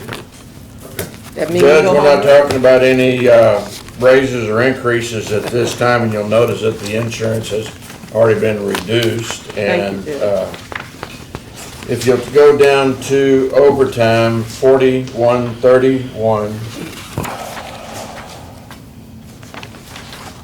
Go We down took that to out. Overtime, Sir, ma'am? overtime. Yes. These names at 6, the names at the bottom just really throw me. They fixed it. Thank you. All right, so go ahead and turn to page 7. And that'll take us to office supplies. We've reduced that down to 1440. Postage, we're still keeping that at 100. Part of that is I've been buying stamps out of my deep pockets, Commissioner. So I've been buying stamps out of my deep pockets. And All right. so, Good deal. okay. Rentals and contracts, $100. I'm not really sure what that is other than the P.O. Box 160. And that's one that we are gonna have to keep because it's for the old courthouse and we're not gonna get a delivery over there. Okay. I don't know why they don't do that for us, but they don't. Repairs and maintenance, it's been turned over to Al. Dues and subscriptions. We have 3,000. I'm not sure why we have 3,000 there. You have a lot of them. We've gone over that, let's see. We have, You pay for the commissioners, remember? Right? And so say we've gone over it, and I can't remember it off the top of my head. So what does he pay for commissioners? Just a moment. Let's see, that's not you, that's HR. Maybe NACO. So you pay for the Texas Judicial, which is 200, the ARCIT, which is Association of Rural Counties, Oh, 395. that one. The judge and commissioners, 1,500. The North and East County Judge, 175. The examiners are 41, and Thompson Reuter for 154. And what's the last one? Tom Reuters? Thompson Reuters? What is that? Your book, your big book, Oh, local government code. the one I hate. Yes. The one you live by. I didn't know it's called Thompson Reuter. All right. Are you reading it, Judge? I've Keep done you out more of jail. reading, Then you care to. more reading in this job than I did in my previous job, and I didn't like that amount I did in that one. Okay. And you got no difference between local government code and government code. And then land codes and then probate clauses and, Okay. all right, Well, thank you, Judge. you're just more than welcome. Cell phones, there's two of them in my office, one from me and one from my chief assistant. So that's what that covers. The advertising and legal notices, we are required to put out some notices, just like budget notices and things of that sort, and we spend about $1,200 a year. 18, we spent 1,300. Travel and conference, I did have that, I believe at 6,000 originally, and I pulled it down to 5,200. I do have judicial hours that are, there are more hours that I'm required to get than on the commissioners. But I'm not going to the LGS conference. I've made that decision because I don't think They canceled it, actually. that's excellent. Well, that's another reason. Well, they canceled this year's. This year, no, next year. I don't know what next year's is going to be, but So are y'all unhappy with LGS as well? on the conference, The LGS system? I can't tell you, I haven't used it at all yet. So. And until they gin up the courts again, we're really not using it, Right. so. Any questions So are you comfortable there, or are you saying you want to reduce that amount? on the 5,200? Mhm. Well, I was talking to Cherie about it, and she said that she was not going back to any conferences, and I said, well, that's not necessarily for you to decide, but she's kind of the opinion of what Commissioner Cox has said. Well, I went to this one, then I went back to this one, it was the same stuff. I don't necessarily agree with all of that, but I understand. Most of them can be different stuff, because you can only get certain credits. No, I understand. I asked. They I'll set drop- it up that way. I'll drop it down to 5,000. That's only a $200 cut, but I'll cut it to 5. We can always come back. You have it on video, so you can always rewind it. Yeah, It's on And- video, you can always rewind and see. and that's it. Now, I've seen through it. I don't even see Yeah, it. it took me a year or so to discover, they make it where you can't get the same classes every conference. I will say that when I submitted my first budget on my travel allowance, where we get 4622, I had put that at 6,000 based on the miles that I was traveling here and there, but to be compliant, I went ahead and dropped it back to what we're all doing. So, any questions or comments on 406? That's me, what I just did. You good with that? Okay, team, I guess we are on schedule. I'll get a double check to make sure that Ag Extension is gonna be in here at 1:30. Anybody heard from them? I Did you talked get to them any- earlier in the week, but And, they were coming. Okay. and I know he's kind of excited about is her name Kylie? Having her, on board. She seems to be a new energy. She is one of our contact tracers. that Ag Extension is doing contact tracing, which is COVID-19. Right. If you get a case, then I need to know who you visited with. Yeah, okay. So she's excited about doing that program. She is our representative for that program. Okay. And then we're gonna have Brenda, and then the district attorney, and then county court of law.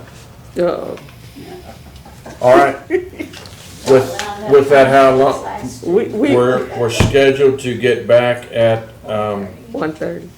1:30. Is that good for everybody? That's gonna good. be an hour.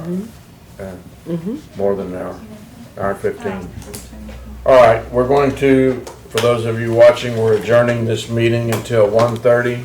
We're taking a lunch break. Sayonara.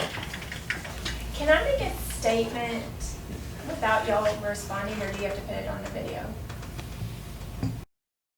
See? You don't know. Good afternoon. It is 1:35 on, June the 12th. we figured out it's not February. This is Friday, June the 12th. It is 1:35. This is a reconvene of a county commissioners workshop where we're going over the 2021 budget.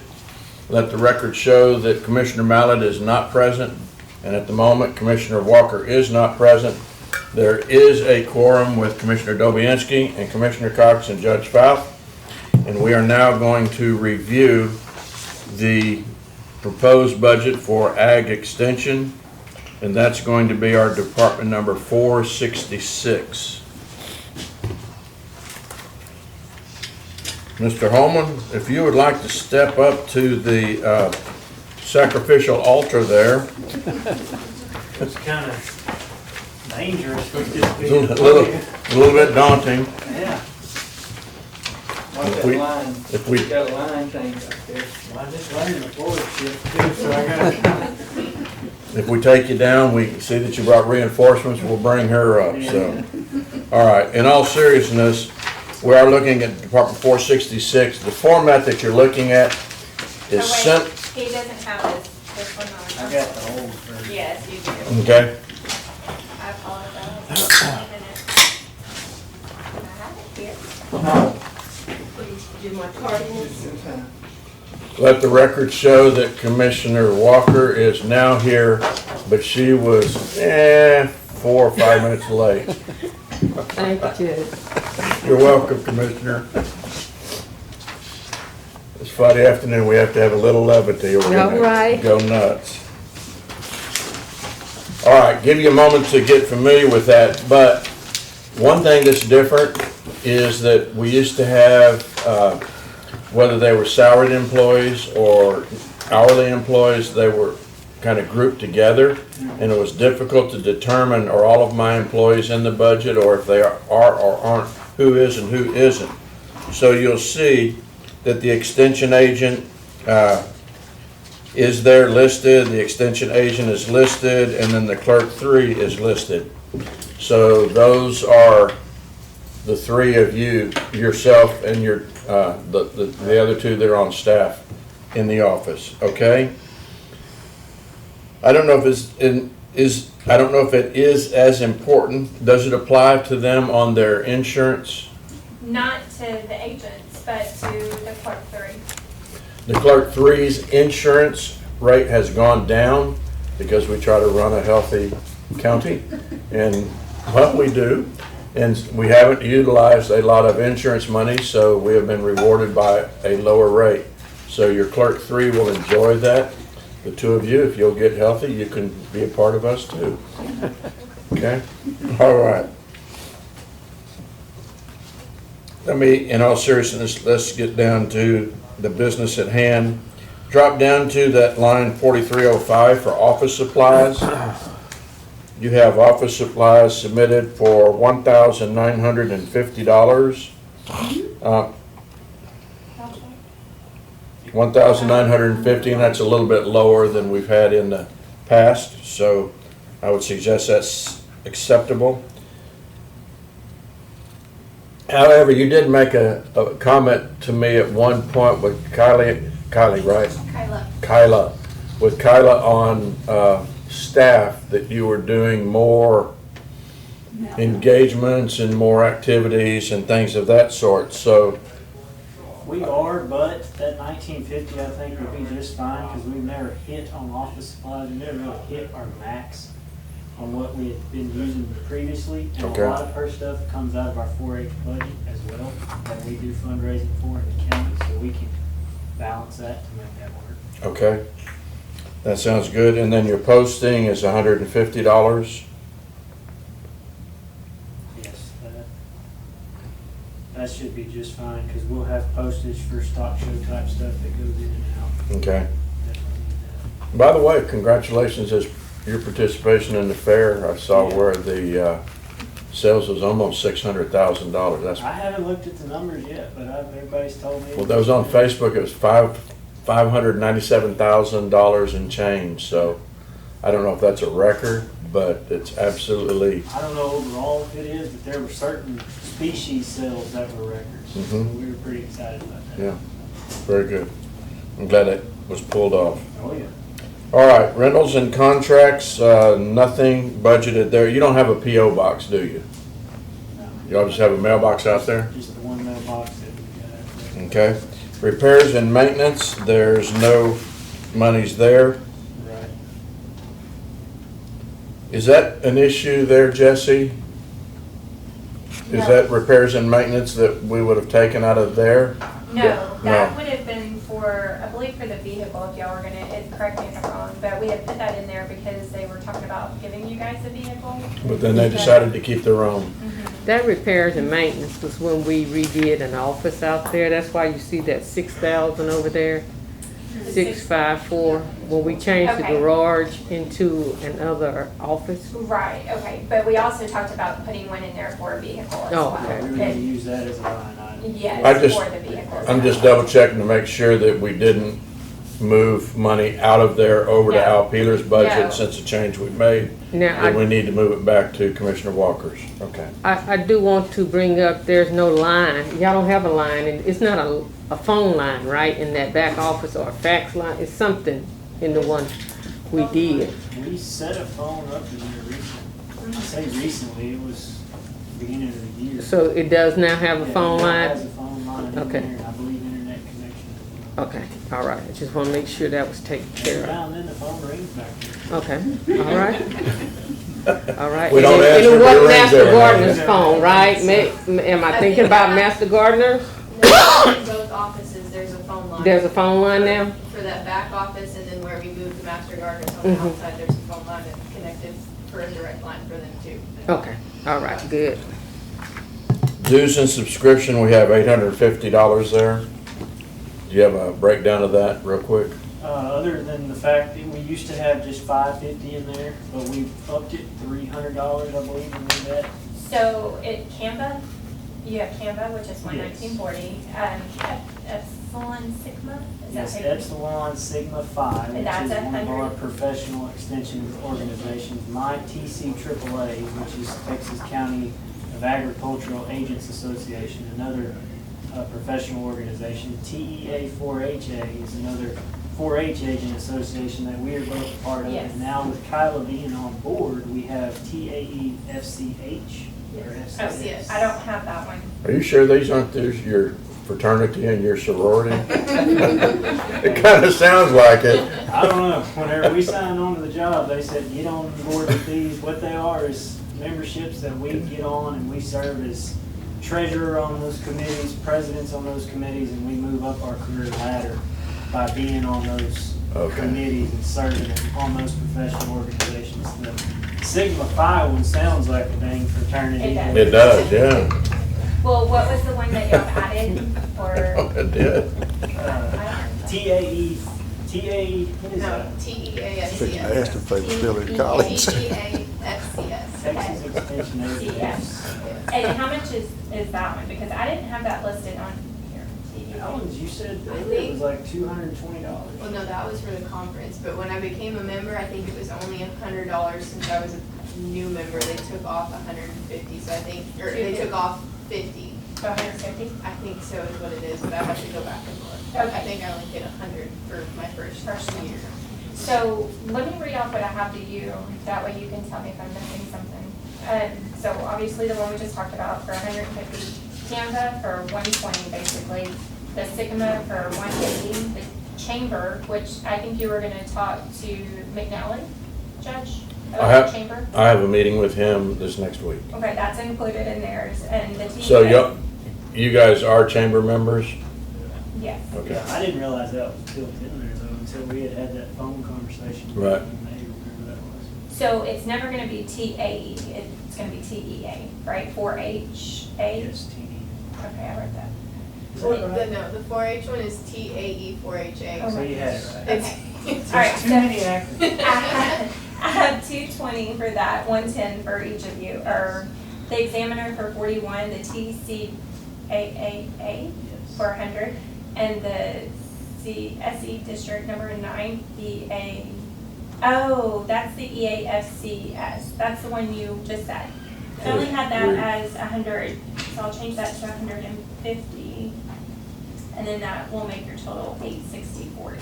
Might be easier if we did pay their fraternity and sorority. So,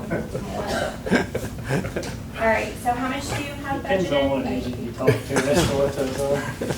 So I would say up that to at least 870.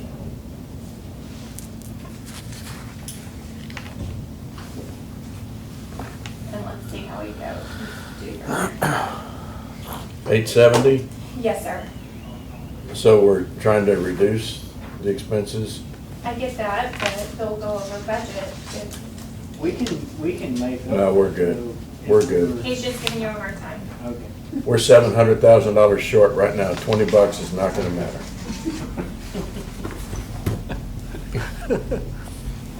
Oh my gosh, I can't even read these anymore. Cell phone air card, Nothing. nothing there.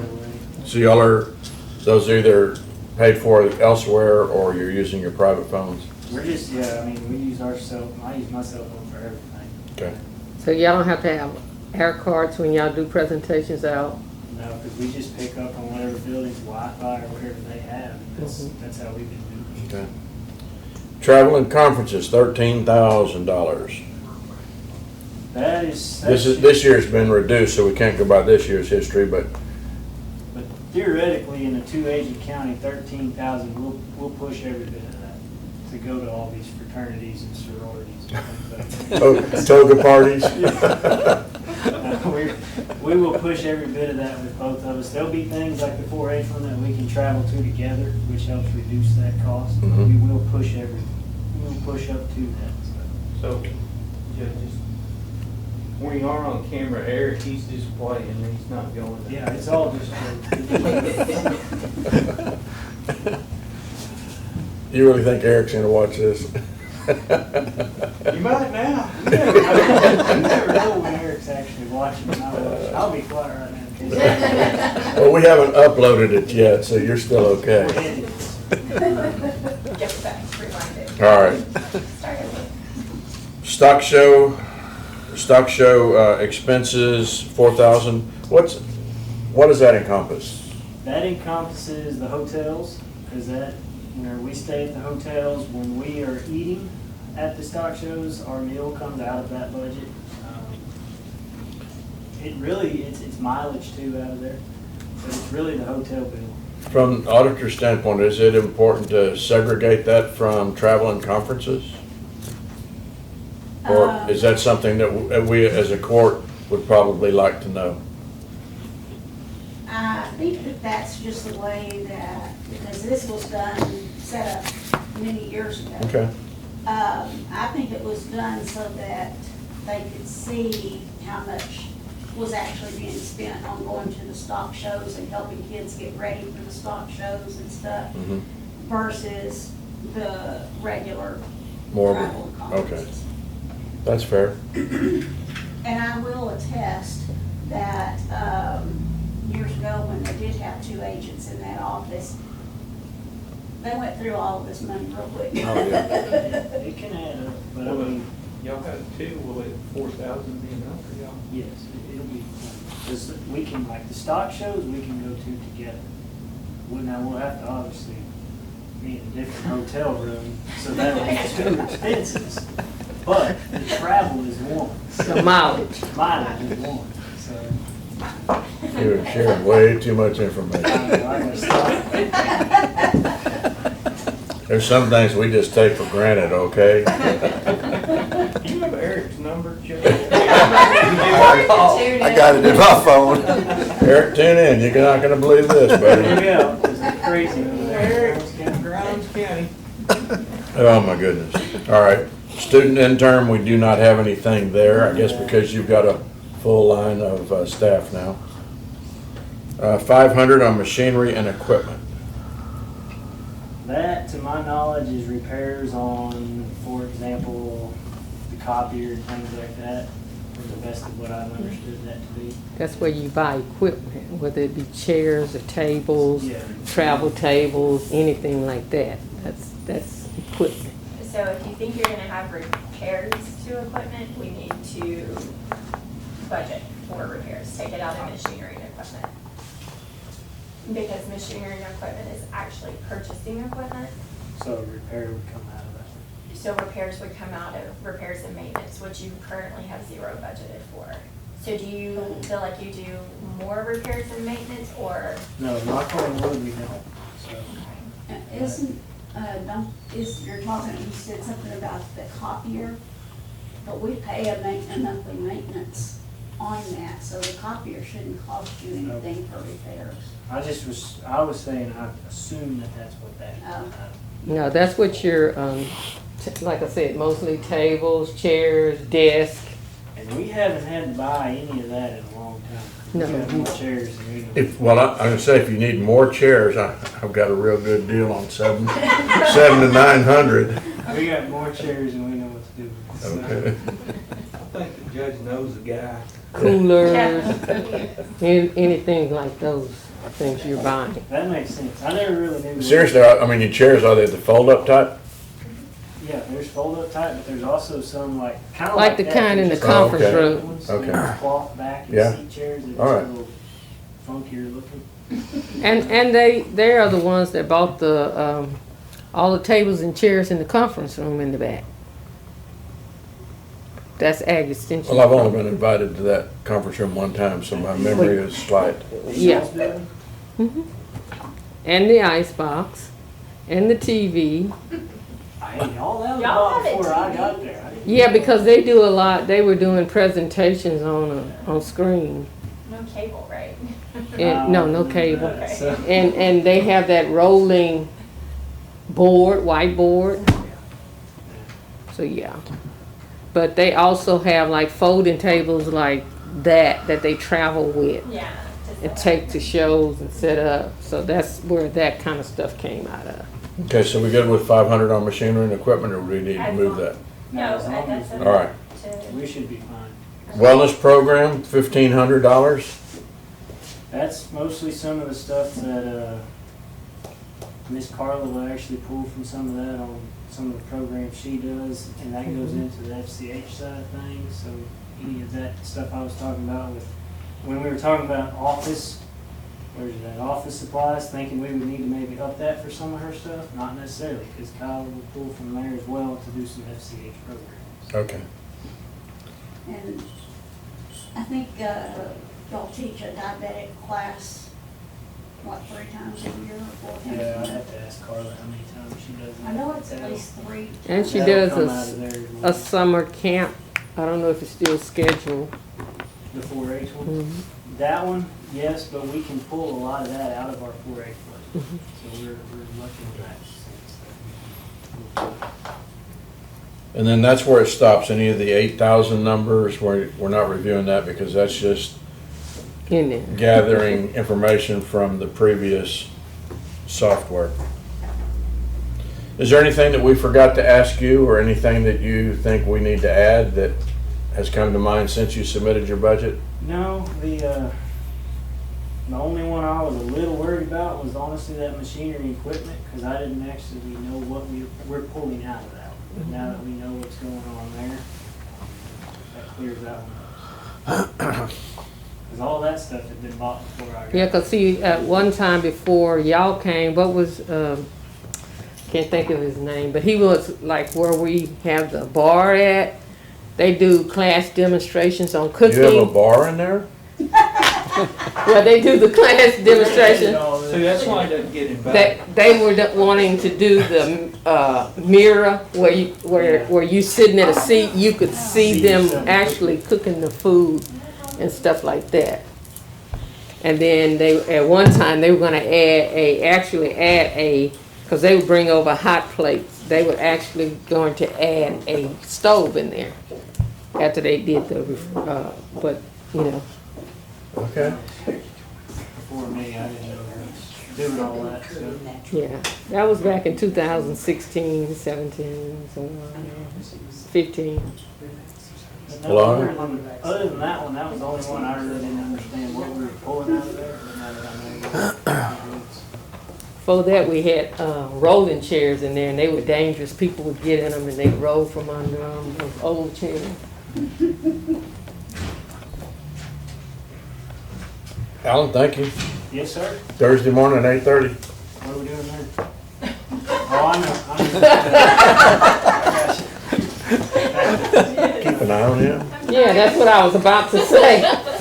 He's trying, so. It's got her hands full. Thank you, ma'am. Thank y'all. Have a good one. Y'all too. All right. You should have been here for that review. You'd have enjoyed it. Well, she's a big advocate for 4-H. She works with them quite a bit. Oh, really? Mhm. Let's see if you can top that. Yeah. Huh? No, she moved in Navasota with her husband. She just got married. Oh, really? But her daughter was president of the, Still is. until, Still is. September. China. I was like, it's gone. How's it? China.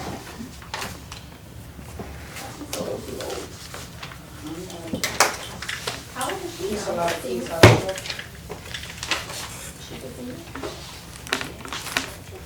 yeah, and when they have camp, oh my God. And back in there, you don't even want to be there, so much laughter. And, When they have camps? oh, yeah. Our new They- judge that's gonna be coming in, Kramer's place, his son got a full scholarship. Really? So what ages is they camp for, you know? Yeah. I think they like Yeah, they make, last year they made snow, and that was a mess. How nice. they do probiotic and stuff. They do all kinds of stuff back in there. And that's why they had the refrigerator and the stove and stuff like that. This is really neat. Brenda's budget is on bottom of page 31 and 32. We'll figure this out by the time we get to the end. won't we? Yeah, I got it. I'm wired now. Ms. Williams, if you'll come to the sacrificial altar up here. Yes, sir. All right. We are now going to discuss the budget of Crime Victims Coordinator, Ms. Brenda Williams. That would be Department 0489. And the paperwork that you have in front of you is a little bit of a different format than you've seen in the past. But, of course, there's only one person in your department. It breaks out your salary and it shows your salary there. One of the nice things that's happened in our county for this year is because we've maintained a healthy work staff, our cost of our insurance has gone down. So that's gone down, and the number of hours that the auditors want us to work this year has gone down from last year. We had 2,096 hours. This year, they're dropping us down to 2,088 hours. But all of those adjustments have already been figured by the auditors. So I guess the first place that we need to take you to is, what is donation special services at 250? Are you looking at revenue? No. That is, I'm on page 32. when we have victims, at one point, we had victim programs, for the county. Okay. And the governor's office asked us to have a celebration or some kind of program. And we do it, we usually do it in Commissioner's Court. And we'll have a little food and, no crime victims week. And we used to have the Christmas tree also, Right. but we don't have to spin it because He stores it and puts it back out, okay. right. Is it when we do like the blue ribbon and stuff like that? It's part of it, but not, That's- most of it is the angel tree stuff. Okay. It's what Kevin Brady promotes it for every county. That was one of his projects years ago. Okay. And that's, what he Well, if he promotes it, we ought to get him to pay for it. I know it, but he does. It was, well, because of being a victim Yeah, at one point. right. No, I understand. Yes. All right, and then we have office supplies, 500. Yeah. You don't typically spend more than 150 or so. I don't, because what I do, I double up with the district attorney's office. Right. I just have this just in case something ever happened, but I never go just spend it just because I have it in there. I usually return it back to the county. And I'm gonna stop and give you fair warning, like, the juvenile probation had concerns that we are recording. So I just wanna, Okay, that's fine.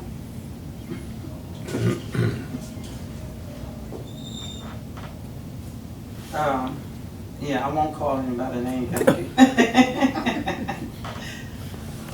Well, would you be comfortable at reducing that any amount? Well, this is what's happening now. We have to have more brochures made this year. I've had them for the past 5 years. I had brochures made, but now that we use almost to the end, I need some more made. Okay. All right then. Postage, you have 50, that's just a roll of stamps.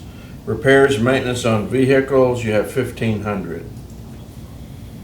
Yeah, You only have one vehicle, correct? that's correct. Okay. Fuel, 3,200. I know with the pandemic, I didn't use that much. We kind of did a lot of virtual, and law enforcement came and picked me up on quite a few cases. Okay. Dues and subscriptions is 100. All right. You know what that is, Jesse? Yes.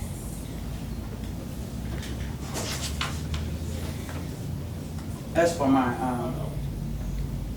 dues to the Texas District and County Associations and juveniles. I have to- TDCAA. Yes, TDCAA. Okay. Cell phone air card, you have 1,000 in there. 1,000. It's $73 a month, and so it comes up close to 900. Okay. The travel and conferences, you're at 2,000. I know this year got kind of shut down with cancellations and everything, but, Yes, so do you typically go to a couple of conferences? yes. We had them postponed. Right, for this year. And so there's reset next year. I know that juvenile, I have to go make sure I'm up to date. y'all have continuing ed. Yes. And I think that one of them probably gonna pay for it for us because I'm a member of it Mhm. on the board, Mhm. but I don't know about the other three. Okay.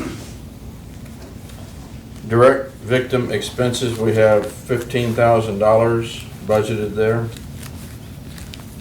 Yes. It's gonna be a lot of makeup work, especially for the next year because we didn't get to do all the cases this year because of the COVID. Okay.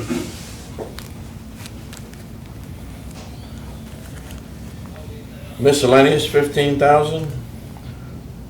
What do you apply to that account, Brenda? You know, Funerals?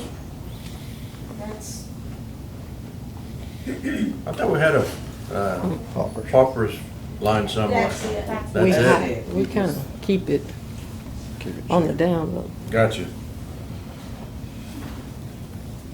And that's one of the ones I told you we were gonna have to do a budget amendment on. Right, because we're using it up. Yeah. Are any of those COVID expenses?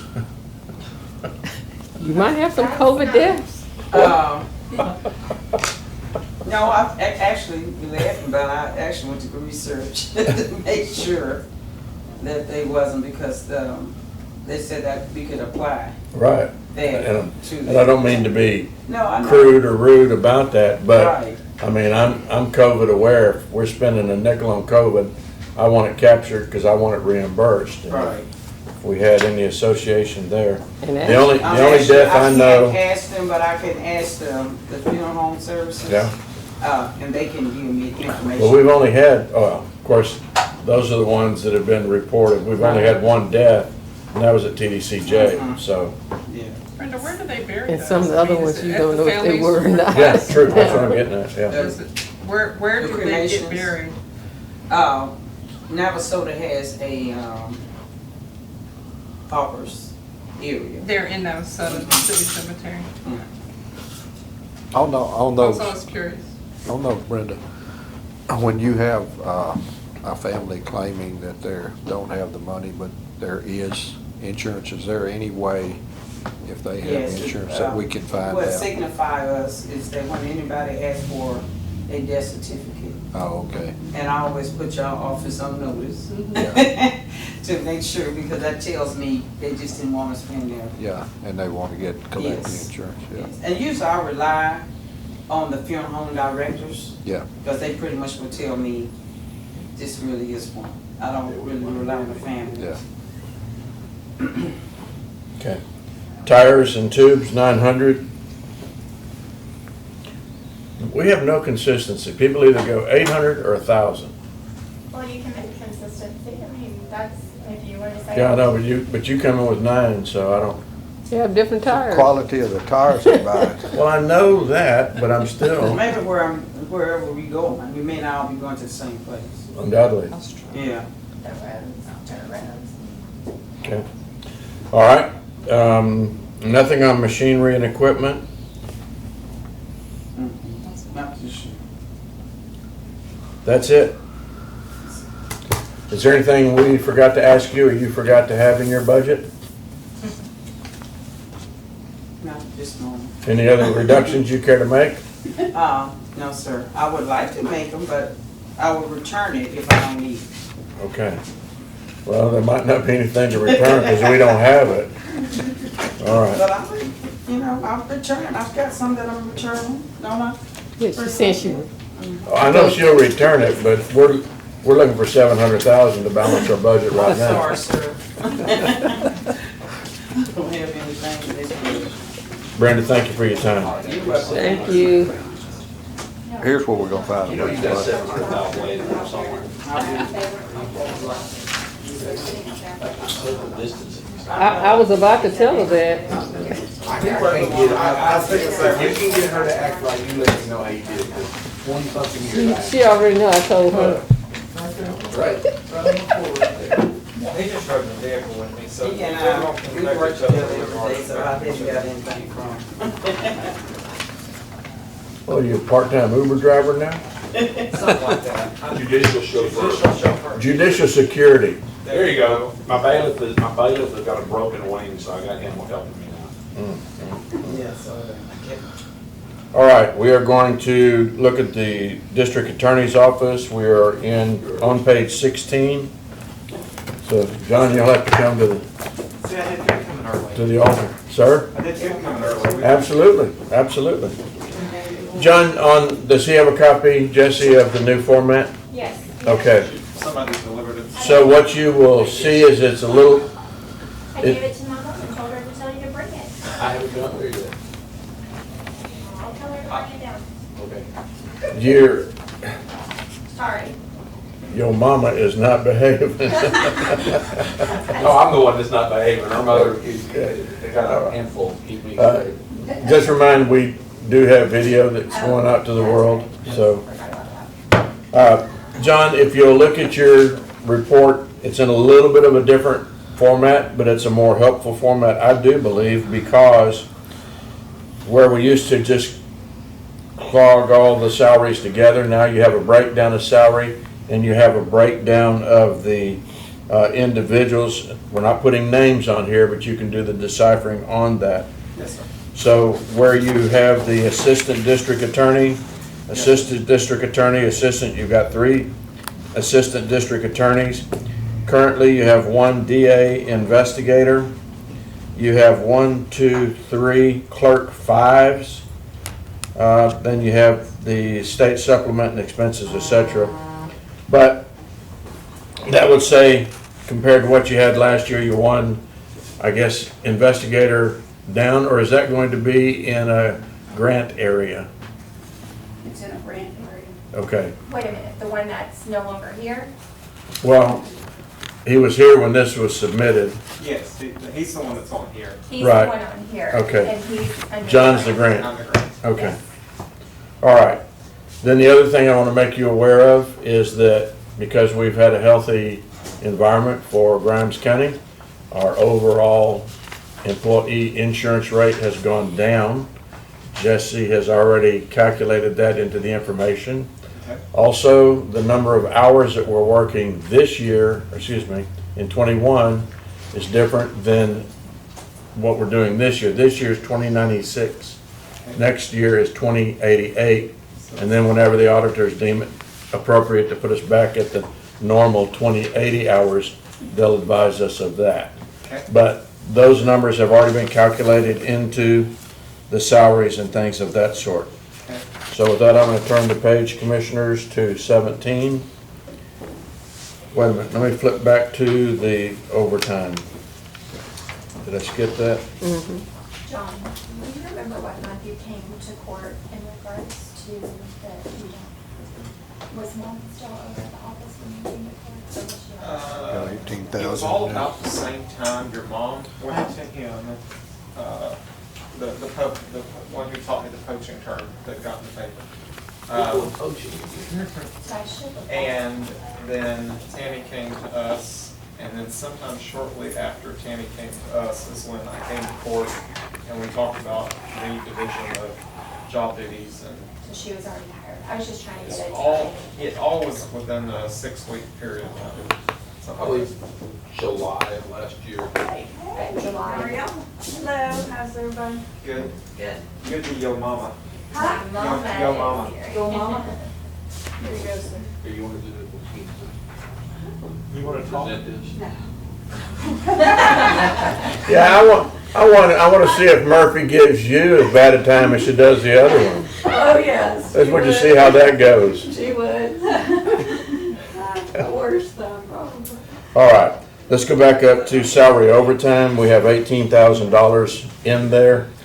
And I know you and I have had conversation. Your explanation of that is that's a necessary evil because we have not allowed to have the 3rd investigator, Yes. okay? You've used about half of the 18,000 this year. In 18, we only used 6,000. I guess that's what was on for the other investigator. Yes, so the increase is that, what's creating the increase is both of the investigators you have now are having to work more and more and more hours trying to keep up because we've added a prosecutor and they're adding more hearings, so more subpoenas being served, and it's taking more hours to accomplish the work, and there's nowhere else to divvy it up. But, and I'm gonna ask, and Jesse, you'll help me verify this, but were you figuring about $6,000 overtime per investigator? Because when you first submitted your budget, you had 2 on the regular payroll and 1 on the grant. And I denied that additional investigator, so I'm wondering, is this 6,000 divided by 3, or is this No. 18,000 divided by 2? It was divided by, well, neither. So the 18,000, I just did a projection based off where we were at for the year, this year. That overtime covers more than 2 people, that's for the entire staff. So clerks also use some of that. Okay, because they're still in court after hours and things of that sort. Correct. Or- Our office will always have, regardless of how many people, there will always be some overtime because of people having to work over with court. Okay. John, how much did you budget in your grants? How much overtime did you submit in your grant? Did you submit any? I feel like this is an educated guess because I didn't look at it today. It's been a couple of months since we did the application. I'm thinking it's about $4,000. And what we've been doing on that, there's a certain amount of money within the grant that they will allow for overtime for me. So what we've been doing is, for me, overtime gets paid for out of the grant first. And then overtime I work after that point then starts coming out of this.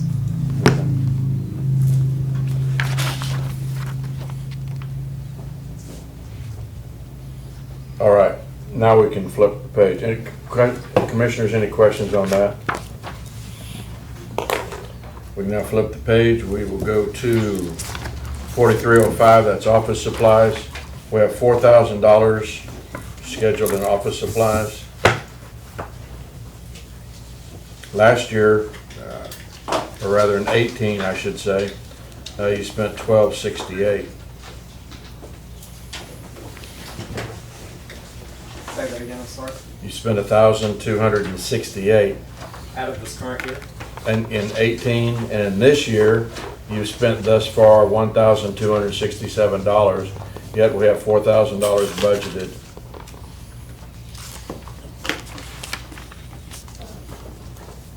Actual in 19 was 3288, so do you expect an increase in? I don't expect an increase, and I think the reason it's lower this year is because of everything going on. We're not doing as much. Well, your proposed amount is at 4,000, could we take that to 3,500? Sure. That will make up to 700,000, but we still got the county court of law to work with. No, I mean, we can work on, that's fine, yeah. $500 less isn't gonna make or break. Okay, operating supplies is 6,000. That needs to stay at 6,000. As I explained when you and I met in your office, or in the jury room, thank you.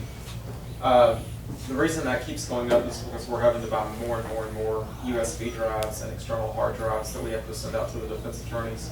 And because everybody has cell phones now, almost every case ends up with digital evidence, and that stuff gets expensive. And that's a whole lot of where our operating supply is going. Postage, we have 3,500. That was increased off of a projection from where we're at this year. Okay. I guess y'all send out of the DA's office a fair amount of certified? Almost everything. Is it? Yes. And victim letters. That's the other thing. The other thing that's important to note about that is it has to do with our, correct me if I'm wrong, if I'm gonna call it the wrong thing, but the cash match for the Yes, grant. for the grant. That's part of the money that the county spends that is a cash match for the grant that we're on. Okay. So it benefits us there, is what I'm trying to say. Rentals and contracts is 110, and that's for your post office box. We're hoping that when we get everybody moved to the new building in 2022, we can do away with those PO boxes. Which would be outstanding. We'll see, because we should get mail delivery over there. Repairs and maintenance, we have 2,000 projected. Yes, sir. Well, your 18 repairs and maintenance was $204. Your 19 was $2,761. And halfway through this year, there's no repairs and maintenance. What? So that is kind of a catch-all for us if we have something break during the year. For example, last year, the year before, some point since I've been at the DA's office, we had to spend a bunch of money to get our rolling file cabinets fixed. They broke in the middle of the year. They're expensive to have them worked on. And one year, I used some of that money to have some wooden shelving built out in our closed storage, trying to make more room. So it's kind of a catch-all. So it fluctuates from year to year, and it kind of just depends on what breaks, what we're going to use. Speaking of rolling cabinets, John, I was visiting with Diane before we started this session. She's got some rolling cabinets back there that's got a lot of stuff in it that she's gonna try to archive in Austin because it's been scanned and she's got it on computer. If she does, she said she's gonna wanna get rid of those cabinets. If y'all need some, don't go and buy some because we can use those wherever you need them, you know, in y'all's offices. Okay, thank you. Yeah. Repairs and maintenance of vehicles, we've got 5,000. You should treat your vehicles better. I actually just spent, so we have three vehicles. My vehicle is the middle vehicle. It's just hit the 100,000 mile mark. The other one I think is about 60,000 miles. I just went here in the last 6 months and took my vehicle and basically said, here it is, it just hit 100,000 miles, fixed everything that's wrong with it, and did a bunch of preventative maintenance, which pretty much wiped out our budget for this year. So theoretically, that vehicle should be good to go for a while, but it is, having said that, it's at the 100,000 mile mark, transmission, air conditioner, et cetera, it's in that age group where stuff's subject to breaking. The younger one, the 60,000 mile one, it should still be good, pretty much for a couple more years, hopefully.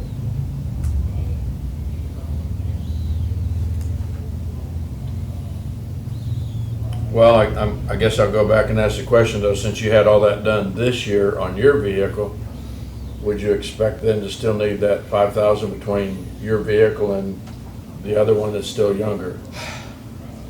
You're just trying to do an educated guess, Judge. I mean, I increased it because we are already out of money for this year. And we would have been in the negative there had it not been for things slowing down with this virus. If you want to do maybe 4,000, I don't have an issue with that. I mean, you're literally just guessing what's going to break at this point. I understand. But we are trying to be as conservative as we can to narrow our gap as much as possible. And part of that, John, is we're not talking about any salary increases for anybody, merit or otherwise, because everybody's addressing, well, I need this, I need this, I need this. And we only have so much income coming in, so. That is one of those lines, if you want to go down to $4,000, if we have something break and I need to come to court and tell y'all that's unexpected, that's a fair enough thing to explain. We will certainly listen. Jesse, we're gonna take that down to 4,000. Okay. On the next line, which is the fuel, 10,000.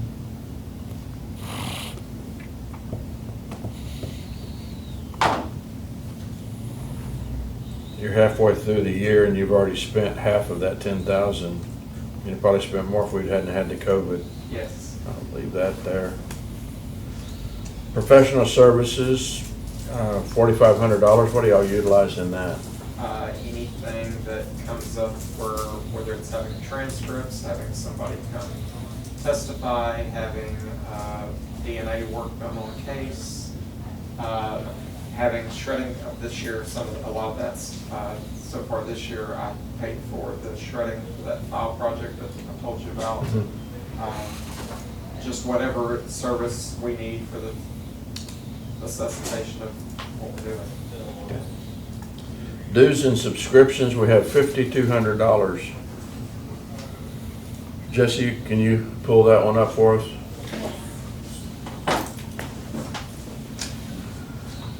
That one was combined this year. It used to be two different lines. Sorry? I said that one was combined this year because of the new software. That used to be two different lines. How much do we have budgeted in that?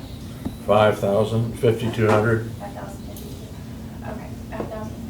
District, Texas District and County Attorney, that's $75.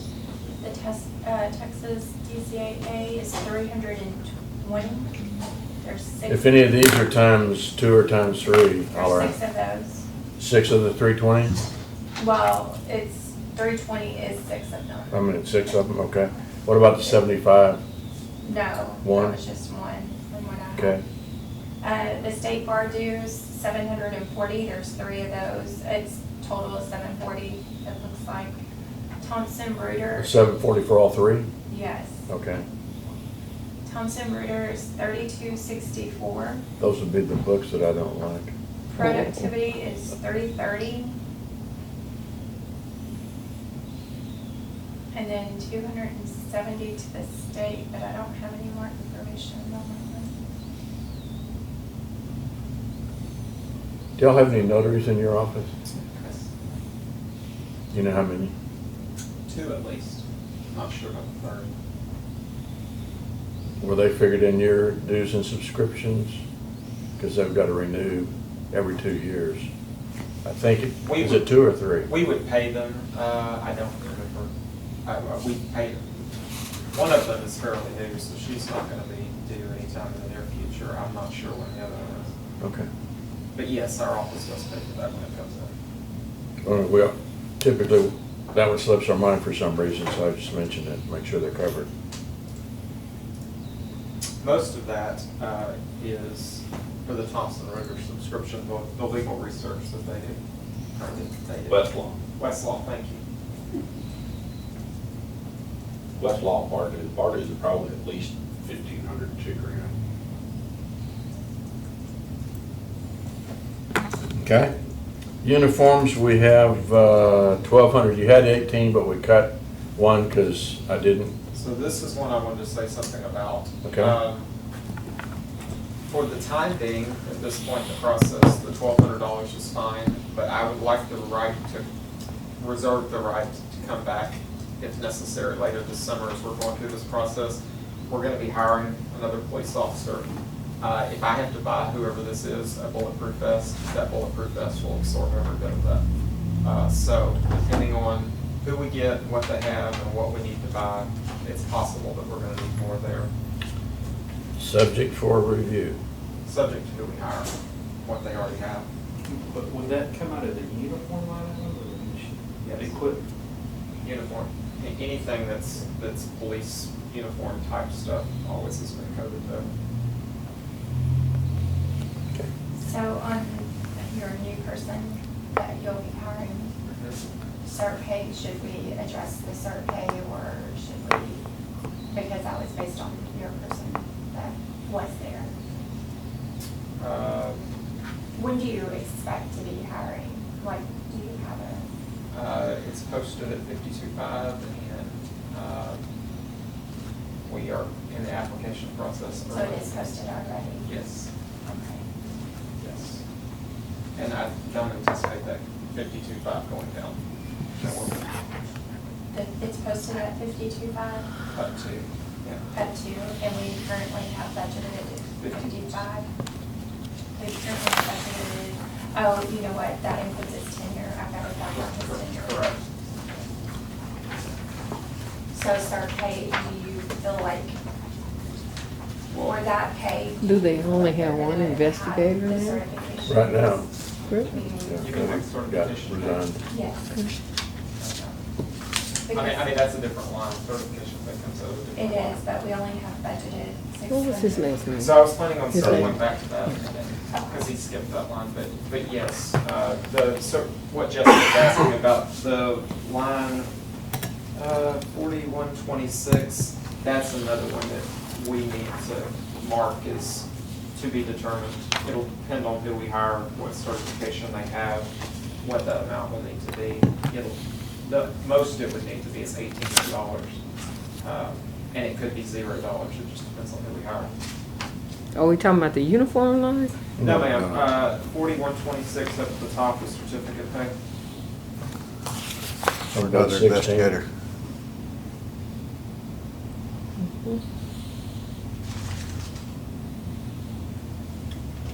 You're saying it needs to be at least 1,800? No, ma'am. Depending on who you hire. I'm saying that it, like the uniforms, is something that we're not gonna know until we hire somebody. They may have only a basic certificate, and then it would be $0, or they could have a master's certificate like me, and it'd be $1,800, just depends on who we get. You're just But giving it's us a 6, heads 6, up. 12, and 18 is not. Yes, sir. Yes, sir. Or 0 if you've got a basic. Yeah.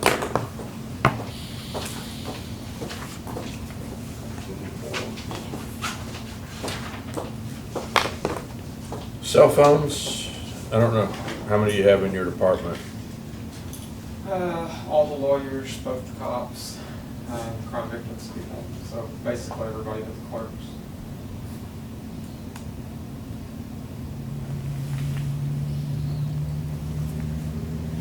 Do you think they're gonna need this 4,200, Jesse? Yes, we looked at that. Okay. Based on what they currently have. Because they've already spent 2,300. Travel and conferences, 8,500. That we actually reduced last year coming into this year, and of course this year it's way down because so many conferences have been Right. canceled, so I think that needs to stay where it's at. 1,500 on tires and tubes. Totally, how many vehicles do y'all have? 3. Just the 3? 3. Okay. That's enough for us to basically replace 2 of the 3. Does that doesn't, that's not Brenda, is it? Her vehicle? Okay. And $1,500 is cutting it close to do 2, but I can always Yeah. do a small amount of money from somewhere else to cover the rest. Well, that's what I was saying. Some people, they're 800 for a set of tires, somebody else 1,200. I will tell you for the police vehicles, 800 is pretty on par. It's about $200 a tire. Yeah. Okay, machinery and equipment is 2,000.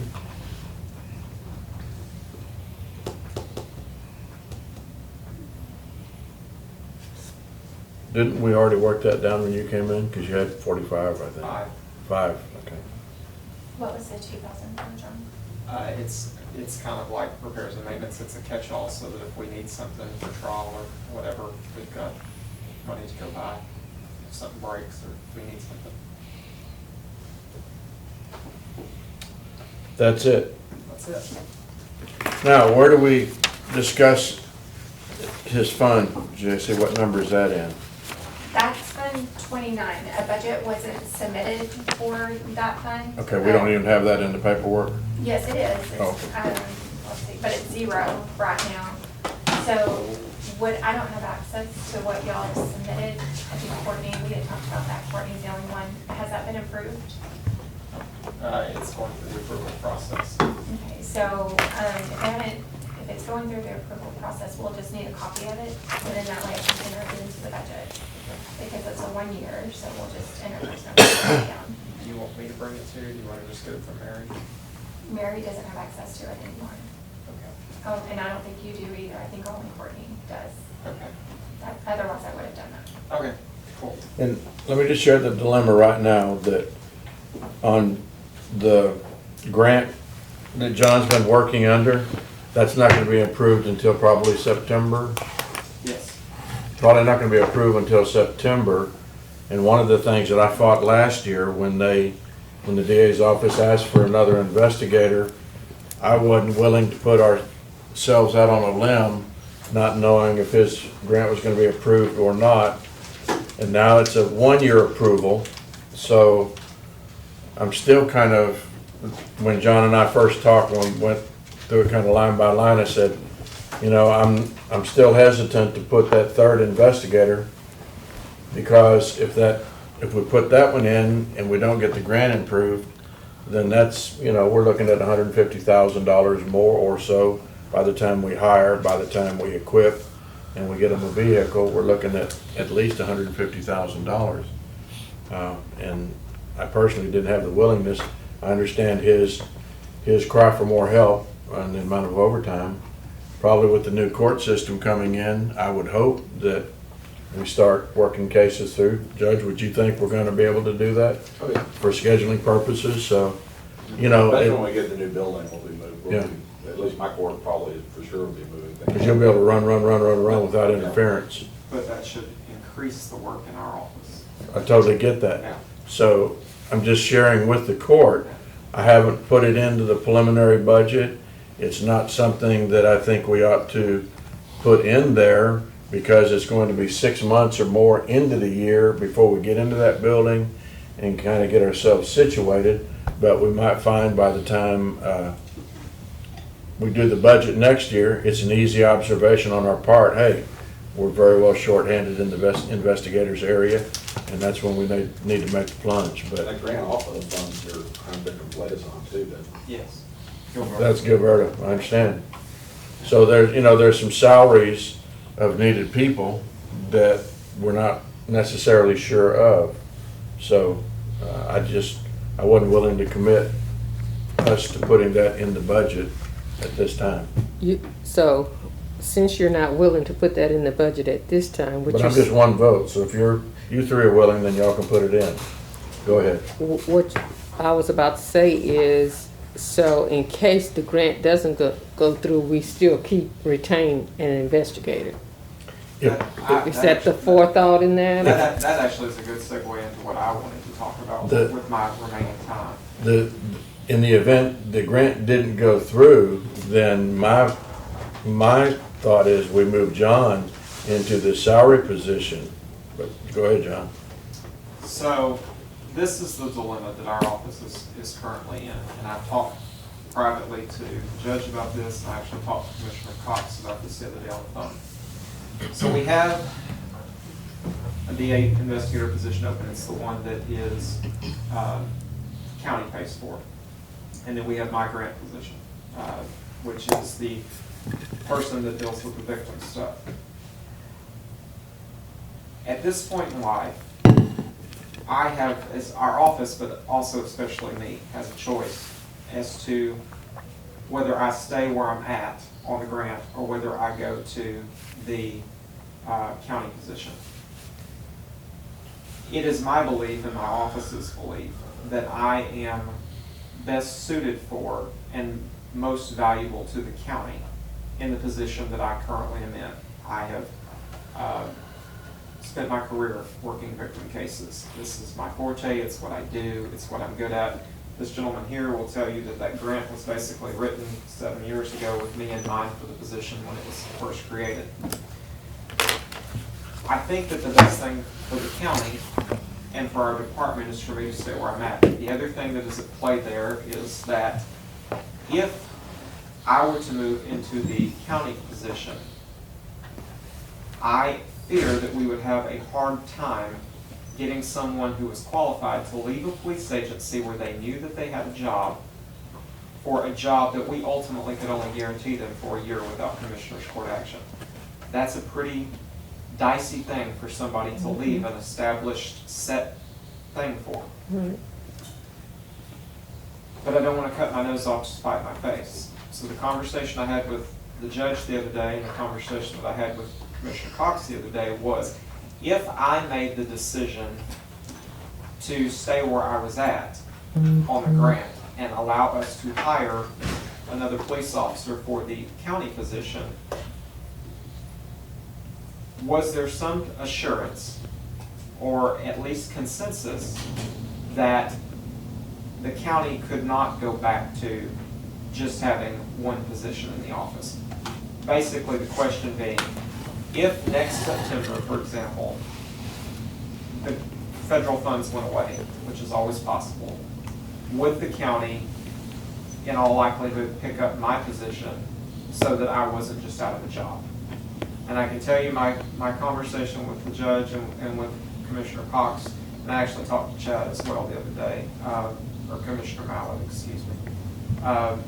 There seemed to be, at least between the three of them, they all individually relayed to me that they felt like our office was not going to be in a situation, we're asking for third person now, that it was not going to ever be practical for us to go back to one.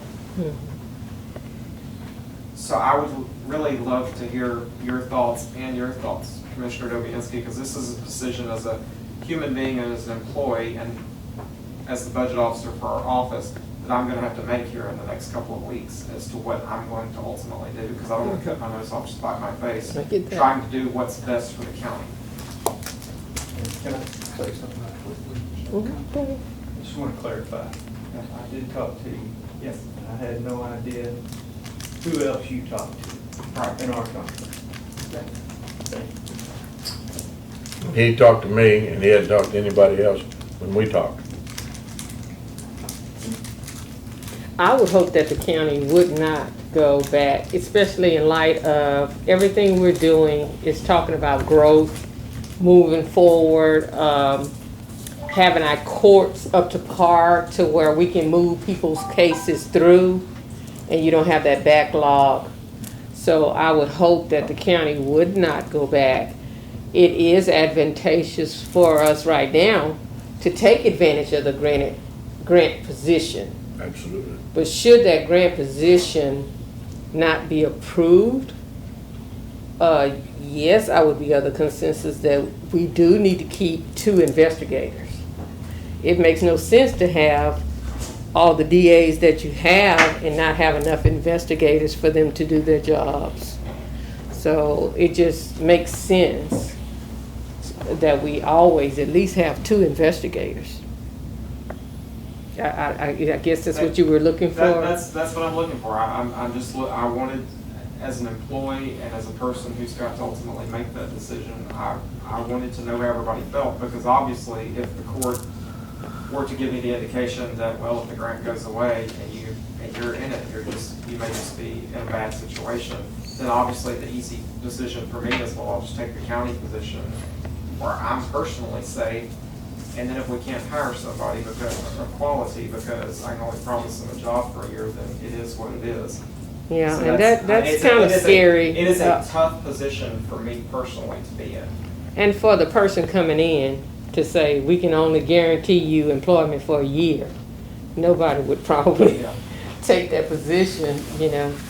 However, during our investigation of trying to find another investigator, but we find 2, and both of them are better than you, then we'd have to let you go and hire them. Thank you. Okay? Thank you. Just a heads up. Follow up on that, I mean, ultimately, those decisions would be up to the DA at the time, on who gets what. Yeah, but positions, Yeah. but You have anything, David? Yeah. Can you top my comment?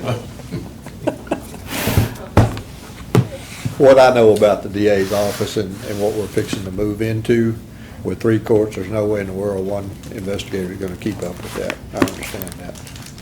That's all I got to say. And Commissioner Cox, I said something when I started that was out of context. It was not intentional. No. Yeah.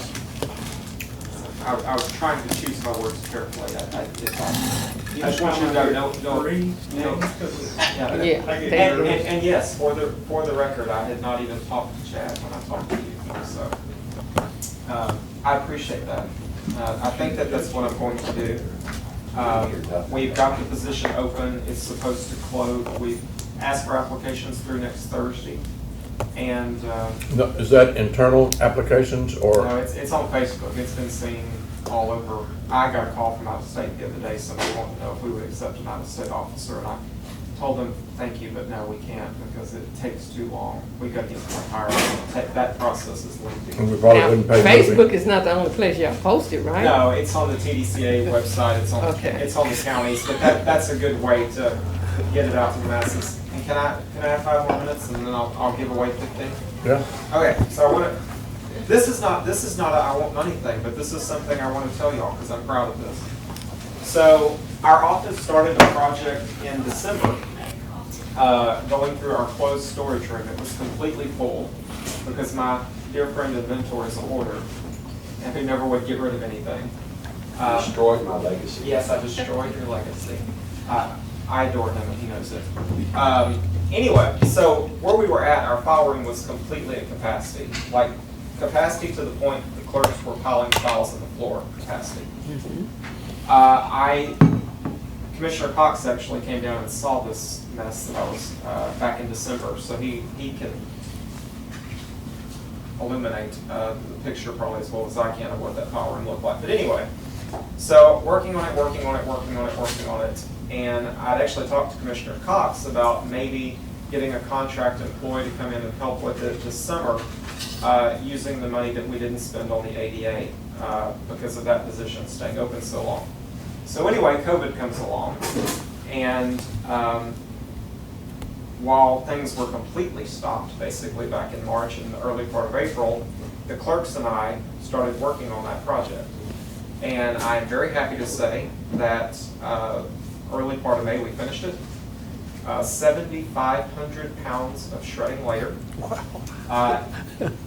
We got the room completely cleaned up, and the money that we were going to spend hiring somebody, our clerks, and I'm exceptionally proud of them for this. Our clerks, in a month period of time, entered 15,000 files into a spreadsheet and completed that project. I was going to print it and bring it, but it was like 1,900 pages. So, No thanks. so I didn't want to waste the paper just to make the point. But I would like to say, I know that merit raises are probably not going to be a thing this year, and I totally understand that with revenue. But I want y'all to know those 3 clerks that we asked for a raise for saved y'all a pile of money by coming to work every day and working hard when they could have just been. So anyway, I really want y'all to know. Thank you. And thank you. Before you go, I got a question for you, too. Sure. Go ahead, Paul. before you go, when you start talking about cleaning and working, I did want to let you know Workforce Solutions they have employees that are available to the county and other organizations to where if you are doing cleaning or humanitarian type things during this COVID pandemic we're in, they will pay for an employee for a year, 2,080 hours. So if you're finding that y'all are having to do a lot of cleaning daily, this may be a position that y'all can use too. Okay. I appreciate you telling me that. At the moment, we should be good. This project went back to files back to the late 70s and was his entire legacy. We still have everything he ever prosecuted, so I keep telling him we only tidied up his legacy. We didn't destroy it. The files that we got rid of, in case y'all are wondering, are cases that came into the office for review, but ultimately there wasn't enough to prosecute them, and they're all at least a decade old, so it's old stuff. A lot of hot check A lot cases. of old hot check cases. That was almost half of the 15,000, actually, it's like 7,000. But the other thing about that I didn't say a while ago, part of the reason we did that, aside from making space, is trying to get ahead of the 8 ball going into the new building. Absolutely. Because our files are still in paper form, they're gonna stay where they're at, so our clerks are gonna have to continue going back and forth. We're hoping that as some of the other offices get caught up on their digitizing, that maybe when some of that money is freed up, we can come and talk to y'all about starting to try to digitize some of our old stuff. But in the meantime, I think for at least a couple of years, we can get by, so. So are their storage is gonna stay? Ma'am? Did you just say your storage is gonna stay over there? No. That's what we've been told. Well, your storage will move to the new facility because we'll have a new storage building built. So where have your storage here, we're just gonna transport it over there. So it's gonna be a few steps away. It'll be climate controlled and it'll be secure. That's new information to me, that's great. I was not aware of that. So that's where I was going, like if you all are preparing for a move and stuff has to be cleaned and. Yeah, I knew all of our other stuff was moving, but I actually did think I thought ours was one of the ones that No, because potentially stay put. we will get rid of that property. Cool. Somewhere along the way, I missed that. I really did not realize that, but that's great. I do. Well, you know everything. As an investigator, you should have known that, John. Well, see, John, I do want to congratulate you on your efforts of getting it. I You don't know- say this, but getting it organized. In phase 1. So you'll have another section scaled down to move, I guess. I did preserve some of my notes by photographing. We're being recorded. I'm not going to repeat any of those notes. John, thank you. I appreciate y'all. I know that y'all got a tough spot to do. I have a this year, question for more you, than too. normal. The case on the airplane stuff, Uh-huh. that happened years ago, and there's still some. The dope airplanes or civil suit No, airplanes? this was civil, it's Okay, civil case. There's a bunch of that stuff in the container over at the jail. that's really old. Like, how was it? I'm listening. Somebody said the other day that case has been settled or something. Do you know anything about that? I don't. Well, oddly enough, my next door neighbor was on the jury, So I know a lot about that case, but I don't know if it's ever been completely resolved. So they had a jury trial, it lasted like a month, and then there was immediately an appeal, and the last I knew it was in the appeal process. I probably could add, if you want to know, I probably could go ask Diane for you. I'm sure they should have a record of it.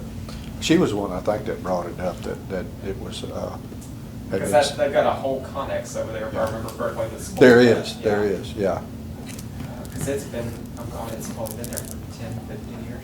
It's been there longer than that, but it's there before I came. Especially if you say you were this size, John, now, I know you. No, that one, the one where I was. That wasn't 10 years ago. The one, no joke. The one where I was little was the dope airplane case. That, everybody involved with that, I think, is just about dead. Most of them. Rita? Yeah, and Harrison's, yeah. That's old. Also, when we move into the new storage building, I have acquired a bunch of shelving units. If you have boxes of storage stuff, don't go and buy any shelving units, because we probably have enough to fill that whole building on there. Okay. And some chairs. So, that's something else I can tell y'all real quick, that's a 30-second thing. So I came to court last fall and asked for some money for furniture for the new ADA, and I think I've told most of y'all this individually, but just so y'all know. We asked for like $2,500 to buy stuff. I ended up going to being good stewards of your money, went down to Houston and bought used furniture, and I got our ADA desk for $100, and I bought probably a dozen, maybe 14 filing cabinets, and I don't think I've paid more than about $60 a piece for any of them going back and forth to Houston. So know that we are spending your money with responsibility. It's your money too. And my money, but I do want y'all to know that in all seriousness. If you need file cabinets, I can get them for free. Okay. He the man. I really hope we don't need any more file cabinets in the future. And desks, That's the chairs, man there. chairs, desks. Okay. Texas A&M's got a surplus over there, Okay. and they have a tremendous amount of stuff. We, I was running back and forth down there. I just got the last two a couple of weeks ago. Yeah. But I do mean that. We always try to not waste money and buy the most expensive thing and be cognizant of that, especially moving into the new building. We didn't want to buy a bunch of fancy furniture for here that wouldn't work there. I have one more comment. Okay. As soon as we're through with county court of law, we're done for today.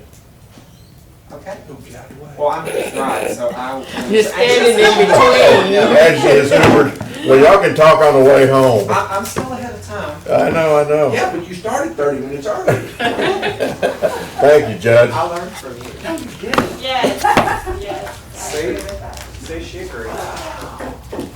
Everything on my list. Bless you. Can you tell we've all known each other for I can. 2,000 years? Commissioners, if you'll turn to page 19. I hadn't looked at this. We've had it for 30 minutes the whole time, an hour the whole time. I'm a slow person. Judge, your format's a little bit different from what we're used to seeing and everything. However, some very nice aesthetics, I will say, of this report are, and instead of salaries just being kind of clumped together and you try to figure out, it has it broken out by position. Right. So you will see, you'll see your position, you'll then see your JV supplement, your state supplement, your county court of law administrative assistant, what their base pay is, and then your county clerk, what their base pay is. And I don't know what that temp clerk is all about. So you had the temp clerk, I think when it was only one person in there. So we Okay. probably could take. Eliminate it. Yes. Yeah. That was, what it was when we had one clerk over there, she had to go somewhere or be off for some reason, sick, so we would bring in Sandy Lee now. Yeah. And Sandy would be able to answer phones and do the data entry. That's what that was. And now that I've got a second full-time clerk, I don't need that. Got it. And then we'll flip over to page 20. Again, then the supplement on your state, et cetera, and other issues and items. Your insurance has gone down for you and your employees because we've run a healthy county this Well, I've always considered myself The example? an icon of healthy living.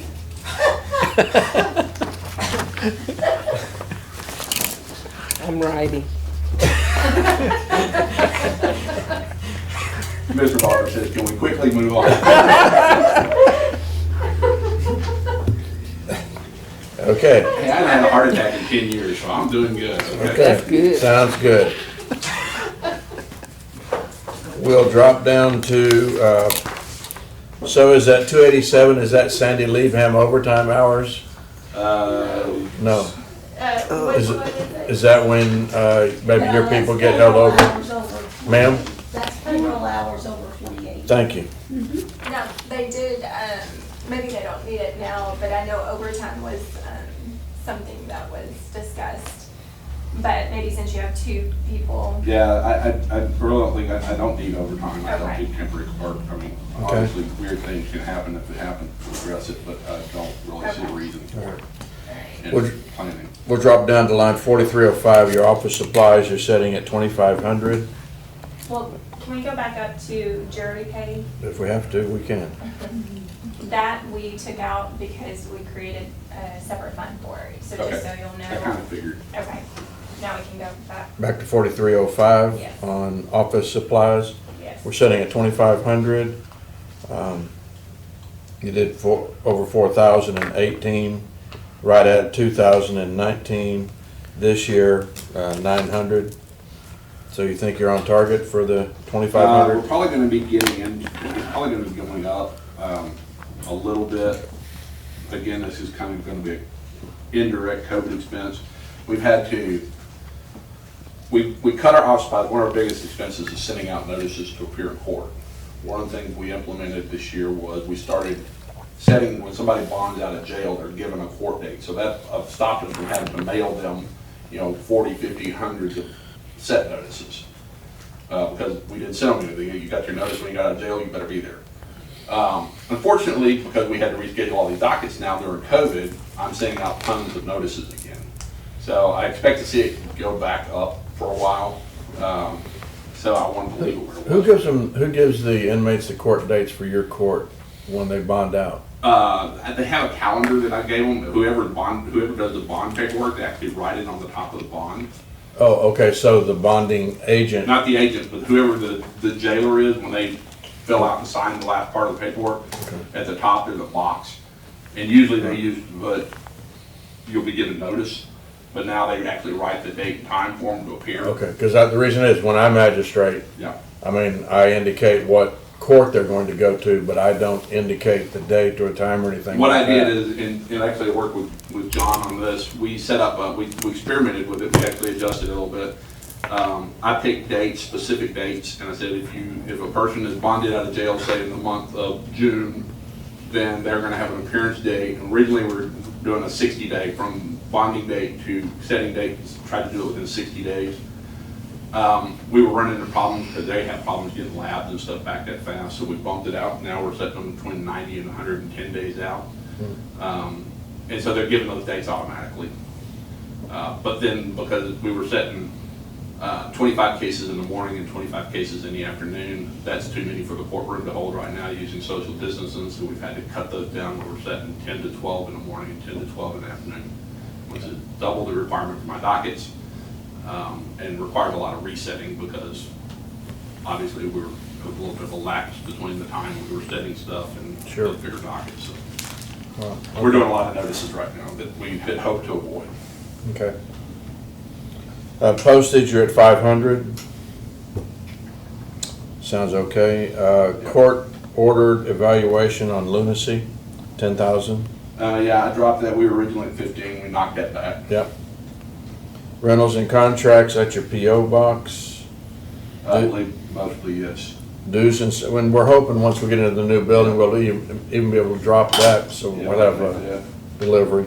Dues and subscriptions, $2,500. That's legal research, electronic subscriptions, and bar dues, and specialization dues and stuff like that. Okay. Association dues.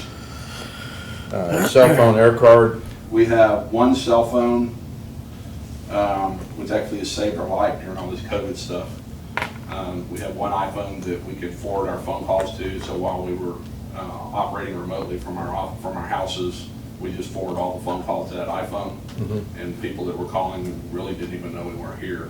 It just immediately rang on the iPhone. And that's what it was originally set up for. Okay. That's how we use it. It's not an individual iPhone, it's assigned to a person. It's for the county court of law. So Laura may use it sometimes, Carmen may use it sometimes. There are times that they're gone, I take it. So, but nobody carries it on a regular basis. It's mainly used as a place to forward phone calls to. When did Carmen start for you? 3 months ago, 4 months ago. Do you know that I only met her last week because I took it upon myself to stand in the hall and meet her? I've been working her. I just met her within the last 2 weeks myself. Her husband is David Hughes, that's the head of dispatch of the Right, sheriff's department. right. Yeah, And you I'm met a her- failure with that. At the Christmas. Yeah, because we She was all at the- sit Well, together. she told me that a year ago. I mean, it was a year ago, Yeah, right? That's about when she came in. In Right. December. That's almost a year ago. I mean, we're living in the same building, and I just thought you'd have the courtesy to bring her around, but, I'm a failure in life in a lot of ways, and that's one of them. I'm very. all right. I'm missing for Traveling, Yeah, I'm gregarious and misanthrope. all right. I promise no more rabbit trails on my part. Travel and conferences is 5,000. Yes.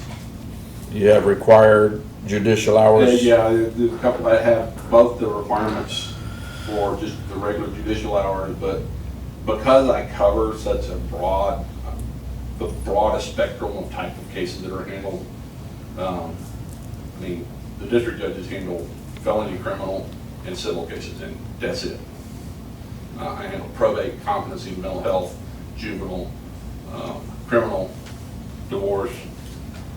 I oversee child protective services and attorney general courts. So, yeah, I got a lot of stuff. When are you gonna push the probates to me? Uncontested.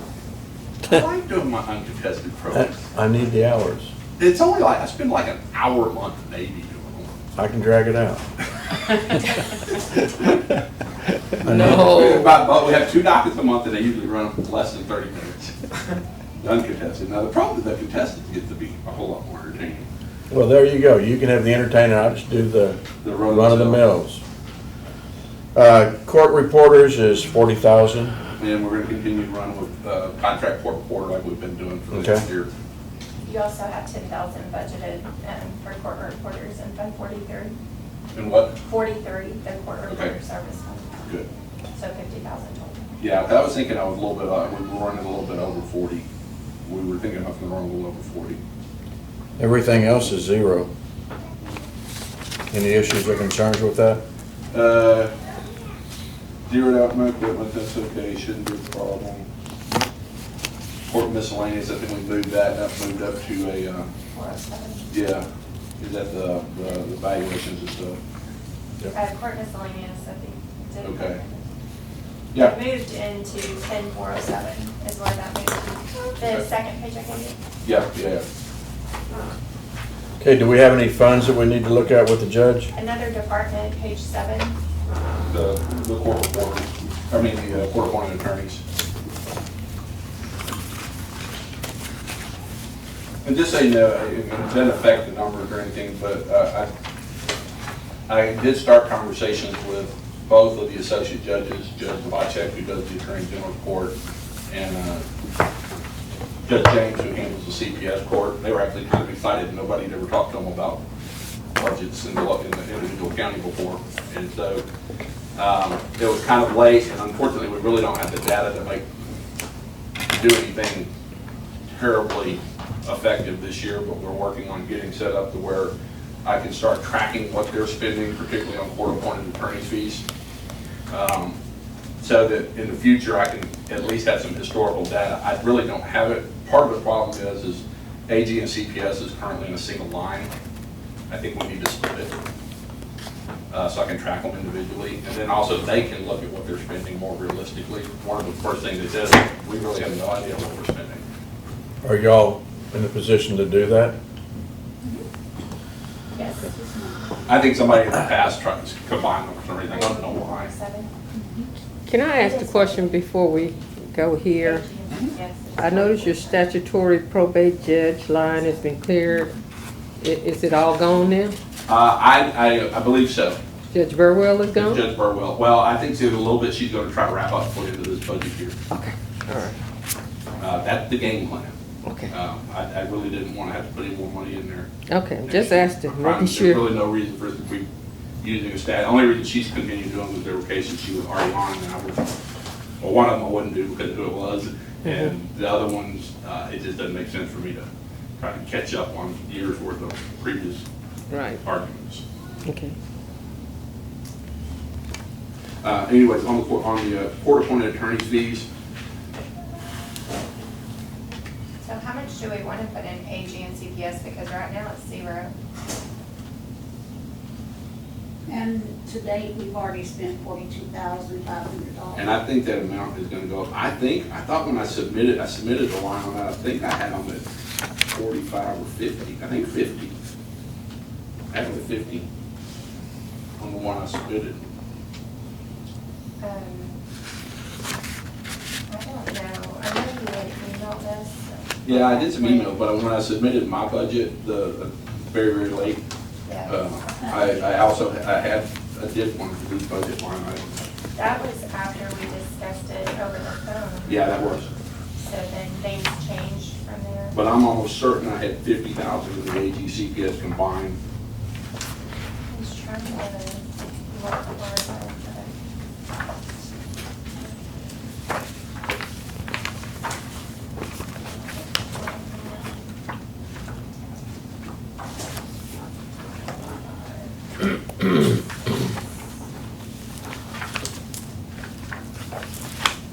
And I think CPS is gonna increase a little bit more, even I talked to Judge James, when we were talking about this court-appointed attorney fees in general, and between the AG court and CPS court is probably at least a 5 or 6 to 1 ratio, and expenditure between CPS having a higher expenditure rate.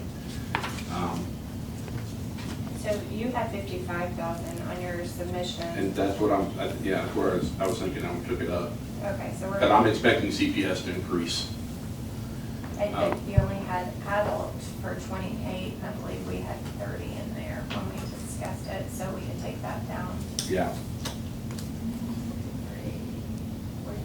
Was that on the original, or y'all went back and did some stuff? 'Cause There, it was, no, he submitted after the fact. So it would be under 407 if it's. that's what I was looking at. Okay, so the typed version. Or the type one? And yeah, I had recommended 55,000 for AG and CPS courts combined. I'd have to sit down and probably just kind of think about it a little bit if we split them, how to split that balance. Yeah, so when do you think you can get that number to us? Thinking right now, This one said kind of 60. come up with what I think would be reasonable. Create line item first. Probably 80-20 in favor of CPS. In favor of CPS? Yeah, Okay. 80% CPS, 20% AG. AG doesn't have to do it. The only time the AG has to appoint a lawyer is if she's going to hold somebody in contempt, like lock them in jail, and they are qualified under the Indigent Defense Act for a court-appointed attorney. That's the only time she has to appoint an attorney in an AG case. In CPS cases, anytime there's a risk of terminating a child or potential termination of a child, the parents are entitled to an independent attorney to represent them and another attorney entitled to represent the child. What she is going to start doing, and I think in the long run it's going to end up saving us money, but in the front end it may not, is the procedure they had used is they wouldn't appoint the parents an attorney until they got right up to the eve of trial, and then they would appoint them at the last minute. Well, when they did that, a couple things happened. One, the new attorney immediately asked for continuance, which drags out the process, which is not good for the child. You start running against timelines. And then after the lawyer gets involved, they usually work something out. Well, her theory, and I agree with her theory, is if we go ahead and appoint the parents a lawyer up front, number one, we don't get things postponed. Number two, that lawyer can help those parents come up with a real solution early on in the case, rather than dragging the case out whether they got their heels dug in and not doing it till the end. So we talked about that. I agree with her assessment. And so she was asking me, if I start doing this, are we good? I said, yeah, I mean, we need to watch our budget, but I agree with the idea with the hopes in the long run, it's actually save us money. Makes sense. It makes sense. I don't know if it'll work, but it makes sense. Yeah, I mean, we all try different things to try to get things done. Of course, the most important thing in the CPS case is a quick resolution. That's more important than anything. The law sets basically a year timeline on them, but man, they don't need to be dragging on a year. Those kids need some stability quick. So that's some of what I was looking at discussing with them, court-appointed attorney's fees. And then if we break them out, then next year I'll have some more, have historical data and better look at. Okay. And the rest of them, I think, are pretty much got the $43.99 down to $28,000 instead of $30. Moved the professional service into another line item. I think the miscellaneous was also, I really don't know if we need a miscellaneous line in there. We do, it's for my reporting at the end of the year, that's where your other litigation expenses go. All right. So Jesse, did you add an amount to, Yes, so, I think we said 11,000 for the AG.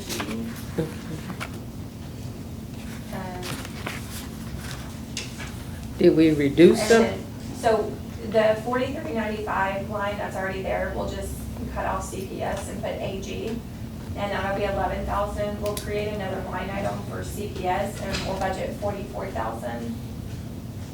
So that's a total $55,000 increase. Right.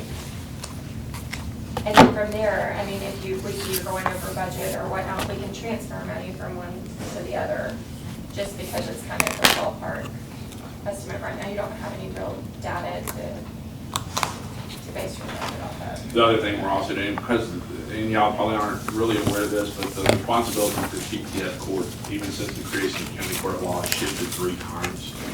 And because of some confusion in that regard, we've had both the district judges individually approving payments and me approving payments, and none of us knowing what each other were approving. And I hadn't figured that out until we started the budget process. I saw a bunch of expenditures and went, and I got to looking, and Judge McCabe was signing a bunch of the expenditures after the case had been transferred back to me.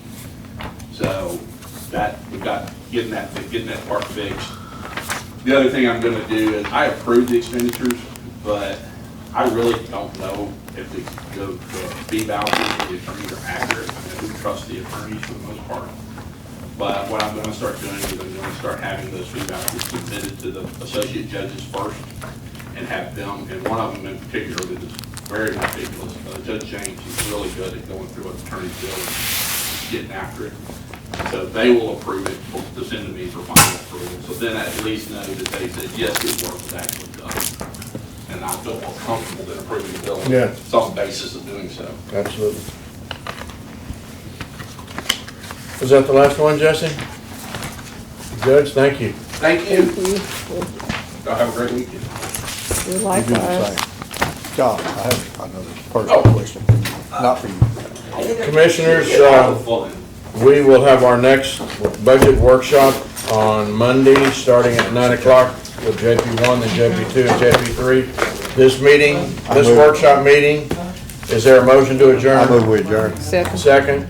Commissioner Dobianski makes a motion to adjourn. Commissioner Walker, a second. All in favor, say aye. Aye. Opposed? None. We are adjourned at 3:13.